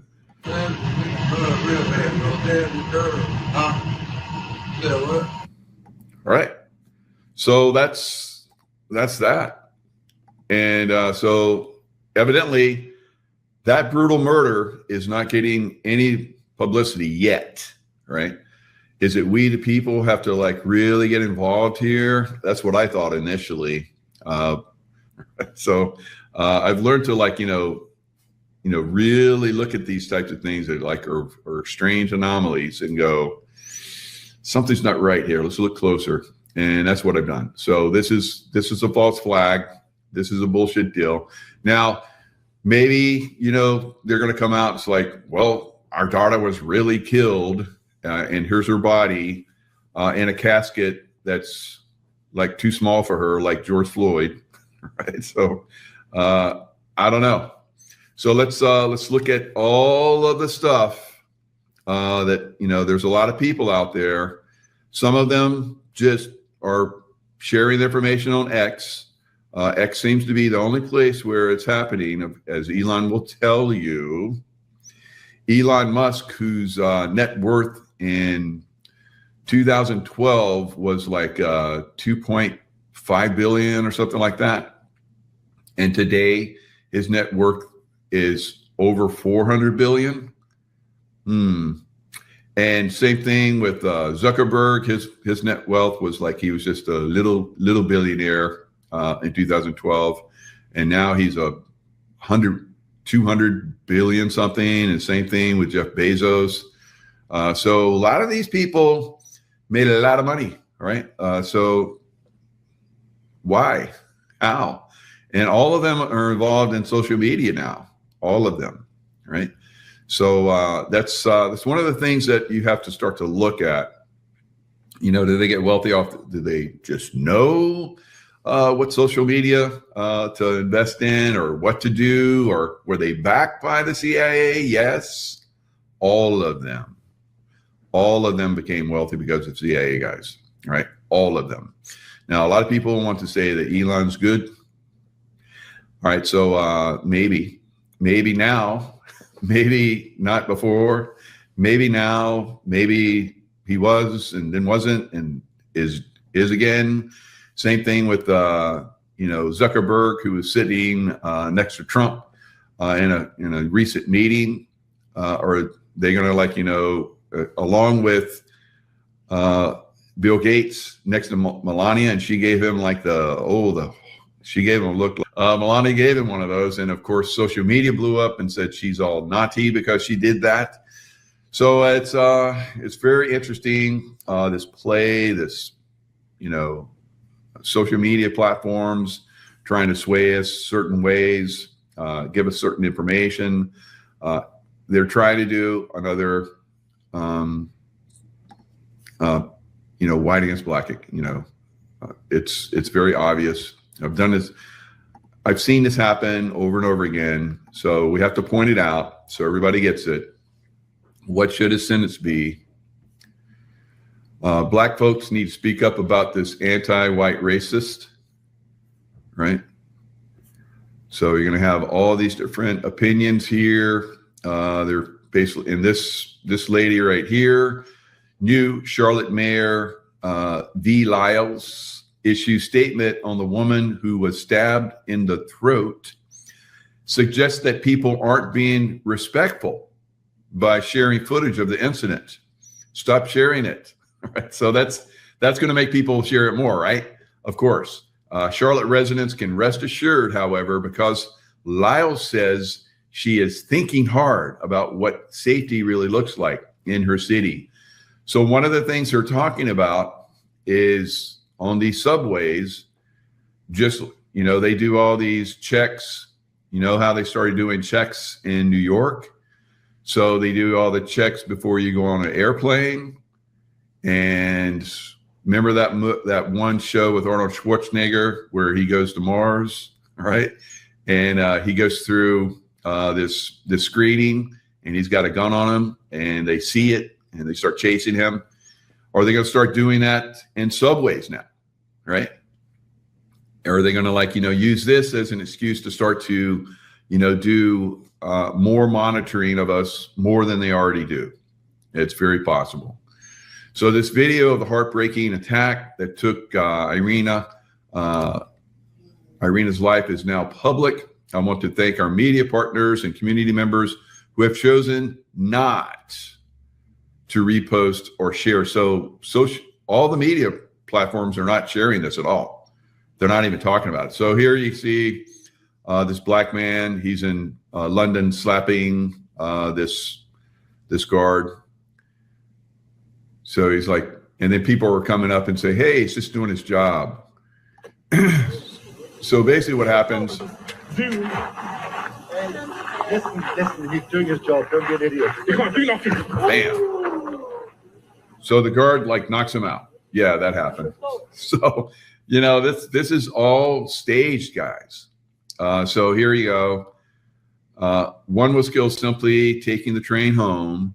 The other was a felon who OD'd on fentanyl. So more information is coming out about George Floyd. I said the day it happened, it was a false flag. And boy, did I get restricted on YouTube. All right, so guess whose death sparked nationwide fires? Yeah, not the white girl. All right, so this is a Netflix show. Now, Stand there if I lie. You're live on Facebook right now. I've got you too. Me too. Me too. so all the people on the train are, this guy is harassing a black woman, the opposite. And in Netflix, it's like all these people are like having him live, like this was live. And so he stops harassing her. They're saying this is unreality, which it is, of course, of, social media platforms and so forth that are trying to influence us. And here supposedly is reality. This is definitely a staged event, right? So here's another. So of course she looks up. Who knows, maybe this is a signal that she's ready, where she pushes her glasses. So none of these people react to this guy stabbing her, right? All right, so you're going to have a lot of, social media is going to start to blow up on this and promote this. Yes, water otter, yes, they stalk and do rituals. So this could be some type of ritual where she was actually killed, not realizing she was going to be killed. She's part of the Actors Guild or whatever. And they're like, okay, this is your part. And what she really stabbed, because it cut out, or we're not going to see, we're not going to show you that where he actually stabbed her, but we'll show you where he walked all bloody, dripping blood. But we're not going to show you that because it's just too bad. It's too bad. Even that, like that scene by Tony Robinson, I posted that on X, and X took it away. Now you can click on Tony Robinson's link and go watch that video I just showed you guys. Who knows? Maybe YouTube will cancel it off too. They've done that in the past where I've shown some of the stuff like this. So let's look at what's going on with the posting of this. So there's zero in the rest of social media, and this is like people are like, if they're suppressing this, then it's really important. All right. So in wokeness, zero AP stories, PBS, New York Times, NPR, Wall Street Journal, BBC, CNN, WAPO, Reuters, and MSNBC. Nothing. Zero stories. Because they're trying to do, in everybody's opinion, they're trying to cover up for the black community, right? So imagine the media outrage had the races been reversed, and then it shows, Zero News, 23, Irina butchered, this violent repeat offender who had been arrested 14 times and was still free. So here's all the 14, I guess, shots of him having been arrested. Of course, they're going to go with blackmails and negatives. And the first slave owner in America was not only a black man, he went to court and demanded it. So all these different things. Here's another one. If the races were reversed, the headlines would write themselves, and everyone knows it. So this couple right here supposedly was killed by these 5 black people, one of them being a woman. The animal's picture below, carjacked, then raped Christopher Newsom. So they raped a man, so cut off his penis, then set him on fire and fatally shot him several times while they forced his girlfriend, Shannon Christian to watch. An even more cruel fate awaited her. She was beaten and gang raped in many ways for 4 days by all of them, while they took turns urinating on her, then cut off her breast and put chemicals in her mouth, then murdered her. Why didn't that receive national coverage? So again, this is that staged? Did that really happen? What's the background on that? If it did happen, yes, why wasn't it covered? So this is, and was it suppressed so that when this came out, they could let that rise up then? Because it would like outrage people. It's like, the black community is like, attacking whites everywhere and they're suppressing it. We have to take matters into our own hands. That's what they want. And that's what they've been doing for a long time. So let's go all the way back to Charlie Manson. All right. Helter Skelter, the Charles Manson Tate murders. All right. So let me show you all the information on this, because it takes a long time for us to basically break this down and find out all the truth. So this is the AI overview. Charles Manson did not personally participate in the Tate murders, but he was the cult leader, again, CIA, who ordered his followers to commit the killings. Manson was convicted under legal principle of vicarious liability. So he went to jail for the rest of his life, and he was killed just recently in prison. On the night of August 8th, 1969, Manson family members Charles Tex Watson, Susan Atkins, Patricia Winkle, and Linda Kazabian drove to the Los Angeles home of actor Sharon Tate. At the time, Tate was 8.5 months pregnant. More outrage. And married to director, so she was an actress. She was actually in a vampire movie. Yeah. So she was married to director Roman Polanski, pedophile guy, right? So he basically has escaped being charged for pedophilia and held accountable here in the U.S. by running to the U.S. or running to UK. And so during this murder, he was away in Europe. Just perfectly timed, right? The family members brutally murdered 5 people at the home. Sharon Tate stabbed 16 times as she begged for the life of her unborn baby. So I guess when they questioned these people that did the murders, they said, yeah, well, they could see that she was stabbed 16 times, but that I guess they had to have told them that she begged for her baby's life. What I mean, if you murder somebody, you're probably going to be, executed. You probably would leave some of this stuff out, right? But somehow they got him to admit all this stuff. Stephen Parent, an 18-year-old, shot in his car as he was leaving the property. I guess he was trying to escape, so they shot him. Jay Sebring, a celebrity hairstylist and former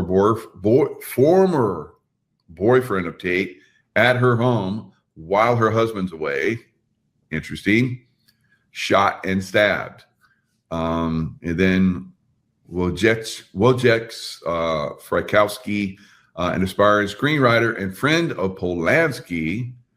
So he's like, yeah, go to my home and hang out. And we're going to have a movie script they're going to be doing. And so people are going to show up.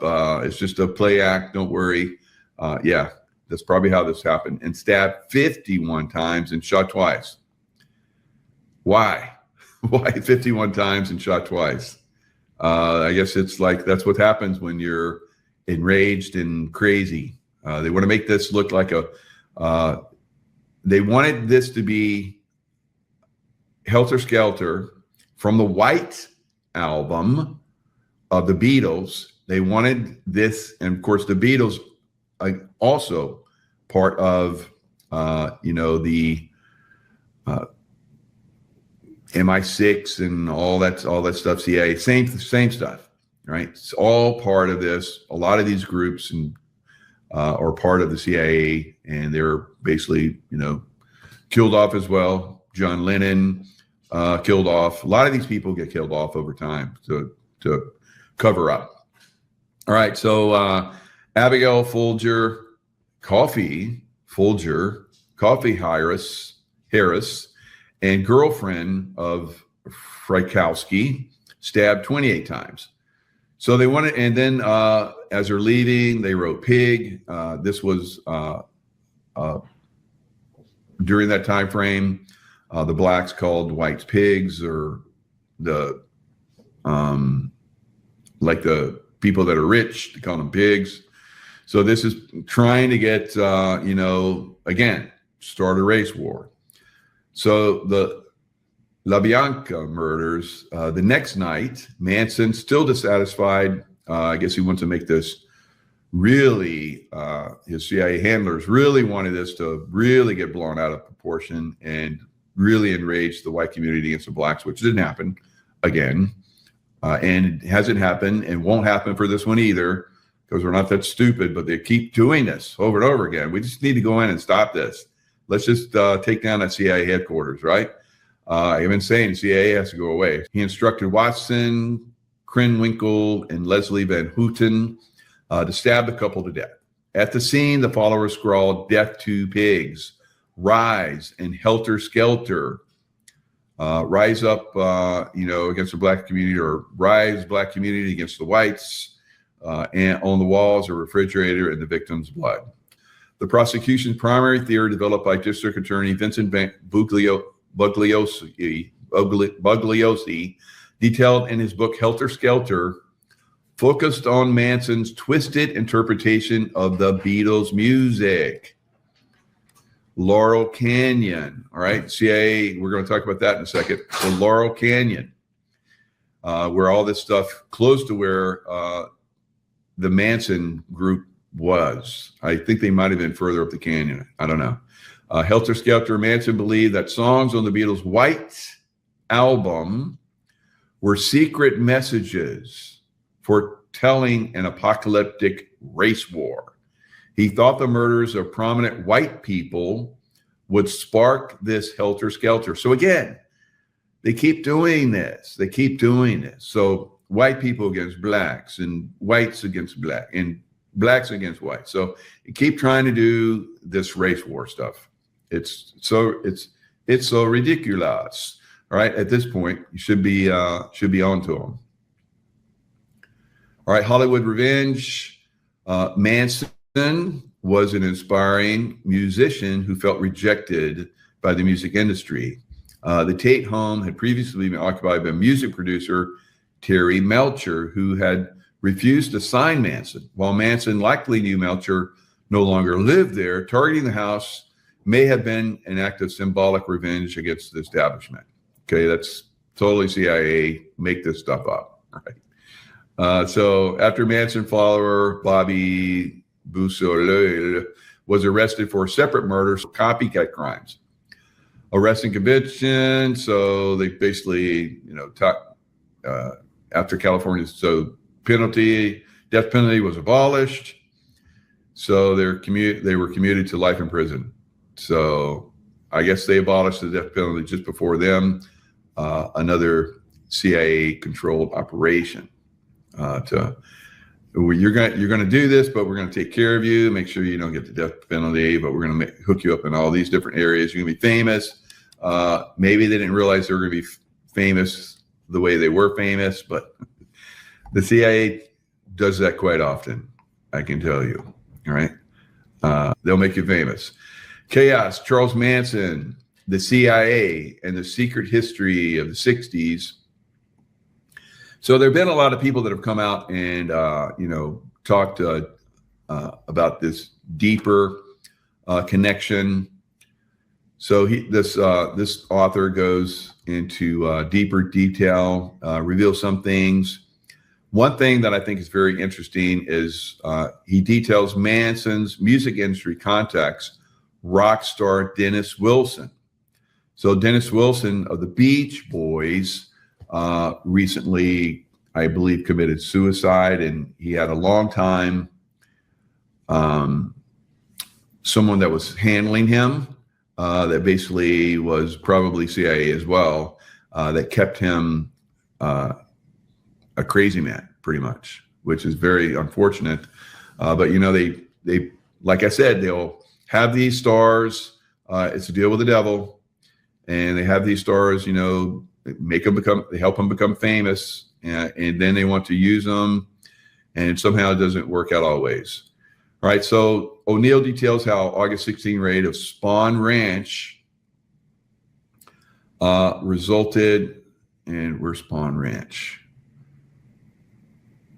So it looks like it's back up in the canyon. Spawn Movie Ranch was a 65-acre movie ranch in Los Angeles, California. Period. It was used as a ranch, dairy farm, lady movie set. So I don't know if that's up Laurel Canyon. I believe it's up around Laurel Canyon. So it doesn't say that though, but I'm just like, I just put this together because I was like, I got to get this out before everybody gets sucked into this bullshit. All right, so here's Laurel Canyon. It's going to talk about it. You're going to be like, holy moly, just like I have been. CIA Laurel Canyon. Conspiracy theory, of course, because the CIA started conspiracy theory to distract people from investigating what they do. Like the JFK assassination. They called it. Anyone that would refute that, there was a lone gunman was a conspiracy theorist that helped shut a lot of people down for many years. Alleges that the Central Intelligence Agency and Military Intelligence Agency created or influenced the 1960s and 70s counterculture music scene. Of course they did, to manipulate and neutralize the anti-war movement. The theory is fueled by the existence of a top secret military facility, the Lookout Mountain Laboratory, located high above Laurel Canyon during the period when the music scene was thriving. Jim Morrison, of course, his father was an admiral, right? Naval officer who commanded U.S. forces in the Gulf of Tonkin incident that started the Vietnam War. All right, and Frank Zappa. So lots of other people that it was lots of people connected with Laurel Canyon and CIA. So military propaganda operating from 47 and 69. The lab was a heavily fortified film studio run by the U.S. military. It was responsible for producing thousands of classified films, including footage of nuclear tests. You've seen those nuclear tests? Don't they look kind of funny today? Back in the day when we saw they were doing those tests and, those buildings just like disintegrated and trees like bent over and then whoosh, gone. I think that's pretty much old CGI, right? So now we look at that stuff and, we don't see that as much now because everybody's onto that stuff, kind of like 9/11. We're on to their, manipulation of information, visual information, and so forth. The nuclear test and other projects were created in that Laurel Canyon Lookout Mountain Laboratory. The facility had sound stages, editing suites, and other production elements. A number of Hollywood figures, including Walt Disney and Ronald Reagan, had security clearance to work there. Wow. So see how all this ties together? It's just so funny. It's so funny. Haha. All right. So Jim Morrison, like we talked about, Frank Zappa, his father, Francis, was a chemical weapons specialist at the Edgewood Arsenal, linked to the CIA's MK Ultra mind control experiments. Other musicians, Stephen Stills, Peter Tork, who traveled to Latin American countries around the time the CIA was involved in toppling governments there. All right, so according to the theory, the military industrial complex viewed the anti-war movement as a threat. So they had the LSD, MK Ultra stuff, of course, and then divide and conquer. This new hippie image became a caricature, allegedly making the anti-war cause less appealing to mainstream America and further polarizing the country. So there you go. There's your ties to the Manson, CIA, and probably this current CIA, manufactured BS. So anyway, there you go. Now, what else is going on? in the world. I'll just throw a little bit extra in here for your viewing entertainment and your knowledge. So it seems like they're starting to take down. So we've talked about how they're going to take down the internet and everything. Everything's going to go black for like 3 days. Is this going to be manufactured by the deep state and it's utilized by the white hats, or the white hats going to do it to expose the deep state? Now, this is Patrick Henry. He's exposing cables that were cut, and GPS is being jammed, and businesses are being shut down. Map of these cables that have been cut. All right, you can see here there's 2 major lines that have been cut that connect Europe, Asia, Africa, and the Middle East. You can see here's one. So the Middle East, so in Afghanistan, there's a lot of shaking going on. Looks like this one area that I talked about, I said it's probably going to be 10 times that amount. So they've had another earthquake, even more powerful earthquake, which has, and I think that the earthquakes that we're having right now are just the beginning, guys. Now, a lot of people are going to say, oh, it's all deep state. No, it's not deep state, but the deep state will, help these along a little bit, but they're not completely controlling these. This is earth changes that are happening. Now, the Yemenis it looks like they've cut the cable. And, there's definitely a little war going on. As you can see here, it's, cutting off a lot of the Middle East. Goes through Saudi Arabia, down through Yemen. This is Yemen, right? So the Yemenis are believed to have cut the cable. So there's no, communication. Microsoft, right, is not able to conduct business. So it's shutting down that area, shutting down the information that's moving through that area. So you just have to be aware, there's still a little war going on between Israel and everybody in the Middle East. So you have a drone that basically has somehow slipped through the state-of-the-art, taking down. So one drone somehow got through and hit Ramon Airport in South Israel. So it says one lightly hurt. All right, so here's pictures of it. So somehow it made it through and blew up. So just keeping the tensions high. Now, did Yemen launch that and actually get it through, or was it a deep state thing? Or did the deep state go ahead and launch that drone? We're not going to shoot that one down, and this is where we want it to crash. So it won't really hurt anybody, but it'll draw a lot of attention to this, and so Hamas can continue to be. They just keep these wars going. Undersea cables cut in Red Sea, disrupting internet in parts of the region. Houthis, right? So in Yemen, Yemeni Houthis suspected.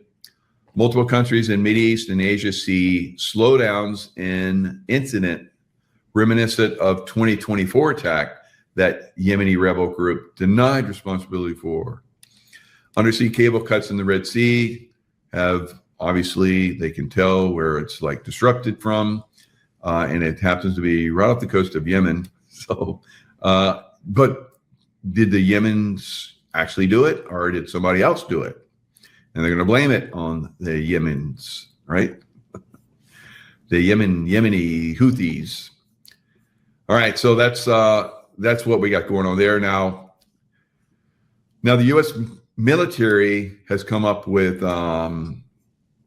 pretty high-tech drone takedown equipment. So it's basically a big thing that comes in, and it can launch projectiles that take out drones, multiple drones. I think it's got hundreds of some kind of propellant that basically will impact a drone, because they can launch hundreds and hundreds of drones. So the U.S. military, has a device that takes them down. I think that's going to be very important when we come into some of these cities,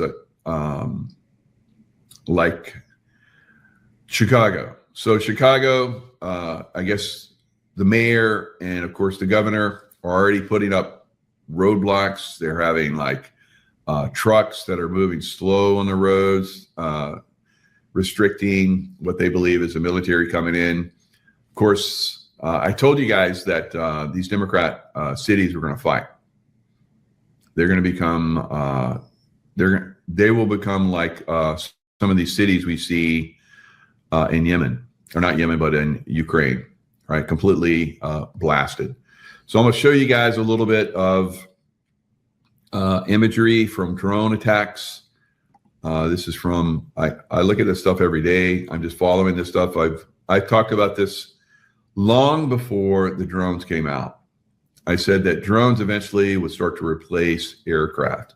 And so here we are, I don't know, 25, probably even 30 years ago, I was talking about this.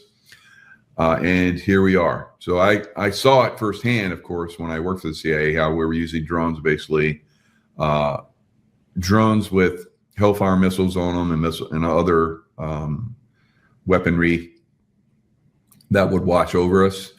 They watched over us when we were in the latter stages of the military. So very, very high-tech stuff has been utilized for quite some time. You guys are starting to see it.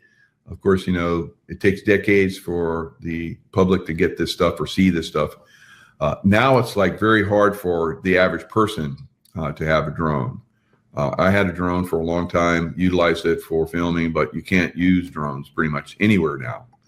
So but we're going to see drones happen, drone attacks happen in U.S. cities coming. So let me show you what this looks like. All right, so this is in Ukraine, and I think this is a Russian that is, you know, hiding from a drone.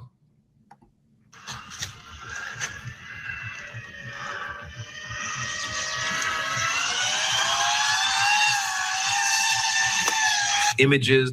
So a lot of these guys have weaponry that can take down drones now. So they shoot at drones. There's lots of footage of the Russians. They're getting very good at like shooting down drones.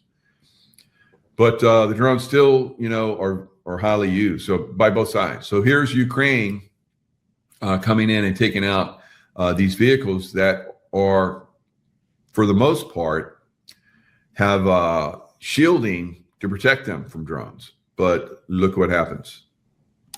From the Toretsk direction, 4 Russian tanks were attacked by Ukrainian drones as they advanced for the operation. Ukrainian drones. All right, so they basically hit these tanks and disable them. They call them turtle tanks pretty much because they have armor plating all around them and netting and so forth, so the drones don't get through. But, you know, of course, occasionally they do, as you see here.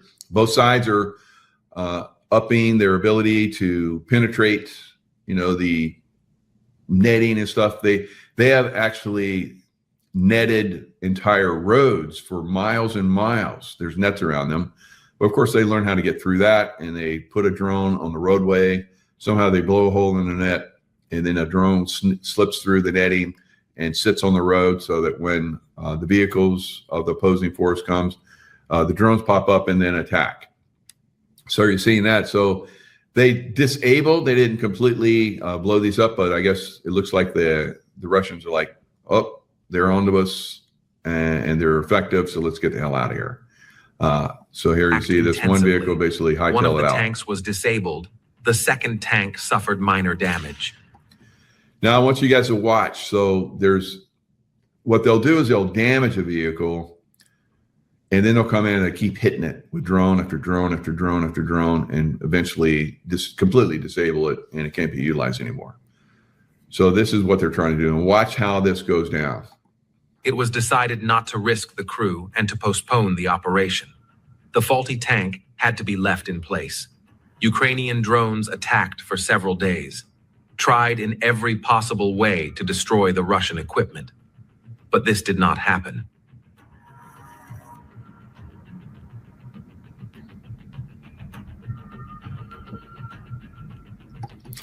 So you can see these drones basically have they come in with the point of detonation explosive. So the explosive has to, like, the nose cone on it has to hit something to blow. So as you see here, they have, it's going to show closer, but it has netting to prevent that. And if it does hit the net and blow, it blows a distance away from the armor, so it doesn't pierce it. And plus, they have another plating of armor that protects the vehicle that's armored. So it's well thought out. They've learned how to do this over time, and as you're gonna see, this turns out to be very effective.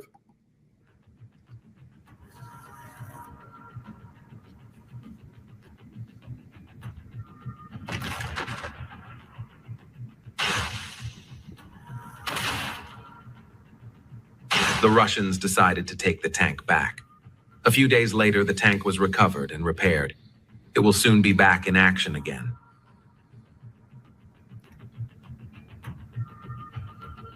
Footage of the tank being serviced and repaired.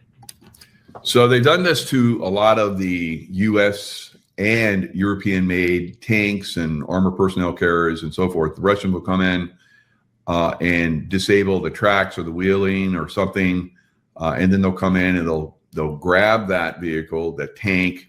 They have U.S. Abrams M1 tanks, lots of them, and I guess European-made tanks, the old Panzers and all that kind of stuff that have been upgraded in the German military. They've captured many of those tanks and refurbished them just like you see here, and then they turn them and use them against the U.S.-backed, CIA-backed, MI6-backed, and Mossad. I don't know. So all the intel agencies, France, and whatever the French intel agency is, they're all in whatever the Nazi Germany intel agency is these days, whatever it's called. All of them are involved in this war, guys.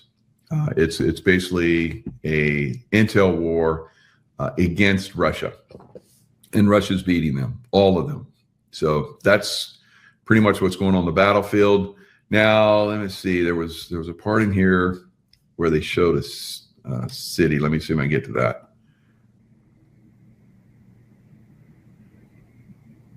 So there's another scene in here where it basically showed a city. I think this might be it. Destroyed the house.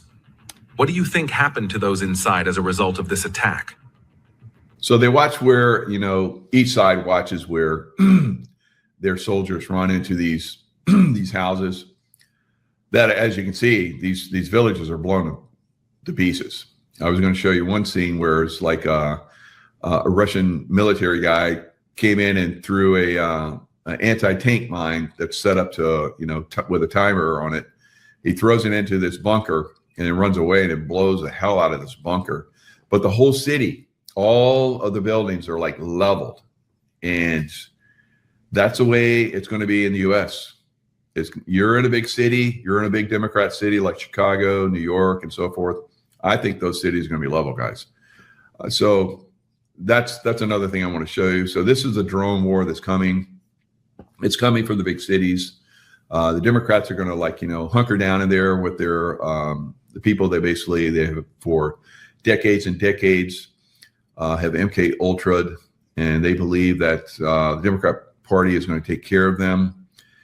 So they're going to hunker down, and all the people that have been paying money into the Democrat Party they're no longer getting that. And so those people that are in those cities are going to be like, well, where's the food? Where's all the food? And it's just not going to be there. It's not going to be there. And I've seen in LA where they came in and basically hammered a truck into a jewelry store and then pulled it out. And then the owner is like, he rushes down. I guess he lives there at the jewelry store, and it looks like his son or something comes in to see what's going on. And then looks like about 25 people come in, right? African-American. and basically start hammering. They slam that guy down, and I guess he has a heart attack. But that's what's happening. I said this would happen in the big cities. So even though the Trump team is in LA and trying to go after these criminals, LA is a big city. So is Chicago. So is New York. So you can have the military. First, they came in with the National Guard to support ICE, getting the bad, illegal aliens that are going to help start. They can't do the race wars thing, so they're going to have to do something else. They're trying to do legal alien race war or something. Who knows? So they're going to continue to push until they get results, until they can, get people to start responding on some level. That's coming. All right, so some people are being outraged on both sides of the fence here, and you're going to have, probably a little kickoff of something again. George Floyd type rioting is coming, but on a scale that's like 10x, 100x times more violent and more disruptive and destructive. Right, so that's coming for the big cities. We've talked about this for 5 years. If you're still in the big cities, it's on you, So that's coming for these big cities. It's already there. It's already happening. A lot of you guys are seeing it. It's going to get worse. The Democrats, you let these Democrats come in and take over your cities, turn them into hellholes, and now they're going to have to be rooted out, right, the hard way. And a lot of you guys are going to resist because you've been dumbed down. Not you guys that are listening to me, but almost everybody around you has been dumbed down, right?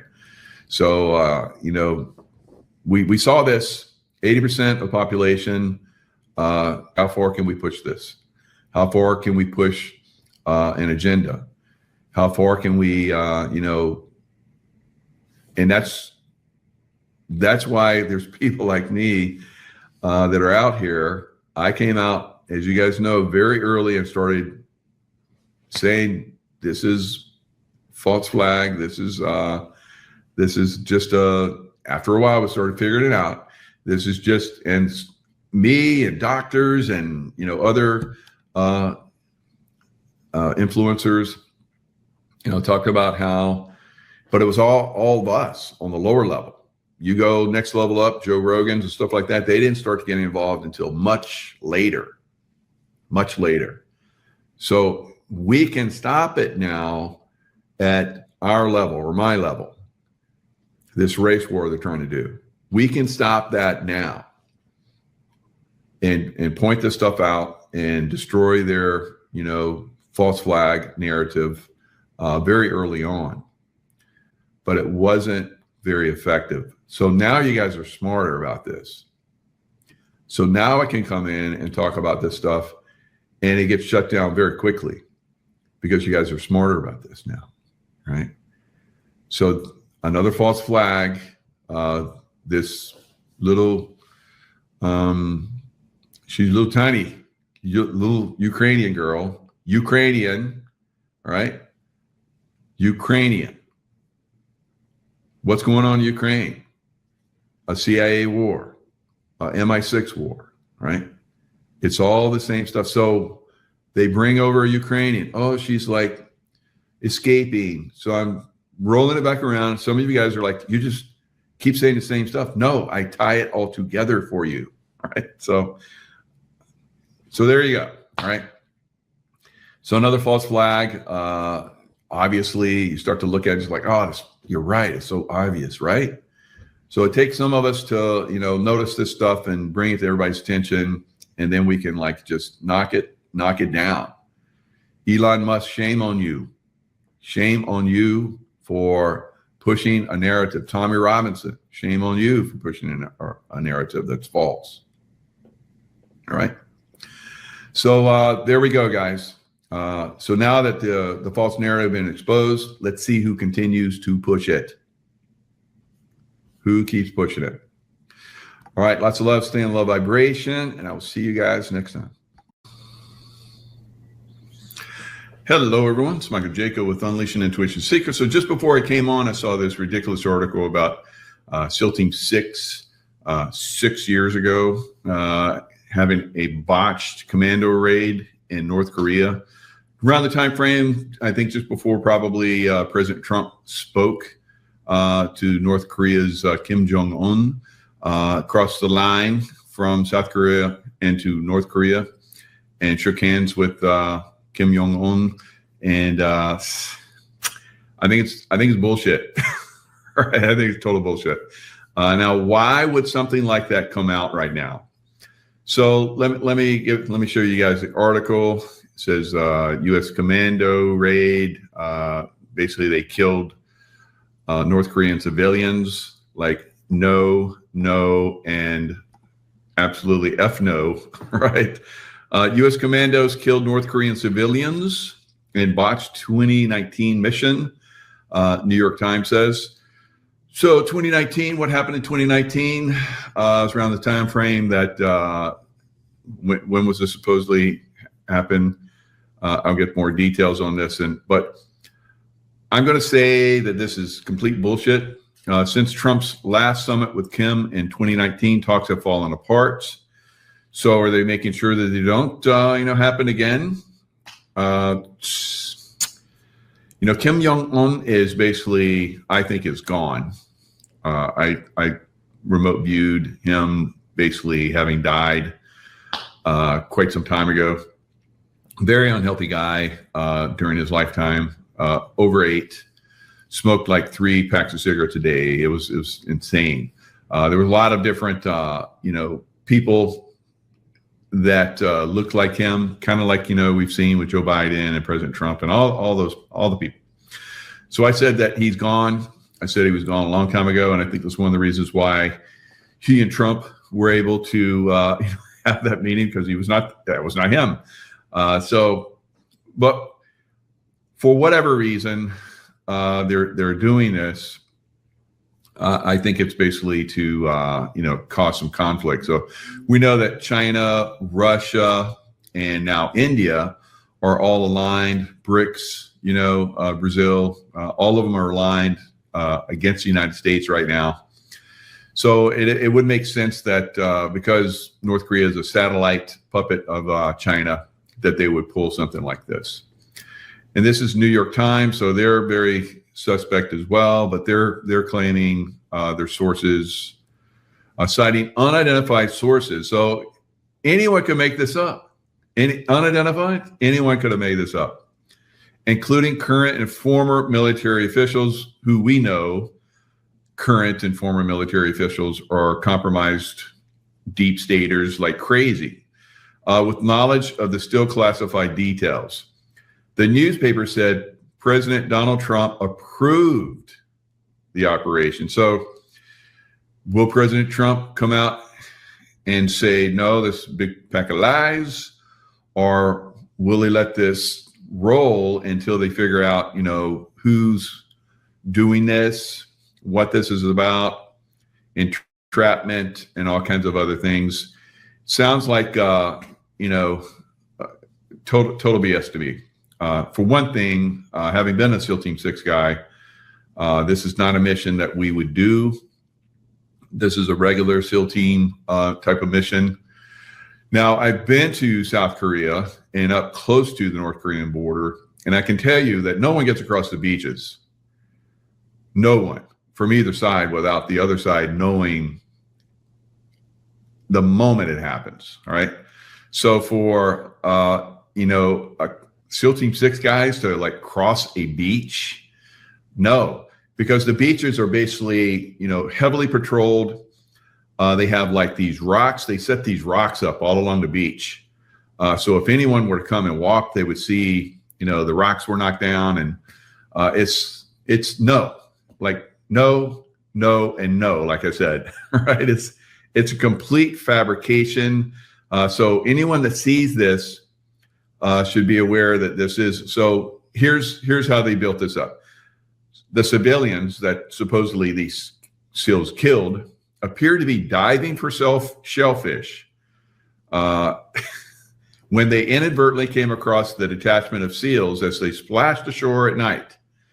The American forces opened fire, killing all those aboard the small fishing vessel. Okay, so they're splashing across the beach, and there's a boat with people diving for shellfish on the beach, or what's going on here, right? So it's complete BS. Now, if guys were coming across, more than likely they would launch from underwater, from just below the surface, from a submarine, all right? Or submarine, one of the SEAL delivery vehicle submarines that would have parked along the beach, and they would have exfilled from the beach. But that's something that SEAL delivery vehicle guys would do, all right? So again, multiple bullshit from this. So you're probably going to see them try. So that's why people like I exist.